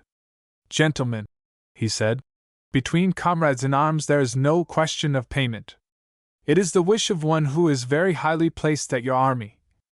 But look here," said Lord Dunseverick, "we are not comrades in arms, as you call it." "Ah," said von Edelstein, "not today, not tomorrow perhaps. But who knows how soon? When the word is given, and some batteries of our artillery land in Belfast to support your excellent infantry." "What's that?" said Ginty. "And a regiment of Prussian guards." "There'll be no Prussians in Belfast," said Ginty, "for we'll not have it." "I am afraid," said Lord Dunseverick, "that you've got some wrong idea into your head." "But," said von Edelstein, "you cannot fight alone. You would be, what do you call it, you would be wiped out. Even the English army could do that. You have no artillery. You have no cavalry. What are you but—" "Who said we were going to fight the English army?" said Lord Dunseverick. "If you think we're a pack of dirty rebels," said Ginty, "you're making a big mistake. We're loyal men. But if you are not going to fight the English," said von Edelstein, "God in heaven, who are you going to fight?" "Young man," said McMunn, "you're drinking beer in my ship, a thing which is clean contrary to my principles, though I'm putting up with it. But you're going beyond the beyonds when you sit here and take the name of the Almighty in vain. I'll trouble you not to swear." Von Edelstein stared at him in blank amazement. Then very slowly a look of intelligence came over his face. He turned to Lord Dunseverick. "I think I understand," he said. "You do not quite trust me. You fear that I may be a spy in the pay of infamous Englishmen. But you are mistaken, entirely mistaken. I offer you proof of my good faith. General, be so kind as to read my commission." He drew a folded document from his pocket, and spread it out before Lord Dunseverick. "It is signed," he said, "as you see, by the Emperor himself. It places my services, the services of Captain von Edelstein, of the Prussian Guard, at the disposal of the Ulster Volunteer Force, as military organizer." Lord Dunseverick glanced at the document before him. He read parts of it with close attention. He laid his finger on the signature as if to convince himself by actual touch that it really was what it seemed to be. "You see," said von Edelstein, "I am to be trusted. When you and I are fighting side by side against the cursed English, your enemies and ours." Von Edelstein was still smiling. What happened then happened in an instant. Lord Dunseverick struck the German full on the mouth with his fist. Von Edelstein's head went back. His hands clutched convulsively at the tablecloth. Before he had recovered, Lord Dunseverick hit him again, beat him down on the cabin sofa, and struck blow after blow at his face. "You infernal scoundrel!" he said. "Do you take me for a traitor?" "Quit it," said McMunn. "Quit it when I tell you. You cannot kill the man with your naked fists, and you'll break the furniture." Ginty drew a long coil of rope from a locker. He tied up von Edelstein and laid him, a helpless figure, on the table. "It's my opinion," said McMunn, "that we'd better be getting out to sea." "I'm thinking the same," said Ginty. He went on deck. Soon the McMunn brothers was under way. Lord Dunseverick looked at the prostrate von Edelstein, What are we going to do with him? He asked. Drown him, said McMunn. A trickle of blood was running down von Edelstein's chin. He spat out some fragments of broken teeth. It appears, he said, that I have made a mistake about your intentions. You've offered an outrageous insult to loyal men, said McMunn. A mistake, said von Edelstein, but surely excusable. I have in my pocket at the present moment. Would you be so kind as to feel in my breast pocket? You'll find some papers there, and a newspaper cutting among them. Lord Dunseverick slipped his hand into the prisoner's pocket. He drew out a number of letters and a newspaper cutting. It was a report, taken from the Belfast News-Letter, of the speech which he had made at Ballymena a fortnight before. He had proclaimed the Kaiser the deliverer of Ulster. His own words stared him in the face. McMunn took the cutting and glanced at it. He thumped his fist on the table. I stand by every word of it, he said. We will not have Home Rule. You are a curious people, said von Edelstein. I thought, and even now you say. That speech, said McMunn, was made for an entirely different purpose. If you thought that we wanted a German army in Ulster, or that we meant to fire on the British flag. It is exactly what I did think, said von Edelstein. You're a born fool, then, said McMunn. Perhaps, said Lord Dunseverick, we ought not to drown him. Suppose we take him home, and hand him over to the Ulster Provisional Government? I wish you would, said von Edelstein. I am a student of human nature. I should greatly like to meet your Ulster government. You'll maybe not like it so much when they hang you, said McMunn. And it's what they'll do. 11 Sir Timothy's dinner party. Mr. Courtney, the RM, was a man of ideas, and prided himself on his sympathy with progress, the advance of thought, and similar delights. If he had been 30 years younger, and had lived in Dublin, he would have been classed among the intellectuals. He would then have written a gloomy play or two, several poems and an essay, published at a shilling, in a green paper cover, on the civilization of the future. Being, unfortunately, 55 years of age, he could not write poetry or gloomy plays. Nobody can after the age of 40. Being a resident magistrate, he was debarred from discussing the civilization of the future in print. No government allows its paid servant to write books on controversial subjects. But Mr. Courtney remained intellectually alert, and was a determined champion of the cause of progress, even amid the uncongenial society of a west of Ireland town. The introduction of summertime gave Mr. Courtney a great opportunity. Almost everyone else in the neighborhood objected to the change of the clock.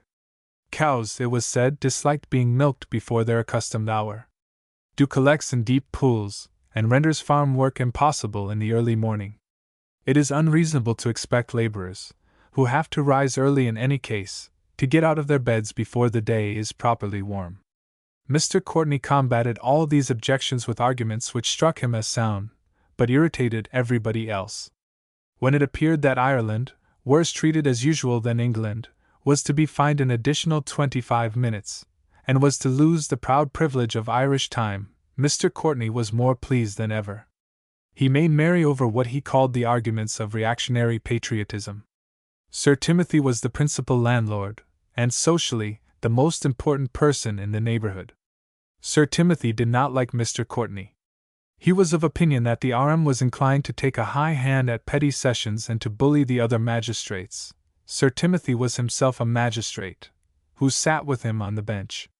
He also thought that Mr. Courtney was too superior in private life.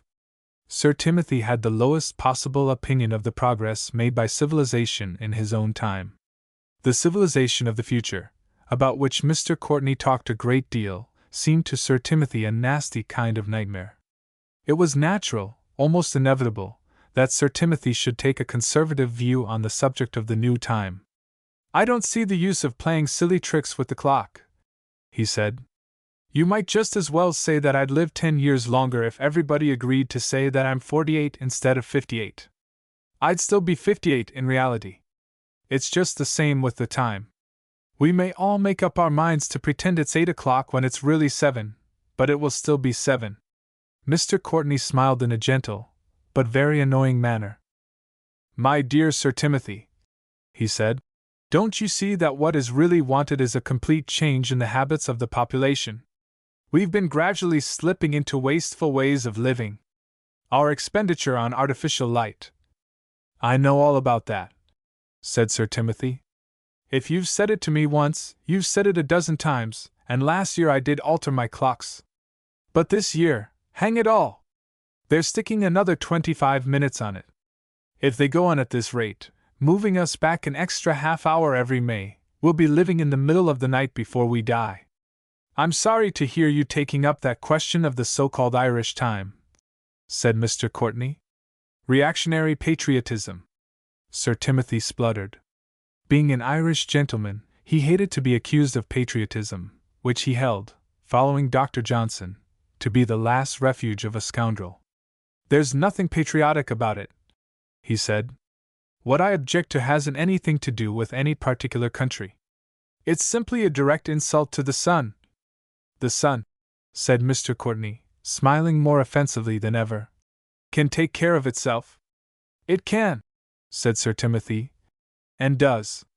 It takes jolly good care not to rise in Dublin at the same time that it does in Greenwich, and what you're trying to do is to bluff it into saying it does. When you come to think of it, the sun doesn't rise here the same time it does in Dublin. We're 120 miles west of Dublin, so the real time here—" "We can't have a different time in every parish," said Mr. Courtney. "In the interests of international civilization." "I don't care a row of pins about international civilization. We're something like 20 minutes wrong already here.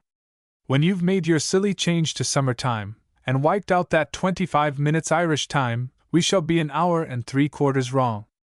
At all events," said Mr. Courtney, "you'll have to do it. I won't. And when you've got accustomed to it, you'll see the advantages of the change." Sir Timothy was profoundly irritated. "You may do as you like," he said. "I mean to stick to the proper time. The proper time, mind you, strictly according to the sun, as it rises in this neighborhood. I haven't worked it out exactly yet, but I should say, roughly, that there'll be 2 hours difference between your watch and mine." Mr. Courtney gasped. "Do you mean to say that you're actually going to add on 2 hours?"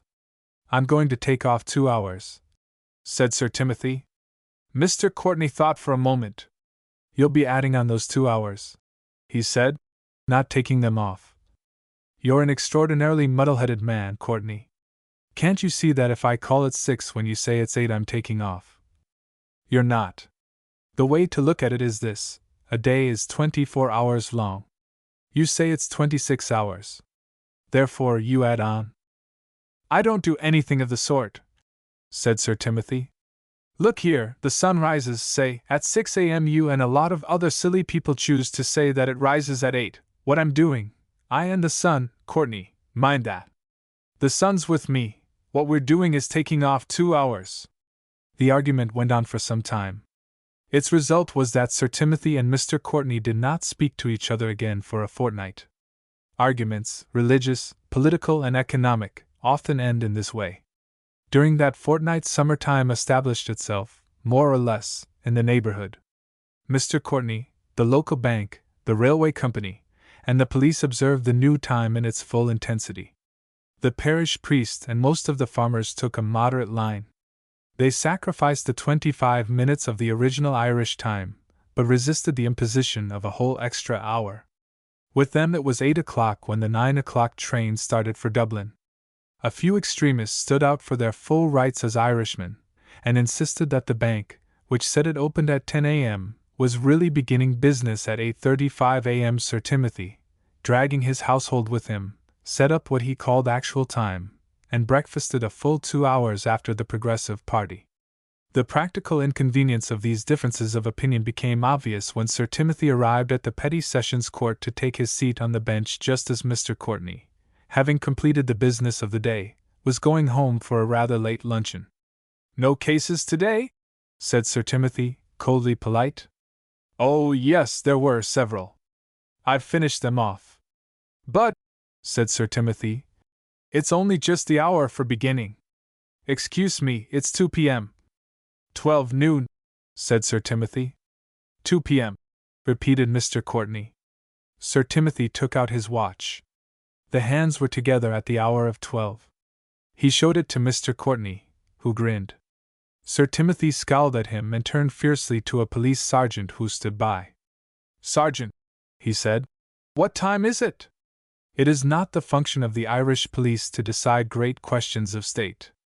Their business is to enforce what the higher powers, for the time being, wish the law to be. In case of any uncertainty about which power is the higher, the police occupy the uncomfortable position of neutrals.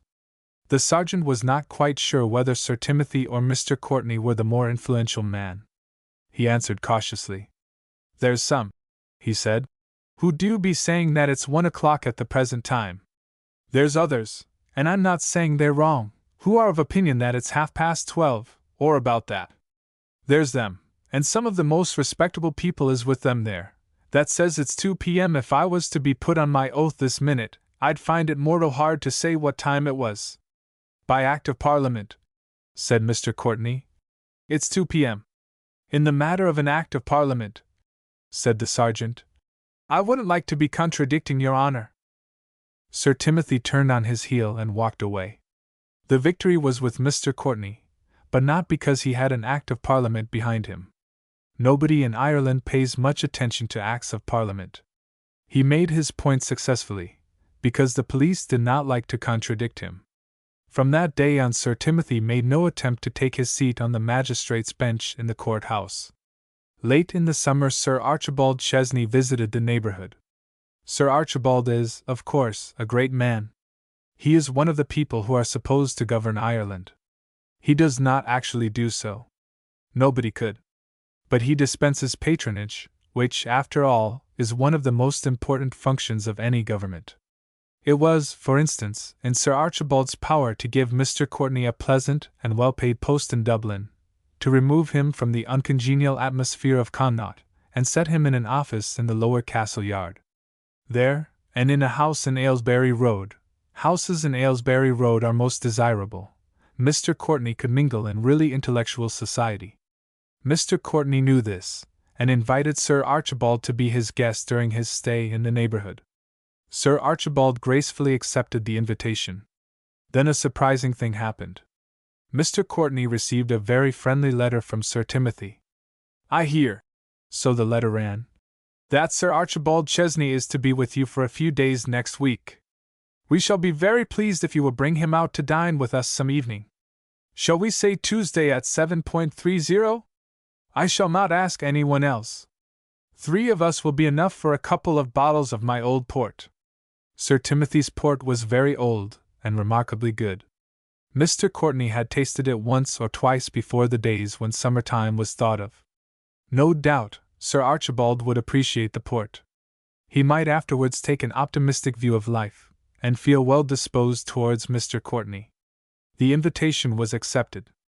Sir Archibald and Mr. Courtney dressed for dinner, as gentlemen belonging to the high official classes in Ireland should and do.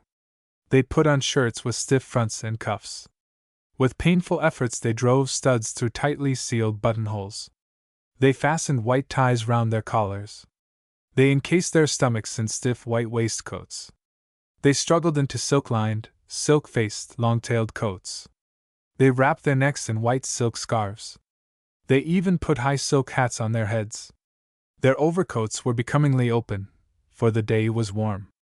They took their seats in the motor. Every policeman in the village saluted them as they passed. They sped up the long, tree-lined avenue which led to Sir Timothy's house. They reached the lofty doorway, over which crouched lions upheld a shield, bearing a coat of arms. On the lawn opposite the door Sir Timothy, his 2 daughters and a young man whom Mr. Courtney recognized as the police inspector, were playing tennis. It was a bright and agreeable scene. The sun shone pleasantly. Sir Timothy and the police inspector were in white flannels. The girls wore pretty cotton frocks. Sir Archibald looked at Mr. Courtney. "We've come the wrong day," he said. "Or the wrong hour, or something." "It is Tuesday," said Mr. Courtney. "And he certainly said 7:30. "It's infernally awkward," said Sir Archibald, glancing at his clothes. Sir Timothy crossed the lawn, swinging his tennis racket and smiling. "Delighted to see you," he said. "I'd have asked you to come up for a game of tennis if I'd thought you'd have cared for it. Had an idea you'd be busy all day, and would rather dress at your own place." "Hullo, you are dressed! A bit early, isn't it? But I'm delighted to see you." Sir Archibald stepped slowly from the car. Men who undertake the task of governing Ireland must expect to find themselves looking like fools occasionally. But it is doubtful whether any turn of the political or administrative machine can make a man look as foolish as he feels when, elaborately dressed in evening clothes, he is suddenly set down on a sunny lawn in the middle of a group of people suitably attired for tennis. Sir Archibald, puzzled and annoyed, turned to Mr. Courtney with a frown. "He said 7:30, said Mr. Courtney. "I'm delighted to see you now or at any time, but, as a matter of fact, it's only 5:30, said Sir Timothy. Sir Archibald looked at his watch. "It's surely my watch can have gained 2 hours? It's 7:30, said Mr. Courtney firmly. "Oh, no, it isn't," said Sir Timothy. "I don't dine by Act of Parliament." Sir Archibald frowned angrily. "We'd better go home again," he said. "We mustn't interrupt the tennis." He climbed stiffly into the motor. "I suppose," he said to Mr. Courtney a few minutes later, "that this is some kind of Irish joke." Mr. Courtney explained, elaborately and fully, Sir Timothy's peculiar views about time. "If I'd known," said Sir Archibald, "that you were taking me to dine with a lunatic, I should not have agreed to go." Mr. Courtney recognized that his chances of promotion to a pleasant post in Dublin had vanished. The Irish government had no use for men who placed their superiors in embarrassing positions. 12 united Ireland. "I'll say this for old MacMonaway, an honester man never lived nor what he was, and I'm sorry he's gone, so I am." The speaker was Dan Gallagher. The occasion was the morning of the auction of old MacMonaway's property. The place was the yard behind the farmhouse in which MacMonaway had lived, a solitary man, without wife or child, for 50 years. Dan Gallagher held the hames of a set of harness in his hand as he spoke and critically examined the leather of the traces. It was good leather, sound and well preserved. Old MacMonaway while alive liked sound things and took good care of his property. "An honester man never lived," Dan repeated. "And I'm not saying that because the old man and me agreed together, for we didn't." "How could you agree?" said James McNeice. "It wasn't to be expected that you would agree. There wasn't a stronger Protestant nor a greater Orangeman in the whole country nor old MacMonaway."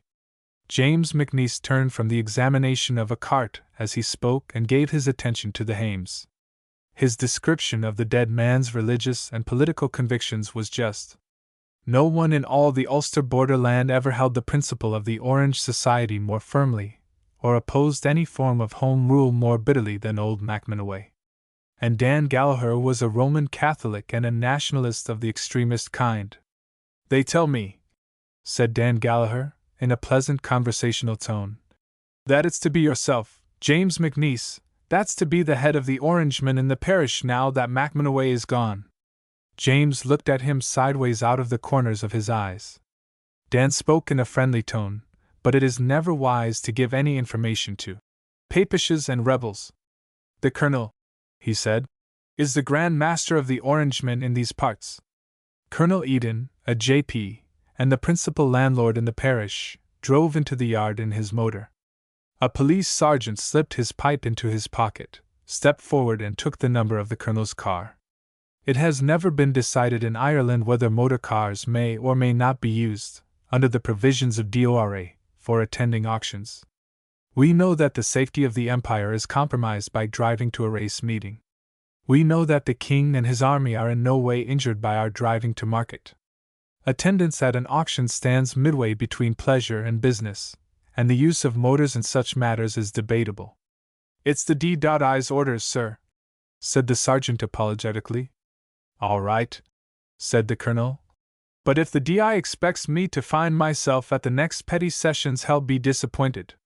James McNeice and Dan Gallagher touched their hats to the Colonel. "Morning, James," said the Colonel. "Morning, Dan. Fine day for the sale, and a good gathering of people." I don't know that I ever saw a bigger crowd at an auction. He looked round as he spoke. The whole parish and many people from outside the parish had assembled. The yard was full of men, handling and appraising the outdoor effects. Women passed in and out of the house, poked mattresses with their fingers, felt the fabrics of sheets and curtains, examined china and kitchen utensils warily. "There's the doctor over there," said the colonel, looking at the stable buckets. "And who's that young fellow in the yellow leggings, James?" "I'm not rightly sure," said James McNeese, "but I'm thinking he'll be the new DI from Currafin." "It is him," said Dan Gallagher. "I was asking the sergeant this minute, and he told me. What's more, he said he was a terrible sharp young fellow." "That won't suit you, Dan," said the colonel. "You and your friends will have to be a bit careful before you get up another rebellion." "It may not suit me," said Dan, "but there's others it won't suit either. Didn't I see the sergeant taking the number of your motor, Colonel, and would he be doing the like of that if the new DI hadn't told him?" The colonel laughed. As commander of a battalion of the Ulster Volunteer Force, he was fully prepared to meet Dan Gallagher on the field of battle, Dan leading the National Volunteers. He looked forward with something like pleasure to the final settlement of the Home Rule question by the ordeal of battle. In the meanwhile, he and Dan Gallagher by no means hated each other, and were occasionally in full sympathy when the police or some ridiculous government department made trouble by fussy activity. Mr. Robinson, the auctioneer, drove up in his dogcart. He touched his hat to Colonel Eden, gave an order to his clerk, and crossed the yard briskly. He twisted the cigarette he smoked into the corner of his mouth with deft movements of his lips, waved his hand to various acquaintances, and looked round him with quick, cheerful glances. No man in the country was quicker to appreciate the financial worth of a crowd. He knew before a single bid was made whether people were in a mood to spend lavishly. He found himself very well satisfied with the prospect of this particular auction. The stuff he had to sell, indoors and out, was good. The farmers were enjoying a prosperous season. They had money in their pockets which they would certainly want to spend. Mr. Robinson had visions of a percentage, his share of the proceeds, running into 3 figures. He began work in a corner of the yard with a crosscut saw. The bidding rose merrily to a point slightly higher than the cost of a similar saw new in a shop. At 23/6 Mr. Point Robinson knocked it down to a purchaser who seemed well satisfied. A number of small articles, scythes, barrows, spades, were sold rapidly, Mr. Robinson moving round the yard from outhouse to outhouse, surrounded by an eager crowd which pressed on him. His progress was not unlike that of a queen bee at swarming time. He made, as she makes, short flights, and always at the end of them found himself in the center of a cluster of followers. At about 12:30 Mr. Robinson reached his most important lot. He lit a fresh cigarette, his 8th, before putting up for sale a rick of hay. "About 4 tons," said Mr. Robinson. "New meadow hay, well saved with not a drop of rain. Gentlemen, I needn't tell you that this is a rare, under existing conditions, a unique opportunity. Hay, you know this better than I do, is at present unobtainable in the ordinary market. Now, don't disappoint me, gentlemen. Let me have a reasonable offer. £30. Did I hear someone say £15? Less than £4 a ton. Now, gentlemen, really." But the crowd in front of Mr. Robinson knew just as well as he did that £4 a ton is not a reasonable offer. The bids succeeded each other rapidly. The original £15 changed to £20, then to £25, rose a little more slowly to £30. At £32 the bidding hesitated. Mr. Robinson, dropping his cigarette from his mouth, urged his clients on with gusts of eloquence. There was a short spurt. The bids rose by 5 shillings at a time and finally stopped dead at £34. The hay was sold at a little over £8 a ton. Public interest, roused to boiling point by the sale of a whole rick of hay, cooled down a little when Mr. Robinson went on to the next lot on his list. "Gentlemen," he said, "I am now offering the hay stored in the loft above the stable. A small lot, gentlemen, but prime hay. I offer no guarantee as to the quantity in the loft, but I should guess it at anything between 10 and 15 hundredweight. several of the more important farmers drew out of the crowd which surrounded Mr. Robinson. It was not worth while bidding for so small a quantity of hay. Other members of the crowd, feeling that a breathing space had been granted them, took packets of sandwiches from their pockets and sat down in one of the outhouses to refresh themselves. Mr. Robinson viewed the diminishing group of bidders with some disappointment. He was gratified to see that the new police officer from Currafin, a gentleman who had not so far made a single bid, crossed the yard and took a place on the steps leading to the loft. Colonel Eden, too, appeared interested in the new lot of hay. If the inspector of police and Colonel Eden began to bid against each other, the hay might realize a good price. "Now, gentlemen," said Mr. Robinson, "shall we make a start with £3?" He glanced at Colonel Eden, then at the police officer. Neither gentleman made any sign of wishing to bid. It was James McNeice who made the first offer. £2, he said. There was a pause. £2, said Mr. Robinson. £2. Going at £2. You're not going to let this hay, more than half a ton of it, go at £2? He looked appealingly at Colonel Eden and at the police officer. They were entirely unresponsive. And at £2 going, said Mr. Robinson. 2.10, said Dan Gallagher, in a quiet voice. 2.15, said James McNeice. Dan Gallagher, still apparently bored by the proceedings, raised the price another 5 shillings. James McNeice went half a crown further. Dan Gallagher, becoming slightly interested, made a jump to £3.10. McNeice, with an air of finality, bid £4. The contest began to attract attention. When the price rose to £5, interest became lively, and those who had drawn out of the group round Mr. Robinson began to dribble back. It seemed likely that the contest was one of those, not uncommon at Irish auctions, into which personal feelings enter largely, and the actual value of the article sold is little considered. There was a certain piquancy about a struggle of this kind between a prominent Orangeman like James McNeice and Dan Gallagher, whom everyone knew to be the leader of the Sinn Féin party. Interest developed into actual excitement when the price rose to £10. A half-ton of hay never is and never has been worth £10. But £10 was by no means the final bid. "Mr. McNeice," said Mr. Robinson, "the bid is against you." "Guineas," said McNeice. 11, said Dan Gallagher. "Guineas," said McNeice. The duet went on, McNeice capping Gallagher's pounds with a monotonous repetition of the word guineas until the price rose to £20.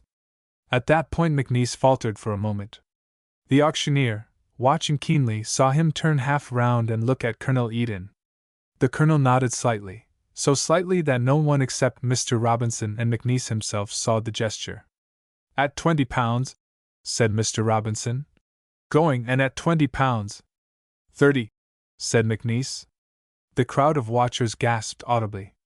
This was something outside of all experience.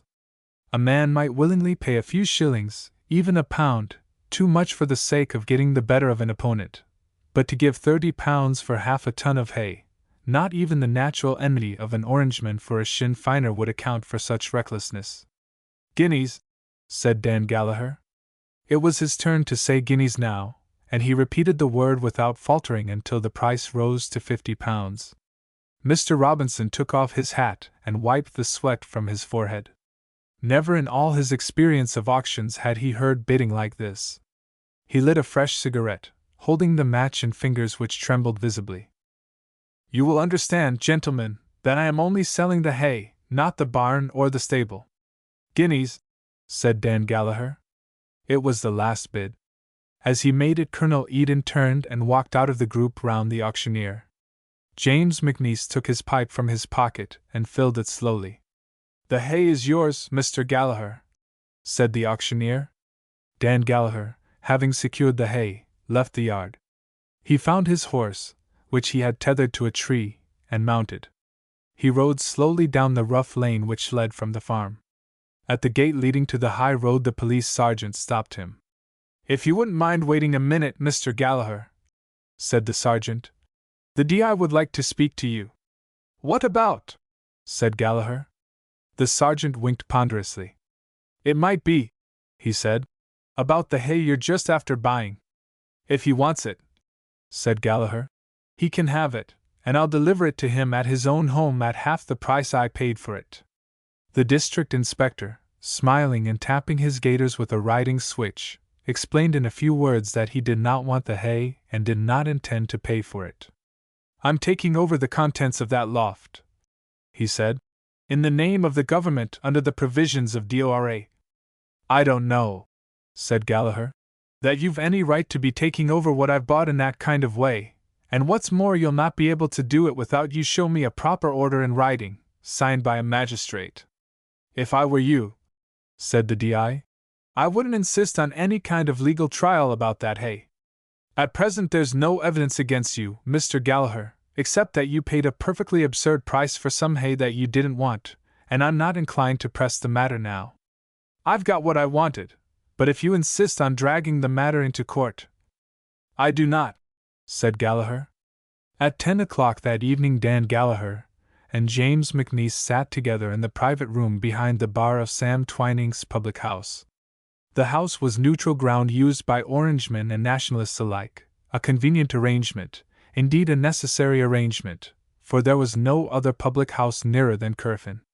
Dan, said James McNeice, I'm an Orangeman and a Protestant and a Loyalist, and what I've always said about Home Rule and always will say is this: we'll not have it, and to hell with the rebels. But I'm telling you now I'd rather you had them, Papist and rebel and all as you are, than see them swept off that way by the police. And what's more, I'm not the only one says that. The Colonel was talking to me after he heard what happened, and what he said was this: the government of this country, said he, meaning the police, is a disgrace to civilization. Give me your hand, James McNeice, said Gallagher. Let me shake your hand to show there's no ill feeling about the way I bid against you at the sale today. McNeice laid down the glass of whiskey which he was raising to his lips and stretched out his hand. Gallagher grasped it and held it. Tell me this now, James McNeice, he said, for it's what I was never sure of, how many was there behind that hay? McNeice looked round him carefully, and made sure that no third person could hear him. Neglecting no precaution, he sank his voice to a whisper.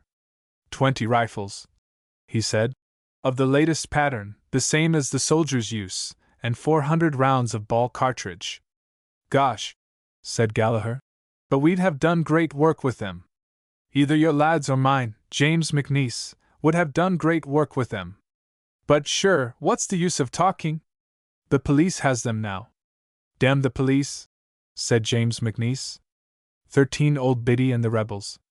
The other servants, there were 4 of them, spoke of her as the old cat, or in moments of extreme exasperation, that divil Biddy O'Halloran. When they spoke to her they called her Mrs. O'Halloran, or even Mrs. O'Halloran, ma'am.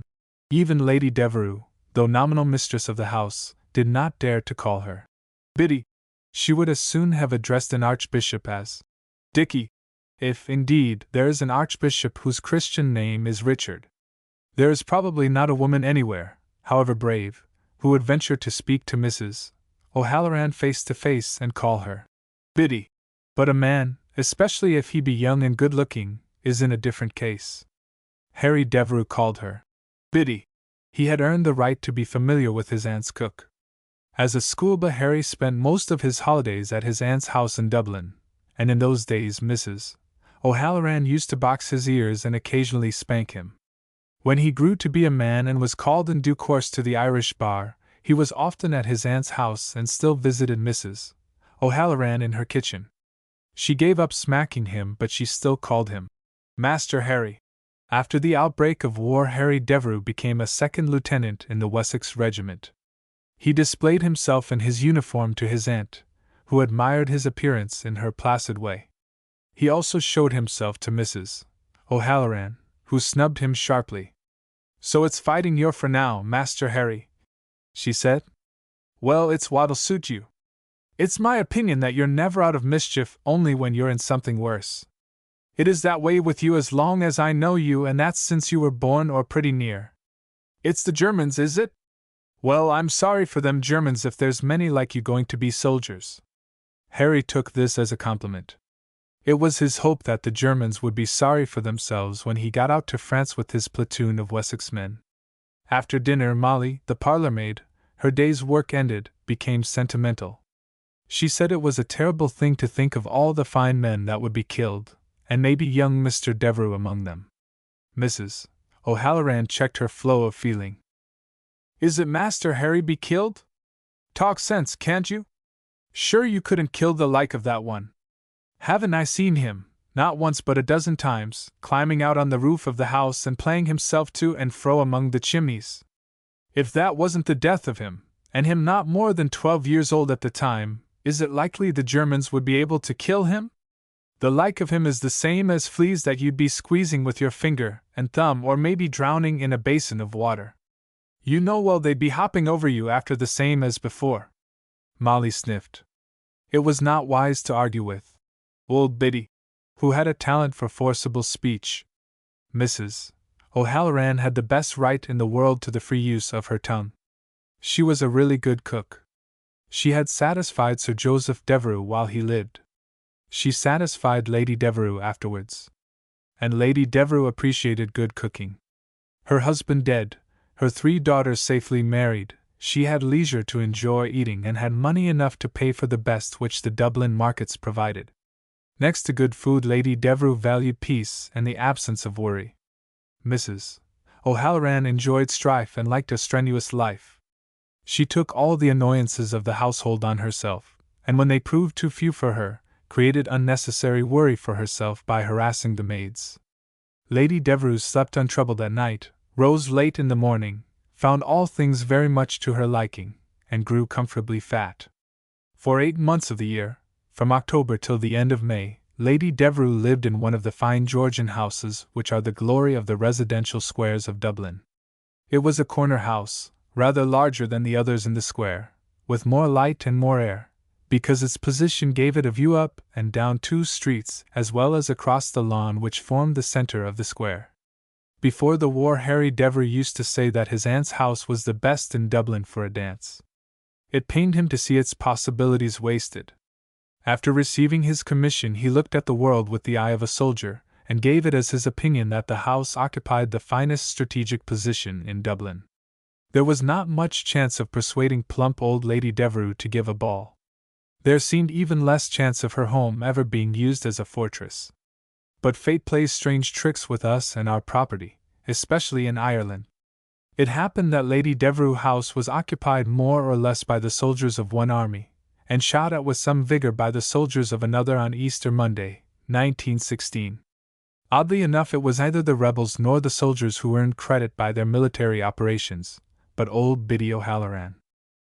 Mrs. O'Halloran always enjoyed bank holidays greatly. She did not go out, visit picture houses, or parade the streets in her best clothes. She found a deeper and more satisfying pleasure in telling the younger maids what she thought of them when they asked and obtained leave to go out for the afternoon, and in making scathing remarks about their frocks and hats as they passed through the kitchen to reach the area door. On that particular Easter Monday she was enjoying herself thoroughly. A kitchen maid, she was new to the household or she would not have done it, had asked Lady Devereux permission to go out for the afternoon and evening. She got what she asked for. Everybody who asked Lady Devereux for anything got it as a matter of course. The kitchen maid ought to have made her application through Mrs. O'Halloran. It is the rule in all services that remote authorities must be approached only through the applicant's immediate superiors. Mrs. O'Halloran took her own way of impressing this on the kitchen maid. "I suppose now," she said, "that you'll be trapsing the streets of Dublin in the new pink blouse that you spent your last month's wages on." That was exactly what the kitchen maid meant to do. Mrs. O'Halloran looked the girl over critically. "I don't know," she said, "that I ever seen a girl that would look worse in a pink blouse than yourself. The face that's on you is the color of a dish of mashed turnips, and the pink blouse will make it worse, if worse can be." The kitchen maid was a girl of some spirit. She felt inclined to cry, but she pulled herself together and snorted instead. "I suppose," said Mrs. O'Halloran, "that you'll be looking out for a young man to keep you company?" The kitchen maid did, in fact, hope to walk about with a young man, but she denied this. I'll be looking for no such thing, she said. It's well for you then, said Mrs. O'Halloran, for I'm thinking you'd look a long while before you found one. It's very little sense men has, the best of them, but I never met one yet that hadn't more sense than to go after a girl like you. If you were any good for any mortal thing, a man might be content to marry you in spite of your face.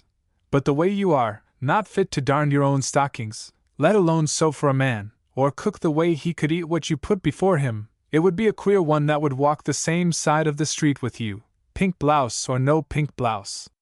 The kitchen maid, though a girl of spirit, was still young. She was washing potatoes in the scullery while Mrs. O'Halloran spoke to her. 2 large tears dropped from her eyes into the sink. Mrs. O'Halloran smiled. Then Molly, the parlor maid, flung open the kitchen door and rushed to Mrs. O'Halloran.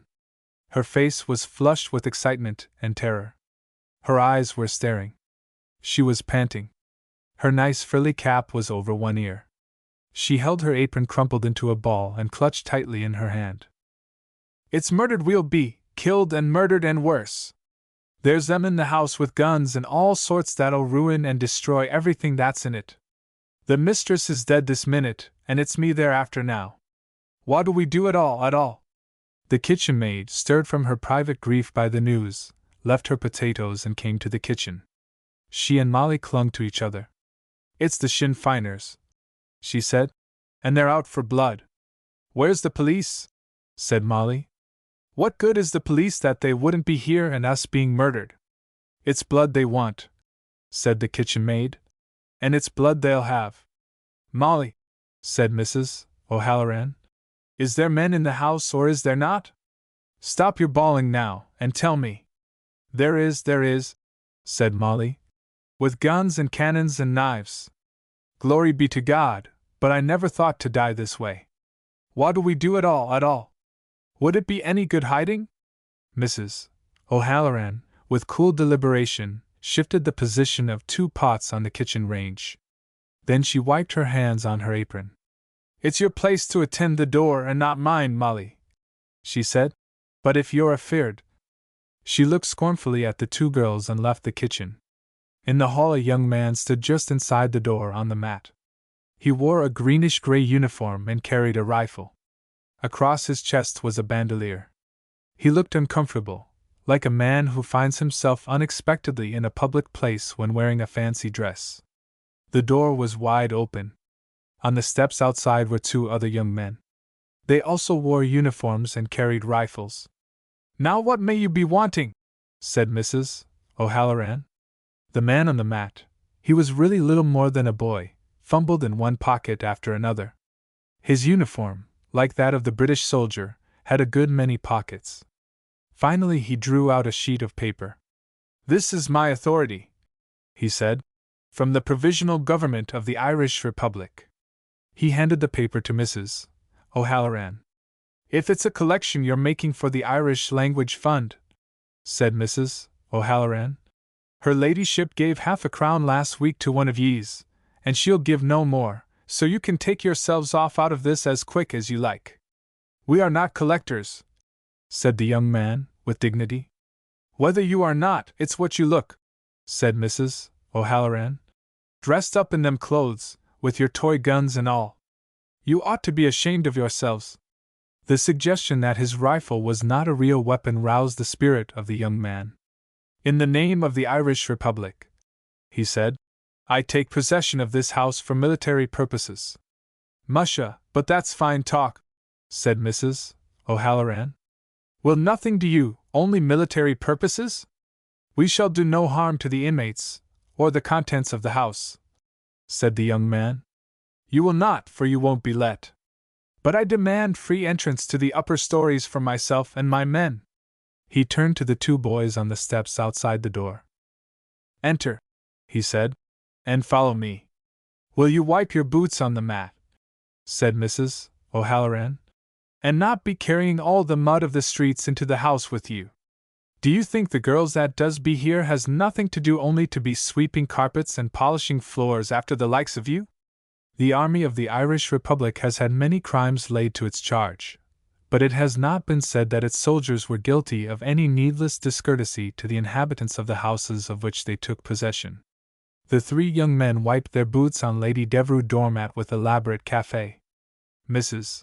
O'Halloran watched them critically. "Is it the police you're out after with them guns?" she said. "It's a pity, so it is, to see fine young fellows like you mixing yourselves up with that foolishness. Sure they'll get you at the latter end, and you'll be had up in court." The leader of the little party of Sinn Feiners was not inclined to discuss the future prospects of the insurrection with Mrs. O'Halloran. He moved across the hall towards the staircase, followed by his two young men.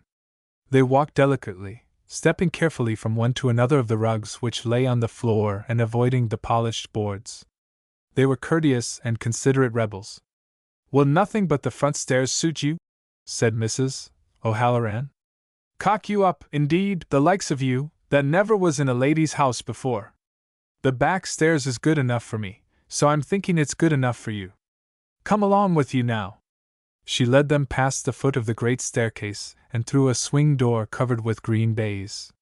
That door, such was the fancy of the designer of Lady Devereux House, concealed another, a very solid door, made after the Georgian fashion, of thick mahogany.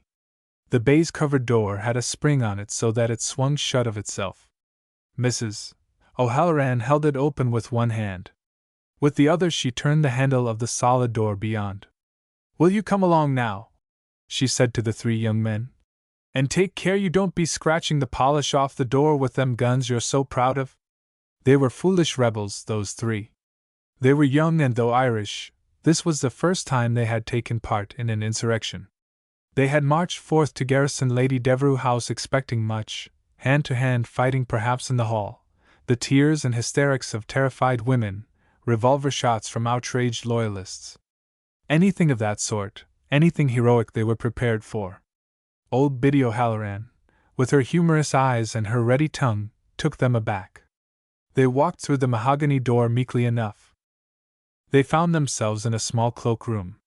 There was a wash-hand basin and a couple of towels in one corner.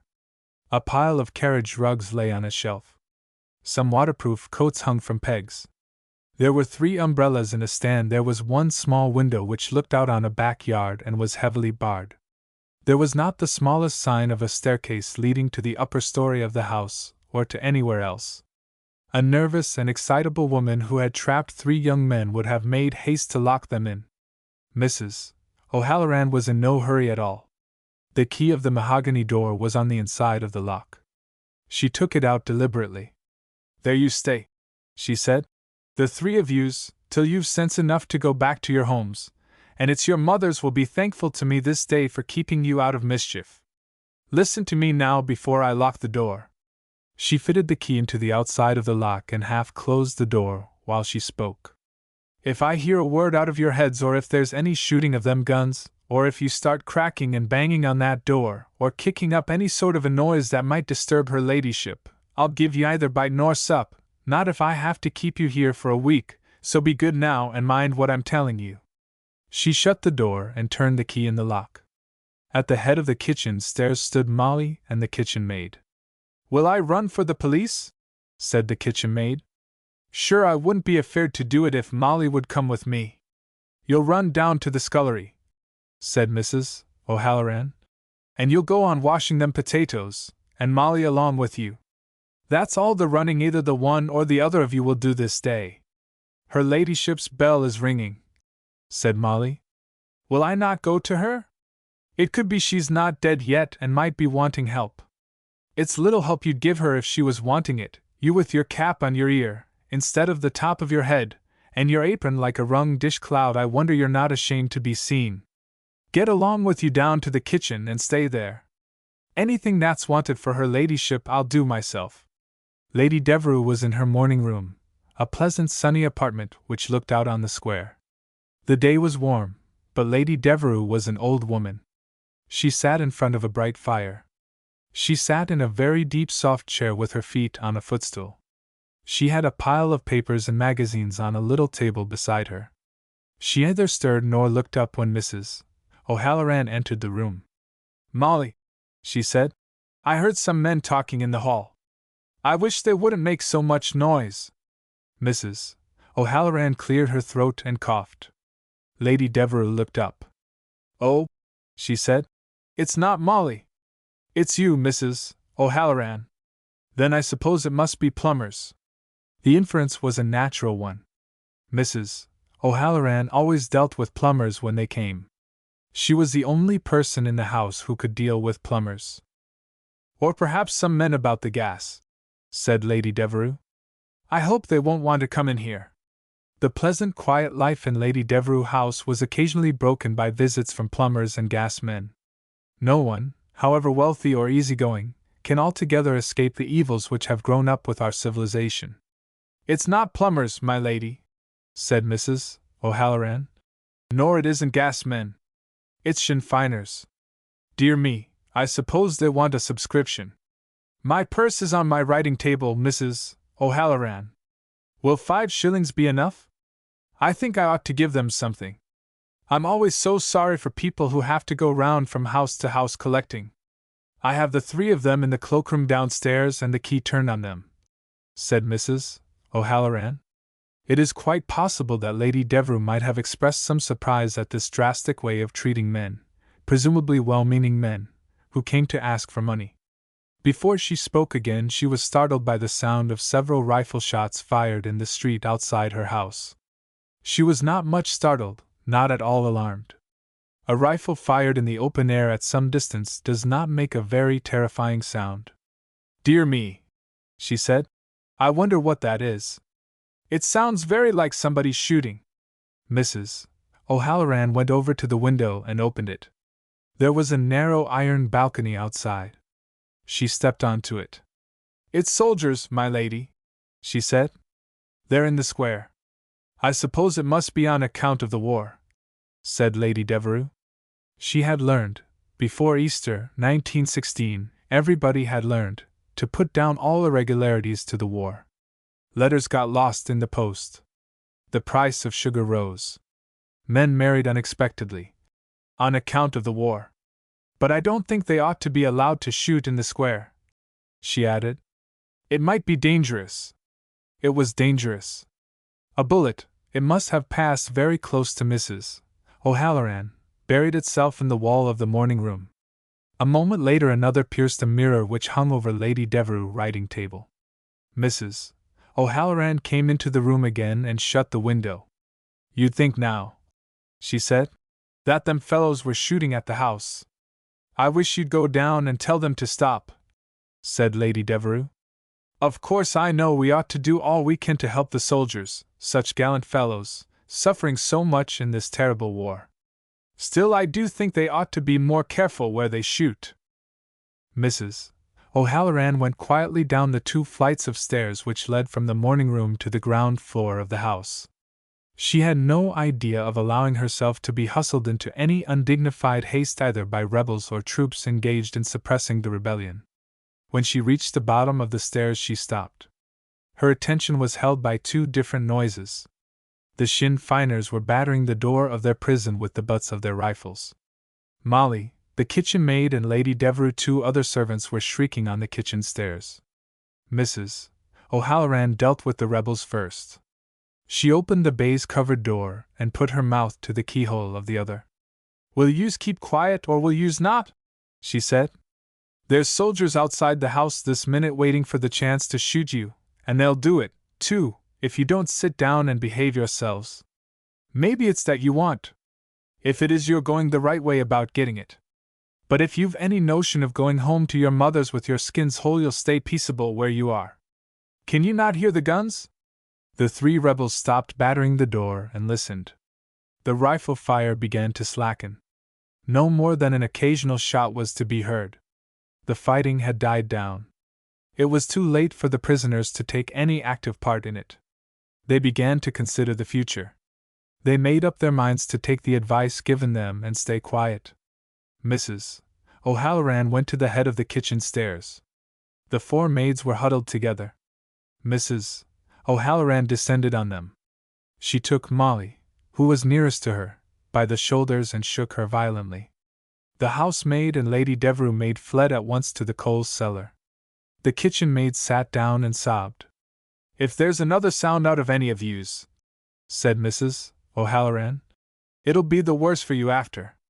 Isn't it enough for one day to have 3 young fellows in the house trying to get shot, and soldiers outside trying to shoot them, and every sort of devilment in the way of a row going on, without having a pack of girls bellowing and bawling on the kitchen stairs? It's mighty fond you are, the whole of you, of dressing yourselves up in pink blouses and the like," she looked angrily at the kitchen maid, "and running round the streets to see if you can find a man to take up with you. And now when there's men enough outside and in, nothing will do but to be screeching. But sure girls is like that, and where's the use of talking?" Mrs. O'Halloran might have said more. She felt inclined to say a good deal more, but she was interrupted by a loud knocking at the hall door. "I dursn't go to it," said Molly. "I dursn't. You wouldn't know who might be there nor what they might do to you." "Nobody's asking you to go," said Mrs. O'Halloran. She went to the door herself and opened it. A sergeant and 8 men were on the steps. "And what may you be wanting?" said Mrs. O'Halloran. "What right have you to come battering and banging at the door of her ladyship's house the same as if it was a public house and you trying to get in after closing time? Be off out of this, now, the whole of you. I never seen such foolishness." "My orders are to search the house," said the sergeant. "Rebels have been firing on us from the roof." "There's no rebels been firing out of this house," said Mrs. O'Halloran. "And what's more—" "My orders," said the sergeant. "There's no orders given in this house," said Mrs. O'Halloran. "Only mine and maybe her ladyship's at odd times." She need scarcely have mentioned Lady Devereux. An order from her was a very exceptional thing. "Our officer," said the sergeant, "Private begs go and report to the officer that we are refused admission to this house." Private Beggs turned to obey the order. The officer in charge of the party came out of the door of a house halfway along the side of the square. Mrs. O'Halloran recognized him. It was Second Lieutenant Harry Devereux. "Master Harry," she called. "Master Harry, come here at once. Is it you that's been raising ructions about the square? Shooting and destroying and frightening decent people into fits? Faith, I might have known it was you. If there's devilment going, you'd be in it." Harry Devereux, intensely conscious of his responsibility as commander of men in a real fight, reached the bottom of the steps which led to his aunt's door. "Enter the house, sergeant," he said, "and search it." Mrs. O'Halloran stood right in the middle of the doorway. The sergeant looked at her doubtfully and hesitated. "Come up out of that, Master Harry," said Mrs. O'Halloran. "And don't be trying to hide behind the sergeant. It's no wonder you're ashamed of yourself, but I see you plain enough. Come here now till I talk to you." The sergeant grinned. Private Beggs, who was behind his officer, laughed openly. "Was there nowhere else in the world for you to have a battle, if a battle was what you wanted?" said Mrs. O'Halloran. "Only in front of your aunt's house? Many and many's the time I've smacked you for less than what you've done today. Isn't there bullets in her ladyship's morning room? Isn't there a grand looking glass in a gold frame gone to smithers with your shooting? Isn't Molly and the other girls screeching this minute down in the coal cellar, for fear you'll kill them, and now nothing will do you seemingly only to be tramping all over the house? Search it, Moya, search it! But you'll not be let, Master Harry, either you nor the sergeant nor any of the rest of you." Second Lieutenant Harry Devereux pulled himself together and made an effort to save what was left of his dignity. He had led his men across the square under a shower of rebel bullets from the roofs of the houses. He had taken cool advantage of all possible cover. He had directed his men's fire till he drove the rebels from their shelters. No one could say of him that he was other than a gallant officer. But his heart failed him when he was face to face with his aunt's cook. "I think we needn't search this house, Sergeant," he said. "I know it. If you'd like to come back in an hour or two, Master Harry," said Mrs. O'Halloran, "I'll have a bit of dinner ready for you, and I wouldn't say but there might be something for the sergeant and his men. It's what her ladyship is always saying, that we ought to do the best we can for the lads that's fighting for us against the Germans, so long as they behave themselves." But mind this now, Sergeant, if you do look in the course of the evening there must be no carrying on with the girls. The Lord knows they're giddy enough without you upsetting them worse. That night, after dark, 3 young Sinn Feiners climbed the wall at the end of Lady Devereux's backyard and dropped into a narrow lane beyond it. A fortnight later Mrs. O'Halloran received a large parcel containing 3 suits of clothes, the property of Second Lieutenant Devereux, left by him in his aunt's house when he first put on his uniform. They were carefully brushed and folded, in no way the worse for having been worn by strangers for one night. In the bottom of Mrs. O'Halloran's trunk there are 3 rebel uniforms. And on the top of the cupboard in her room are 3 rifles, made in Germany. 14 Civilized war. This, said Captain Power, is an utterly rotten war. The rain was dripping through the roof of the shed which had been allotted to Power as a billet. The mud outside was more than ankle deep. The damp inside was chilly and penetrating. Ned Waterhouse, a second lieutenant, the only other occupant of the shed, looked up from an old newspaper which he was trying to read. All wars are rotten, he said. Not at all, said Power. A properly conducted war, run in a decent way by civilized men, is quite agreeable, rather fun, in fact. Now the last in which I was mixed up was rather fun. Waterhouse eyed Power suspiciously. He suspected that he was being made the victim of some kind of joke. Waterhouse was an Englishman, and it was not of his own desire that he was an officer in the Hibernian Light Infantry. He felt himself out of place among Irishmen whom he never quite understood. He was particularly distrustful of Captain Power. Power was an expert in the art of pulling the legs of innocent people. Waterhouse had several times found himself looking like a fool without knowing exactly why. What I call a civilized war, said Power, is waged in fine weather for one thing, and men have a chance of keeping clean. The combatants show some regard for the other side's feelings and don't try to make things as nasty for each other as they can. The business is done in a picturesque way, with flags and drums and speeches. There are negotiations and flags of truce and mutual respect for gallant foemen, instead of this D________D cold-blooded, scientific slaughter. No war was ever like that, said Waterhouse. Novelists and other silly fools write about war as if it were a kind of sport. But it never was really. The last war I was in was, said Power. I don't believe you ever were in a war before, said Waterhouse. You're not old enough to have gone to South Africa. All the same, I was in a war, said Power, though I didn't actually fight. I was wounded at the time and couldn't. But I was there. Our Irish War at Easter, 1916. That footy little rebellion, said Waterhouse. You may call it what you like, said Power, but it was a much better war than this one from every point of view, except mere size. It was properly conducted on both sides. I suppose you want to tell a yarn about it, said Waterhouse. And if you do I can't stop you, but you needn't suppose I'll believe a word you say. The truth of this narrative, said Power, will compel belief even in the most skeptical mind. I happened to be at home at the time on sick leave, wounded in the arm. Those were the days when one got months of sick leave, before some rotten ass invented convalescent homes for officers and kept them there. I had 3 months' leave that time, and I spent it with my people in Ballymahone. The whole of it? Said Waterhouse. Good Lord! You'd have spent it in the Strand Palace Hotel, I suppose, running in and out of music halls, but I prefer the simple joys of country life, though I couldn't shoot or ride properly on account of my arm.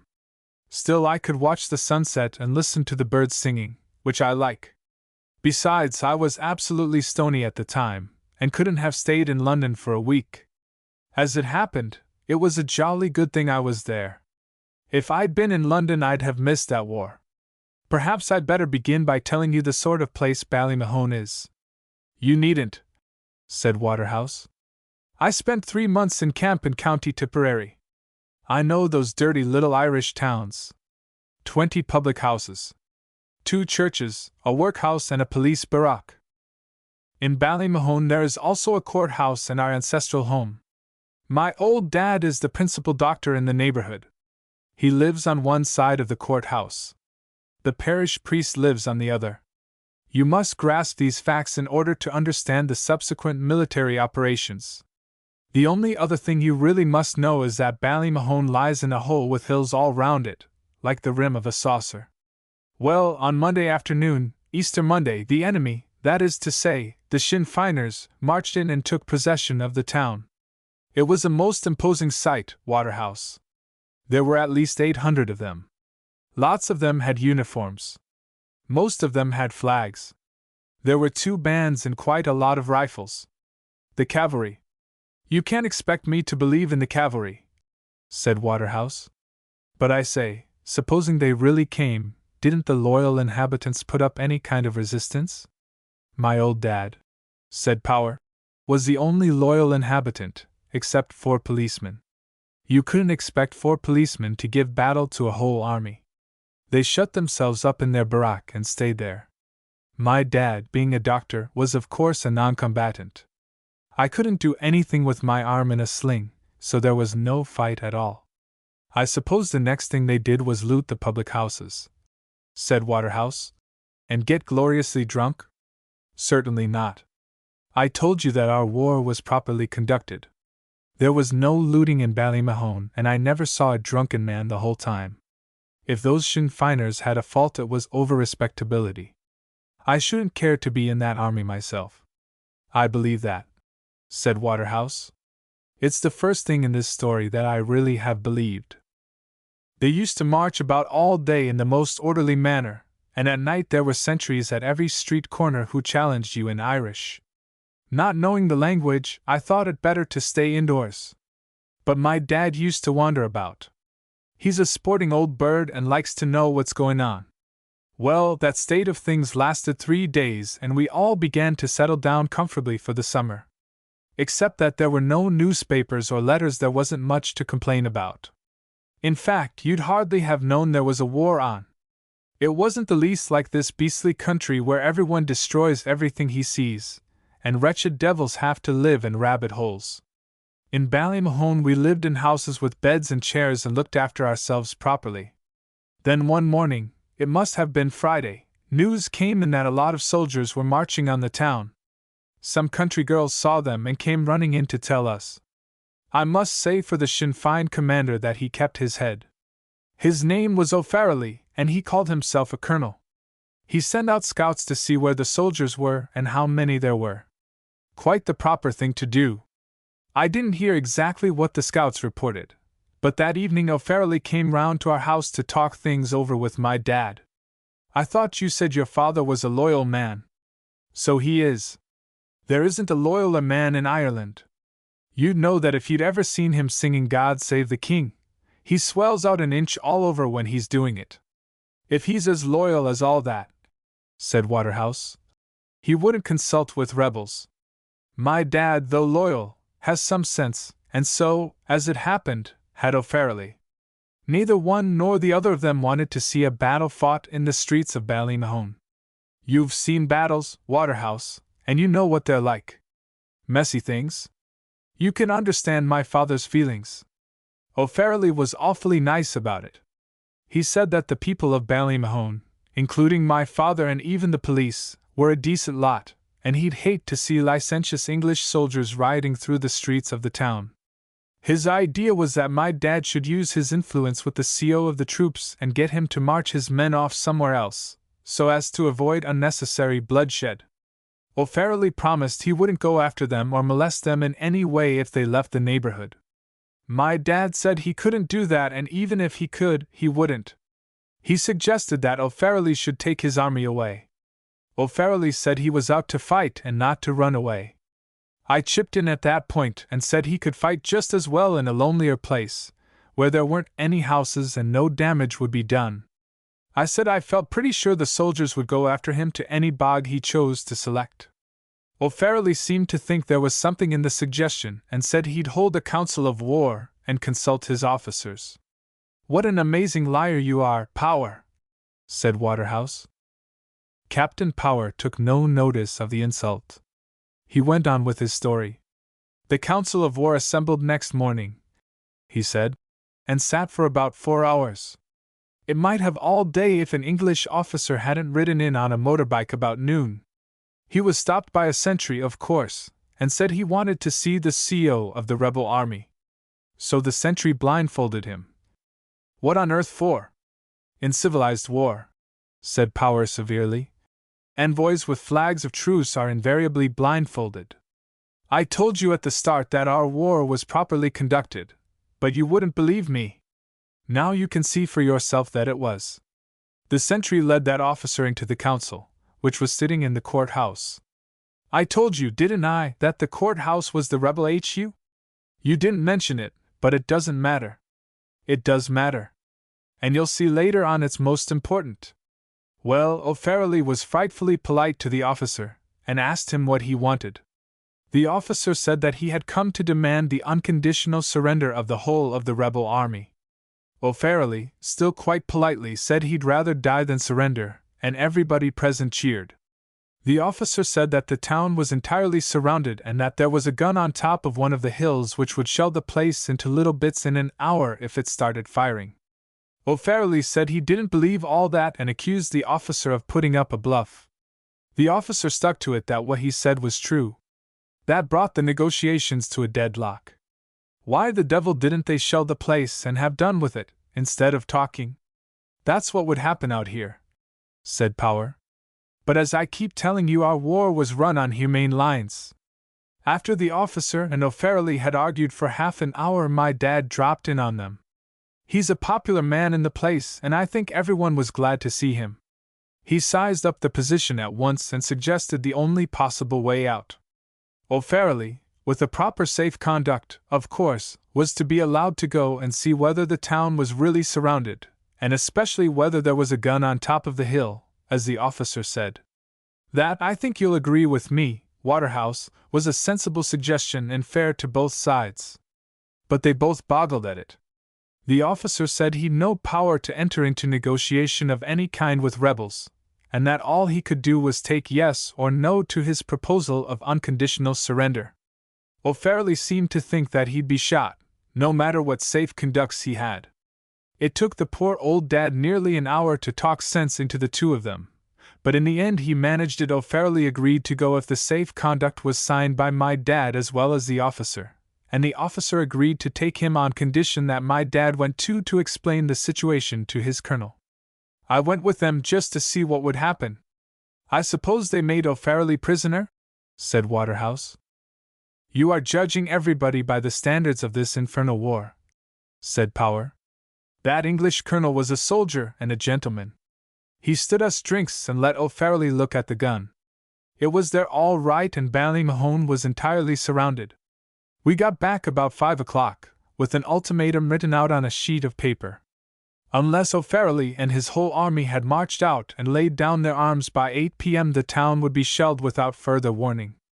You'd have thought that would have knocked the heart out of O'Farrelly, considering that he hadn't a dog's chance of breaking through. But it didn't. He became cheerfuler than I'd seen him before, and said that the opportunity he'd always longed for had come at last. His men, when he told them about the ultimatum, took the same view. They said they'd never surrender, not even if the town was shelled into dust and then buried in the ruins. That naturally didn't suit my dad, or for that matter me.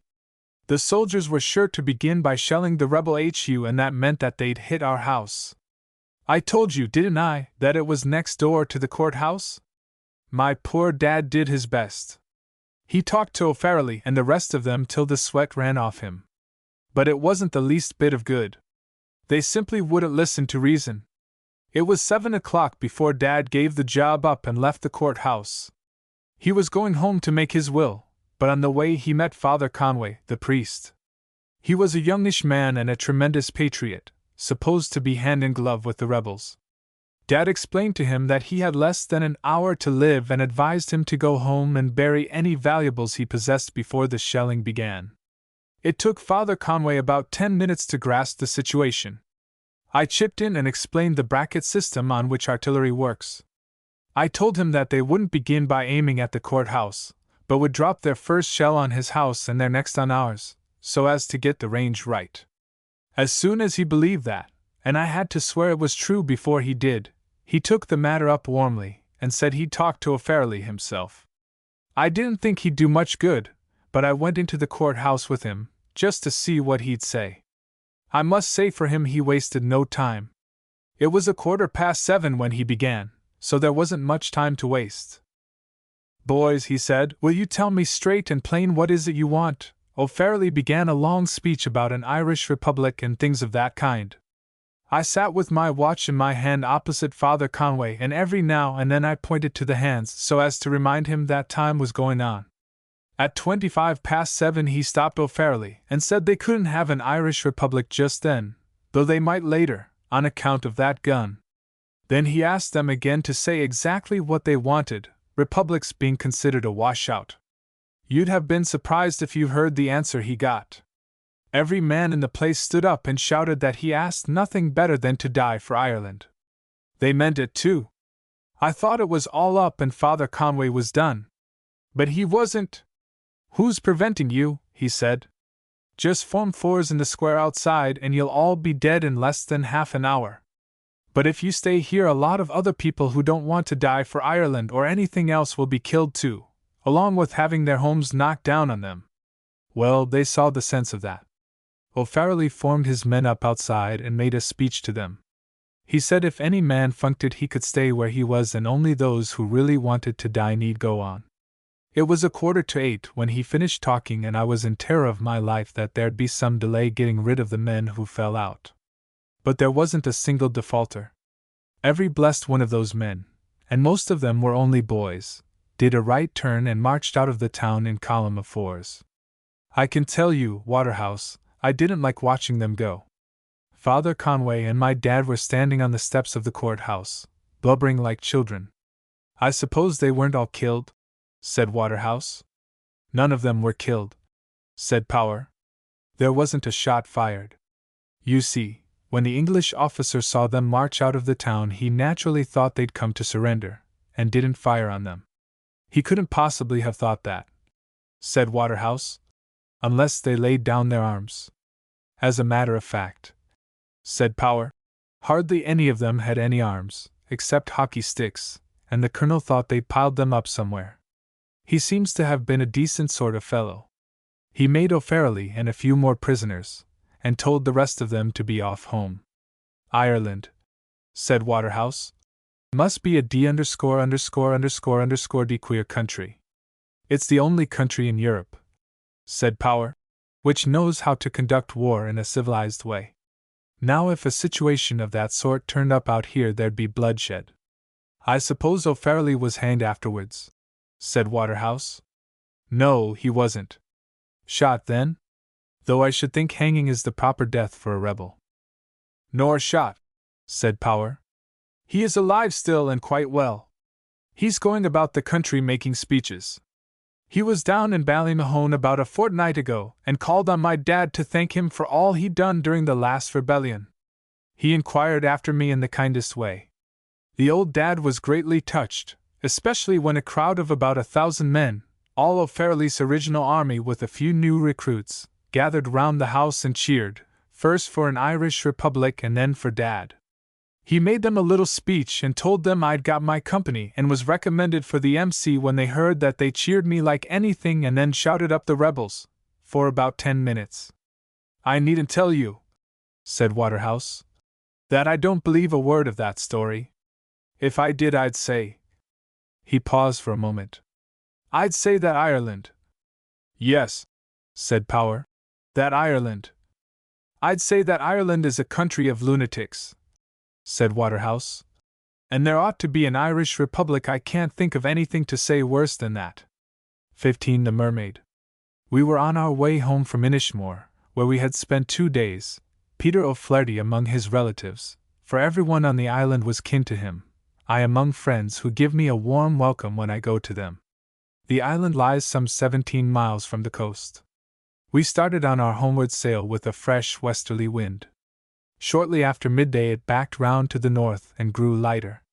At 5 o'clock we were stealing along very gently through calm water with our mainsail boom out against the shroud. The jib and foresail were drooping in limp folds. An hour later the mainsheet was hanging in the water and the boat drifted with the tide. Peter, crouching in the forepart of the cockpit, hissed through his clenched teeth, which is the way in which he whistles for a wind. He glanced all round the horizon, searching for signs of a breeze. His eyes rested finally on the sun, which lay low among some light, fleecy clouds. He gave it as his opinion that when it reached the point of setting it might draw a light air after it from the eastward. For that it appeared we were to wait. I shrank from toil with the heavy sweeps. So, I am sure, did Peter, who is a good man in a boat but averse from unnecessary labor. And there was really no need to row. The tide was carrying us homeward, and our position was pleasant enough.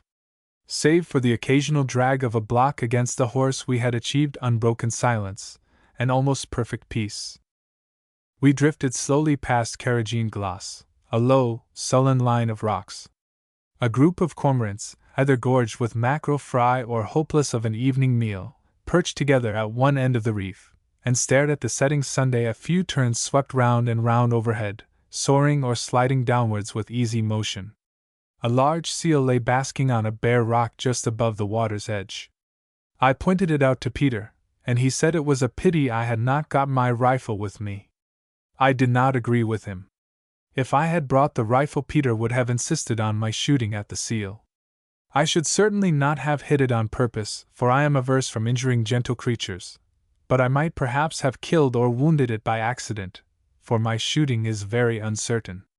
In any case, I should have broken nature's peace, and made a horrible commotion. Perhaps the seal heard Peter's remark, or divined his feeling of hostility. It flopped across the rock and slid gracefully into the sea. We saw it afterwards swimming near the boat, looking at us with its curiously human, tender eyes. A man might mistake it for a mermaid, I said. He'd have to be a fool altogether that would do the like, said Peter. He was scornful, but the seal's eyes were human. They made me think of mermaids. Them ones, said Peter, is entirely different from seals. You might see a seal any day in fine weather. They're plenty. But the other ones, but sure you wouldn't care to be hearing about them. I've heard plenty about them, I said, but it was all poetry and nonsense. You know well enough, Peter, that there's no such thing as a mermaid. Peter filled his pipe slowly and lit it. I could see by the way he puffed at it that he was full of pity and contempt for my skepticism. Come now, I said, did you ever see a mermaid? I did not, said Peter, but my mother was acquainted with one. That was in Inishmore, where I was born and reared. I waited. The chance of getting Peter to tell an interesting story is to wait patiently. Any attempt to goad him on by asking questions is like striking before a fish is hooked. The chance of getting either story or fish is spoiled. There was a young fellow in the island them times, said Peter, called Anthony O'Flaherty. A kind of uncle of my father's he was, and a very fine man. There wasn't his equal at running or leaping, and they say he was terrible daring on the sea. That was before my mother was born, but she heard tell of what he did. When she knew him he was like an old man, and the heart was gone out of him. At this point Peter stopped. His pipe had gone out. He relit it with immense deliberation. I made a mistake. By way of keeping the conversation going, I asked a question. Did he see a mermaid? He did, said Peter. And what's more, he married one. There Peter stopped again abruptly, but with an air of finality. He had, so I gathered, told me all he was going to tell me about the mermaid. I had blundered badly in asking my question. I suppose that some note of unsympathetic skepticism in my tone suggested to Peter that I was inclined to laugh at him. I did my best to retrieve my position. I sat quite silent and stared at the peak of the mainsail. The block on the horse rattled occasionally. The sun's rim touched the horizon. At last Peter was reassured and began again. It was my mother told me about it, and she knew, for many's the time she did be playing with the young lads, her being no more than a little girleen at the time. 7 of them there was, and the second eldest was the one age with my mother. That was after herself left him. Herself was vague enough, but I did not venture to ask another question. I took my eyes off the peak of the mainsail and fixed them inquiringly on Peter. It was as near as I dared go to asking a question. Herself, said Peter, was one of them once. He nodded sideways over the gunwale of the boat.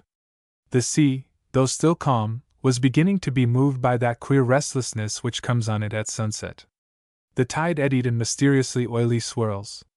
The rocks to the eastward of us had grown dim. A gull flew by overhead uttering wailing cries. The graceful terns had disappeared. A cormorant, flying so low that its wingtips broke the water, sped across our bows to some far resting place. I fell into a mood of real sympathy with stories about mermaids. I think Peter felt the change which had come over me. Anthony O'Flaherty, said Peter, was a young man when he saw them first. It was in the little bay back west of the island, and my mother never rightly knew what he was doing there in the middle of the night, but there he was. It was the bottom of a low spring tide, and there's rocks off the end of the bay that's uncovered at the ebb of the springs. You've maybe seen them. I have seen them, and Peter knew it well. I have seen more of them than I want to. There was an occasion when Peter and I lay at anchor in that bay, and a sudden shift of wind set us to beating out at 3 o'clock in the morning. The rocks were not uncovered then, but the waves were breaking fiercely over them. We had little room for tacking, and I am not likely to forget the time we went about a few yards to windward of them. The stretch of wild surf under our lee looked ghastly white in the dim twilight of the dawn. Peter knew what I was thinking. It was calm enough that night Anthony O'Flaherty was there, he said, and there was a moon shining, pretty near a full moon, so Anthony could see plain. Well, there was 3 of them in it, and they playing themselves. Mermaids? This time my voice expressed full sympathy. The sea all round us was rising in queer round little waves, though there was no wind. The boom snatched at the blocks as the boat rocked. The sail was ghostly white. The vision of a mermaid would not have surprised me greatly. The beautifulest ever was seen, said Peter, and neither shift nor shirt on them, only just themselves, and the long hair of them. Straight it was and black, only for a taste of green in it.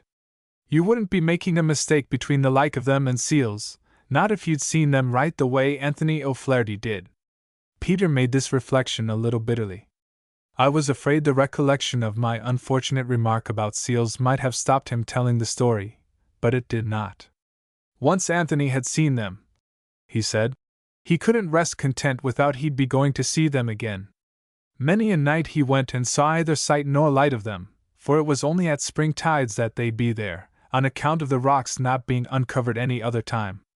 But at the bottom of the low springs they were there right enough, and sometimes they'd be swimming in the sea and sometimes they'd be sitting on the rocks. It was wonderful the songs they'd sing, like the sound of the sea set to music was what my mother told me, and she was told by them that knew. The people did be wondering what had come over Anthony, for he was different like from what he had been, and nobody knew what took him out of his house in the middle of the night at the spring tides. There was a girl that they had laid down for him to marry, and Anthony had no objection to her before he seen them once, but after he had seen them he wouldn't look at the girl. She had a middling good fortune too, but sure he didn't care about that. I could understand Anthony's feelings. The air of wind which Peter had promised, drawn from its cave by the lure of the departing sun, was filling our head sails. I hauled in the mainsheet gently hand over hand and belayed it. The boat slipped quietly along close-hauled. The long line of islands which guards the entrance of our bay lay dim before use. Over the shoulder of one of them I could see the lighthouse, still a distinguishable patch of white against the looming gray of the land. The water rippled mournfully under our bows and a long pale wake stretched astern from our counter. Fortune, banked money, good heifers and even enduringly fruitful fields seemed very little matters to me then. They must have seemed still less, far less, to Anthony O'Flaherty after he had seen those white sea maidens with their green-black hair. There was a woman on the island in those times, said Peter, a very aged woman, and she had a kind of plaster which she made which cured the cancer, drawing it out by the roots, and she could tell what was good for the chin cough, and the women did like to have her with them when their children was born, she being knowledgeable in them matters. I'm told the priests didn't like her, for there was things she knew which it mightn't be right that anyone would know, things that's better left to the clergy. Whether she guessed what was the matter with Anthony, or whether he up and told her straight my mother never heard. It could be that he told her, for many a one used to go to her for a charm when the butter wouldn't come, or a cow, maybe, was pining, so it wouldn't surprise me if Anthony went to her. Peter crept aft. He took a pull on the jib sheet and belayed it again, but I do not believe that he really cared much about the set of the sail. That was his excuse. He wanted to be nearer to me. There is something in stories like this, told in dim twilight, with dark waters sighing near at hand, which makes men feel the need of close human companionship. Peter seated himself on the floorboards at my feet, and I felt a certain comfort in the touch of his arm on my leg. Well, he went on. According to the old hag, and what she said was true enough, however she learned it, them ones doesn't go naked all the time, but only when they're playing themselves on the rocks at low tide, the way Anthony's seen them. Mostly they have a kind of cloak that they wear, and they take the same cloaks off of them when they're up above the water, and they lay them down on the rocks. If so be that a man could put his hand on a cloak, the one that owned it would have to follow him whether she wanted to or not. If it was to the end of the world she'd have to follow him, or to Spain, or to America, or wherever he might go. And what's more, she'd have to do what he bid her, be the same good or bad, and be with him if he wanted her, so long as he kept the cloak from her. That's what the old woman told Anthony, and she was a skillful woman, well knowing the nature of beasts and men, and of them that's either beasts nor men. You'll believe me now that Anthony wasn't altogether the same as other men when I tell you that he laid his mind down to get his hand down on one of the cloaks. He was a good swimmer, so he was, which is what few men on the island can do, and he knew that he'd be able to fetch out to the rock where them ones played themselves. I was quite prepared to believe that Anthony was inspired by a passion far out of the common. I know nothing more terrifying than the chill embrace of the sea at night time. To strike out through the slimy weeds which lie close along the surface at the ebb point of a spring tide, to clamber on low rocks, half awash for an hour or two at midnight, these are things which I would not willingly do. The first time he went for to try it, said Peter, he felt a bit queer in himself, and he thought it would do him no harm if he was to bless himself. So he did, just as he was stepping off the shore into the water. Well, it might as well have been a shot he fired, for the minute he did it they were off and their cloaks along with them, and Anthony was left there. It was the sign of the cross had them frightened, for that same is what they can't stand, not having souls that religion would be any use to. It was the old woman told Anthony that after, and you'd think it would have been a warning to him not to make or meddle with the like of them any more. But it only made him the more determined. He went about without speaking to man or woman, and if anybody spoke to him he'd curse terrible, till the time of the next spring tide. Then he was off to the bay again, and sure enough them ones was there. The water was middling rough that night, but it didn't daunt Anthony. It pleased him, for he thought he'd have a better chance of getting to the rocks without them taking notice of him if there was some noise loud enough to drown the noise he'd be making himself. So he crept out to the point of the cliff on the south side of the bay, which is as near as he could get to the rocks. You remember that? I did. On the night when we beat out of the bay against a rising westerly wind we went about once under the shadow of the cliff, and, almost before we had full way on the boat, stayed her again beside the rocks. Anthony's swim, though terrifying, was short. That time he either blessed himself nor said a prayer, but slipped into the water, and off with him, swimming with all his strength. They didn't see him, for they were too busy with their playing to take much notice, and of course they couldn't be expecting a man to be there.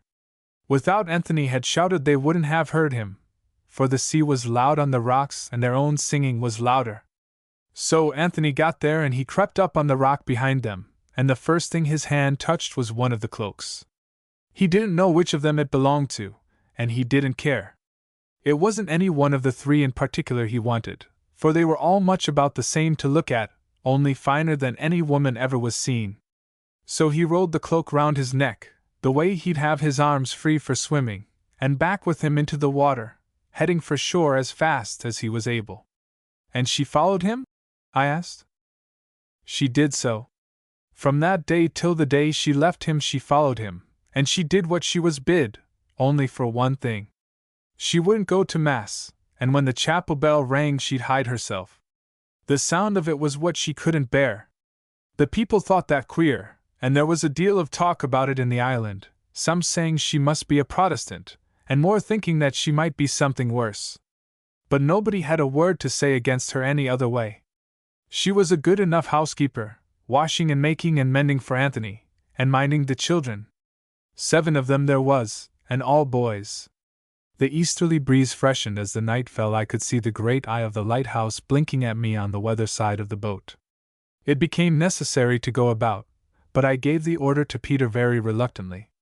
He handled the headsheets, and then, instead of settling down in his old place, leaned his elbows on the combing and stared into the sea.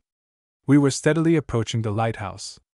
I felt that I must run the risk of asking him a question. "What happened in the end?" I asked. "The end, is it? Well, in the latter end she left him. But there was things happened before that. Whether it was the way the priest talked to him about her, there was a priest in at them times that was too fond of interfering, and that's what some of them are, or whether there was goings-on within in the inside of the house that nobody knew anything about, and there might have been, for you couldn't tell what one of them ones might do or mightn't. Whatever way it was, Anthony took to drinking more than he ought. There was poteen made on the island then, and whiskey was easy come by if a man wanted it, and Anthony took too much of it." Peter paused and then passed judgment, charitably, on Anthony's conduct. "I wouldn't be too hard on a man for taking a drop an odd time." I was glad to hear Peter say that. I myself had found it necessary from time to time, for the sake of an old friendship, not to be too hard on Peter. "Nobody would have blamed him," Peter went on, "if he had behaved himself when he had a drop taken, but that's what he didn't seem able to do. He bet her. Sore and heavy he bet her, and that's what no woman, whether she was a natural woman or one of the other kind, could be expected to put up with. Not that she said a word. She didn't. Nor nobody would have known that he bet her if he hadn't token to beating the young lads along with her. It was them told what was going on. But there wasn't one on the island would interfere. The people did be wondering that she didn't put the fear of God into Anthony, but of course that's what she couldn't do on account of his having the cloak hid away from her. So long as he had that, she was bound to put up with whatever he did. But it wasn't forever. The house was going to rack and ruin with the way Anthony wouldn't mind it on account of his being 3 parts drunk most of the time. At last the rain was coming in through the roof. When Anthony saw that, he came to himself a bit and sent for my grandfather and settled with him to put a few patches of new thatch on the worst places. My grandfather was the best man at thatching that there was in the island in them days, and he took the job though he misdoubted whether he'd ever be paid for it. Anthony never came next or nigh him when he was working, which shows that he hadn't got his senses rightly. If he had, he'd have kept an eye on what my grandfather was doing, knowing what he knew, though of course my grandfather didn't know. Well, one day my grandfather was dragging off the old thatch near the chimney. It was middling late in the evening, as it might be 6 or 7 o'clock, and he was thinking of stopping his work when all of a sudden he came on what he thought might be an old petticoat bundled away in the thatch.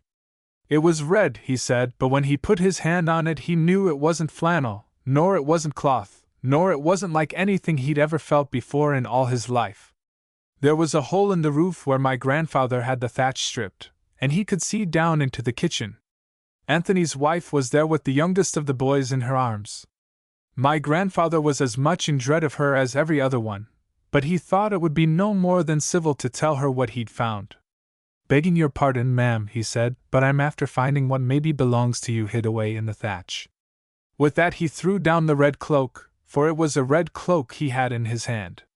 She didn't speak a word, but she laid down the baby out of her arms and she walked out of the house. That was the last my father seen of her. And that was the last anyone on the island seen of her, unless maybe Anthony. Nobody knows what he saw. He stopped off the drink from that day, but it wasn't much use his stopping it. He used to go round at spring tides to the bay where he had seen her first. He did that 5 times, or maybe 6. After that he took to his bed and died. It could be that his heart was broke. We slipped past the point of the pier. Peter crept forward and crouched on the deck in front of the mast. I peered into the gloom to catch sight of our mooring buoy. Let her away a bit yet, said Peter. Now love her all you can. The boat edged up into the wind. Peter, flat on his stomach, grasped the buoy and hauled it on board. The foresheets beat their tattoo on the deck. The booms swung sharply across the boat. 10 minutes later we were leaning together across the boom gathering in the mainsail. What became of the boys? I asked. Is it Anthony O'Flaherty's boys? The last of them went to America 20 years ago. But sure that was before you came to these parts. 16 An upright judge. No one knows how the quarrel between Peter Joyce and Patrick Joseph Flanagan began. It had been smoldering for years, a steady-going feud, before it reached its crisis last June. The Joyces and Flanagans were neighbors, occupying farms of very poor land on the side of Letterbrack, a damp and lonely hill some miles from the nearest market town. This fact explains the persistence of the feud. It is not easy to keep up a quarrel with a man whom you only see once a month or so. Nor is it possible to concentrate the mind on one particular enemy if you live in a crowded place. Joyce and Flanagan saw each other every day. They could not help seeing each other, for their farms were small. They scarcely ever saw anyone else, because there were no other farms on the side of the hill. And the feud was a family affair. Mrs. Joyce and Mrs. Flanagan disliked each other heartily and never met without using language calculated to embitter the feeling between them. The young Joyces and the young Flanagans fought fiercely on their way to and from school. The war, which has turned Europe upside down and dragged most things from their familiar moorings, had its effect on the lives of the two farmers on the side of Letterbrack. They became better off than they had ever been before. It must not be supposed that they grew rich. According to the standard of English working men, they had always been wretchedly poor. All that the war did for them was to put a very little, more money into their pockets. They themselves did not connect their new prosperity with the war. They did not, indeed, think about the war at all, being fully occupied with their work and their private quarrel. They noticed, without inquiring into causes, that the prices of the things they sold went up steadily. A lean bullock fetched an amazing sum at a fair. Young pigs proved unexpectedly profitable. The eggs which the women carried into town on market days could be exchanged for unusual quantities of tea. And the rise in prices was almost pure gain to these farmers. They lived for the most part on the produce of their own land and bought very little in shops. There came a time when Peter Joyce had a comfortable sum, about £20 in all, laid by after making provision for his rent and taxes. He felt entitled to some little indulgence. An Englishman, when he finds himself in possession of spare cash, spends it on material luxuries for himself, and, if he is a good man, for his family. He buys better food, better clothes, and furniture of a kind not absolutely necessary, like pianos. An Irishman, in a similar agreeable position, prefers pleasures of a more spiritual kind. Peter Joyce was perfectly content to wear a bonnet of homemade flannel and a pair of ragged trousers. He did not want anything better for dinner than boiled potatoes and fried slices of bacon. He had not the smallest desire to possess a piano, or even an armchair. But he intended, in his own way, to get solid enjoyment out of his £20. It was after the children had gone to bed one evening that he discussed the matter with his wife. "I'm not sure," he said, "but it might be as well to settle things up one way or another with that old reprobate Patrick Joseph Flanagan. It's what I'll have to do sooner or later." "Them Flanagans," said Mrs. Joyce, "is the devil. There isn't a day passes but one or other of them has me tormented. If it isn't her, it's one of the children, and if, by the grace of God, it isn't the children, it's herself. What I'm thinking of," said Joyce, "is taking the law of him." "It'll cost you something to do that," said Mrs. Joyce cautiously. "And if it does, what matter? Haven't I the money to pay for it?" "You have," said Mrs. Joyce. "You have surely. And Flanagan deserves it, so he does. It's not once nor twice, but it's every day I do be saying there's something should be done to them Flanagans. There's more will be done to him than he cares for," said Joyce grimly. "Wait till the county court judge gets at him. Believe me, he'll be sorry for himself then." Peter Joyce started early next morning.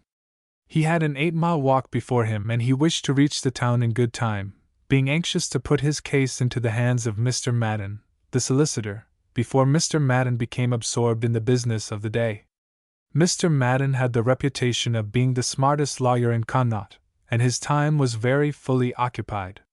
It took Joyce nearly 3 hours to reach the town, and he had ample time to prepare his case against Flanagan as he went. There was no lack of material for the lawsuit. A feud of years' standing provides many grievances which can fairly be brought into court. Joyce's difficulty was to make a choice. He pondered deeply as he walked along the bare road across the bog. When he reached the door of Mr. Madden's office, he had a tale of injuries suffered at the hands of the Flanagans which would, he felt sure, move the judge to vindictive fury. Mr. Madden was already busy when Joyce was shown unto his room. "Well," he said, "who are you and what do you want?" "My name's Peter Joyce of Letterbrack, your honor," said Joyce. "A decent man with a long weak family, and my father was a decent man before me, and it's no fault of mine that I'm here today, and going into court, though there isn't another gentleman in all Ireland I'd sooner come to than yourself, Mr. Madden, if so be I had to come to anyone. And it's what I'm druv to, for if I wasn't—" "What is it?" said Mr. Madden. "Police? Drunk and disorderly?" "It is not," said Joyce. "Sure I never was took by the police only twice, and them times they wouldn't have meddled with me only for the spite the sergeant had against me. But he's gone from the place now, thanks be to God, and the one that came after him wouldn't touch me." Peter Joyce sank his voice to a whisper.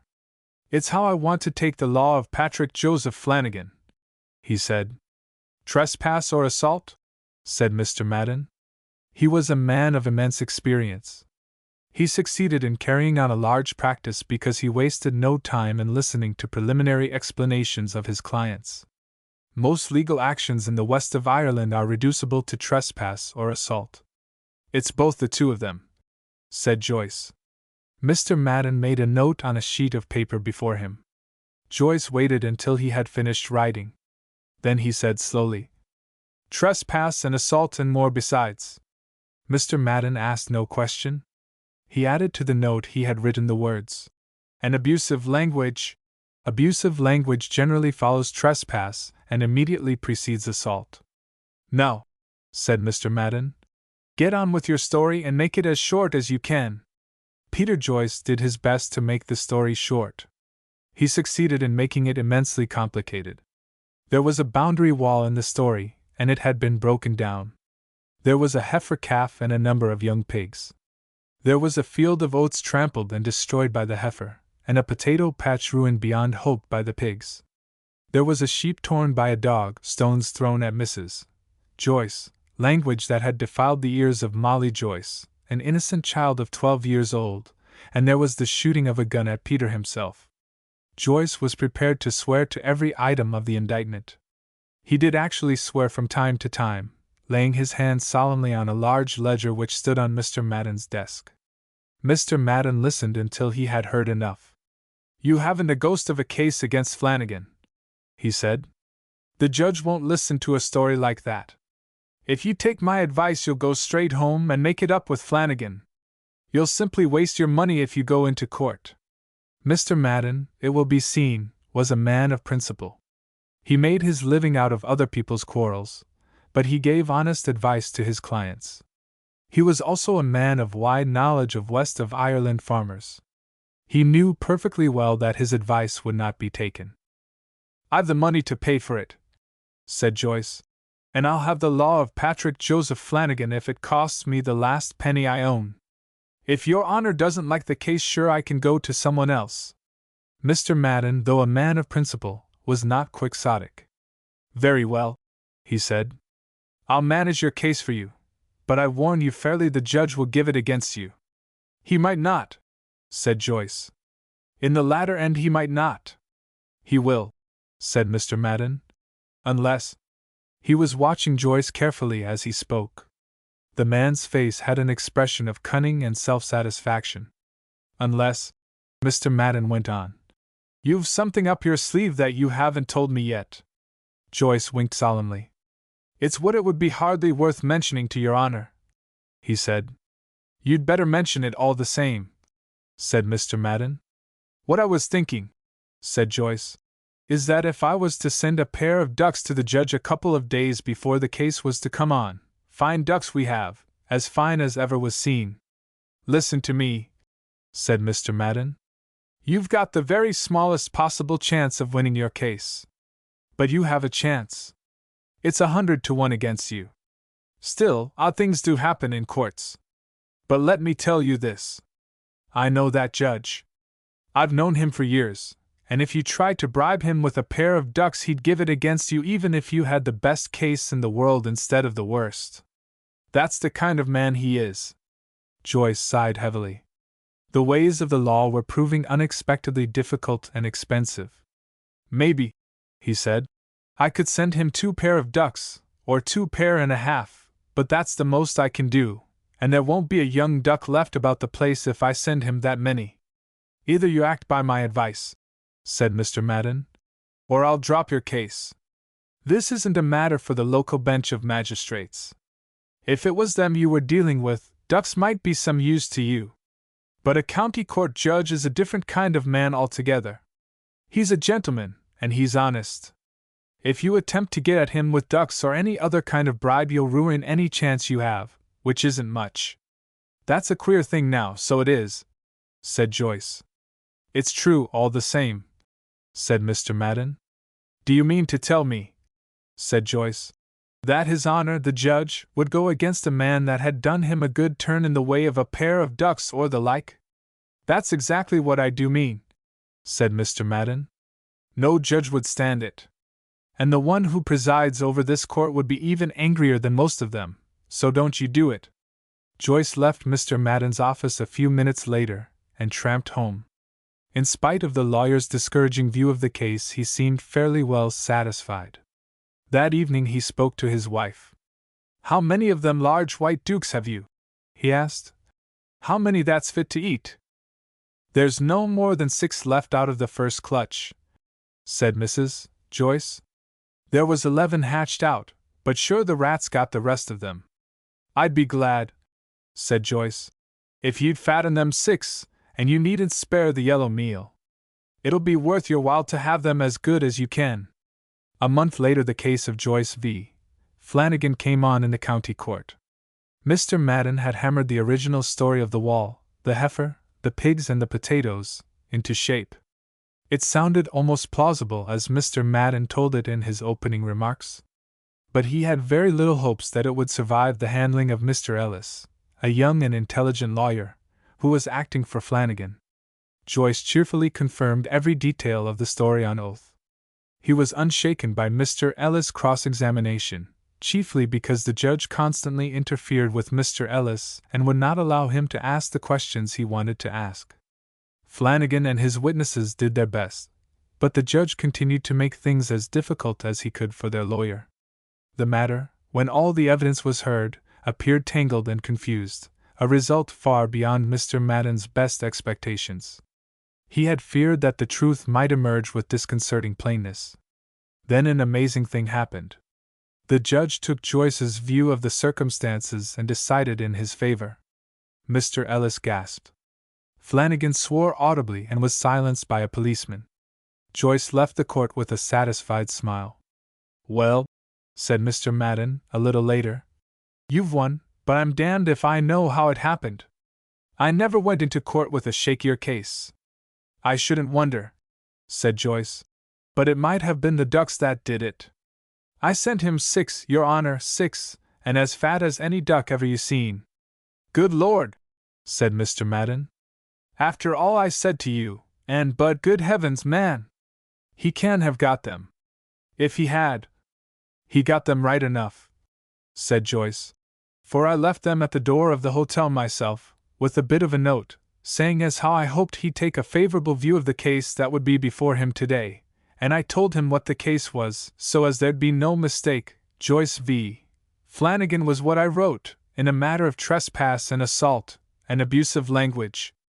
Well, said Mr. Madden, all I can say is that if I hadn't seen with my own eyes what happened in that court today, I wouldn't have believed it. To think that the judge, of all men, It was Flanagan's name and not my own," said Joyce, "that I signed at the bottom of the note. With the respectful compliments of Patrick Joseph Flanagan, the defendant, was what I wrote, like as if it was from him that the ducks came." "I'd never have thought of it," said Mr. Madden. "Joyce, it's you and not me that ought to be a lawyer." "Lawyer? That's nothing. You ought to be a member of Parliament. Your talents are wasted, Joyce. Go into Parliament, you'll be a cabinet minister before you die." The end.